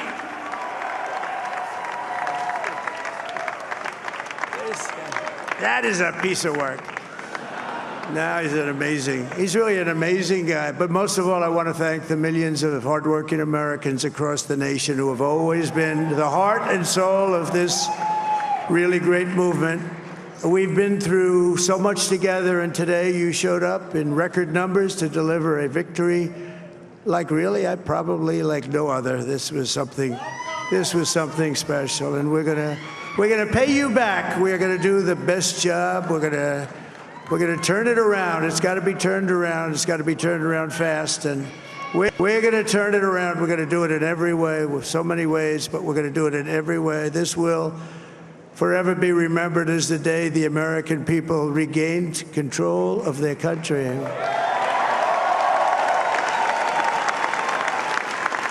So I just want to say that on behalf of this great group of people, these are hard-working people. These are fantastic people, and we can add a few names like Robert F. Kennedy Jr. He came in.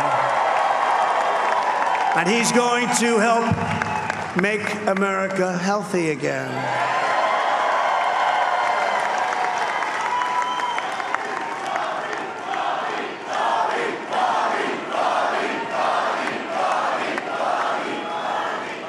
And now he's a great guy, and he really means it. He wants to do some things, and we're going to let him go to it. I just said, but Bobby, leave the oil to me. We have more liquid gold, oil and gas. We have more liquid gold than any country in the world, more than Saudi Arabia. We have more than Russia. Bobby, stay away from the liquid gold. Other than that, go have a good time, Bobby. We're going to be paying down debt. We're going to be reducing taxes. We can do things that nobody else can do. Nobody else is going to be able to do it. China doesn't have what we have. Nobody has what we have. But we have the greatest people also. Maybe that's the most important thing. This campaign has been so historic in so many ways. We've built the biggest, the broadest, the most unified coalition. They've never seen anything like it in all of American history. They've never seen it. Young and old, men and women, rural and urban. And we had them all helping us tonight. When you think, I mean, I was looking at it, I was watching it. They had some great analysis of the people that voted for us. Nobody's ever seen anything like that. They came from all corners, union, non-union, African American, Hispanic American, Asian American, Arab American, Muslim American. We had everybody, and it was beautiful. It was a historic realignment, uniting citizens of all backgrounds around a common core of common sense. You know, we're the party of common sense. We want to have borders. We want to have security. We want to have things be good, safe. We want great education. We want a strong and powerful military, and ideally, we don't have to use it. You know, we had no wars. 4 years, we had no wars, except we defeated ISIS. We defeated ISIS in record time, but we had no wars. They said, he will start a war. I'm not going to start a war. I'm going to stop wars. But this is also a massive victory for democracy and for freedom. Together, we're going to unlock America's glorious destiny, and we're going to achieve the most incredible future for our people. Yesterday, as I stood at my last stop on the campaign trail, I'll never be doing a rally again. Can you believe it? I think we've done 900 rallies approximately from the, can you imagine? 901, something, a lot of rallies. And it was sad. Everybody was sad. Many people, I said, this is our last rally. But now we're going on to something that's far more important, because the rallies were used for us to be put in this position where we can really help our country. That's what we're going to do. We're going to make our country better than it ever has been. And I said that many people have told me that God spared my life for a reason.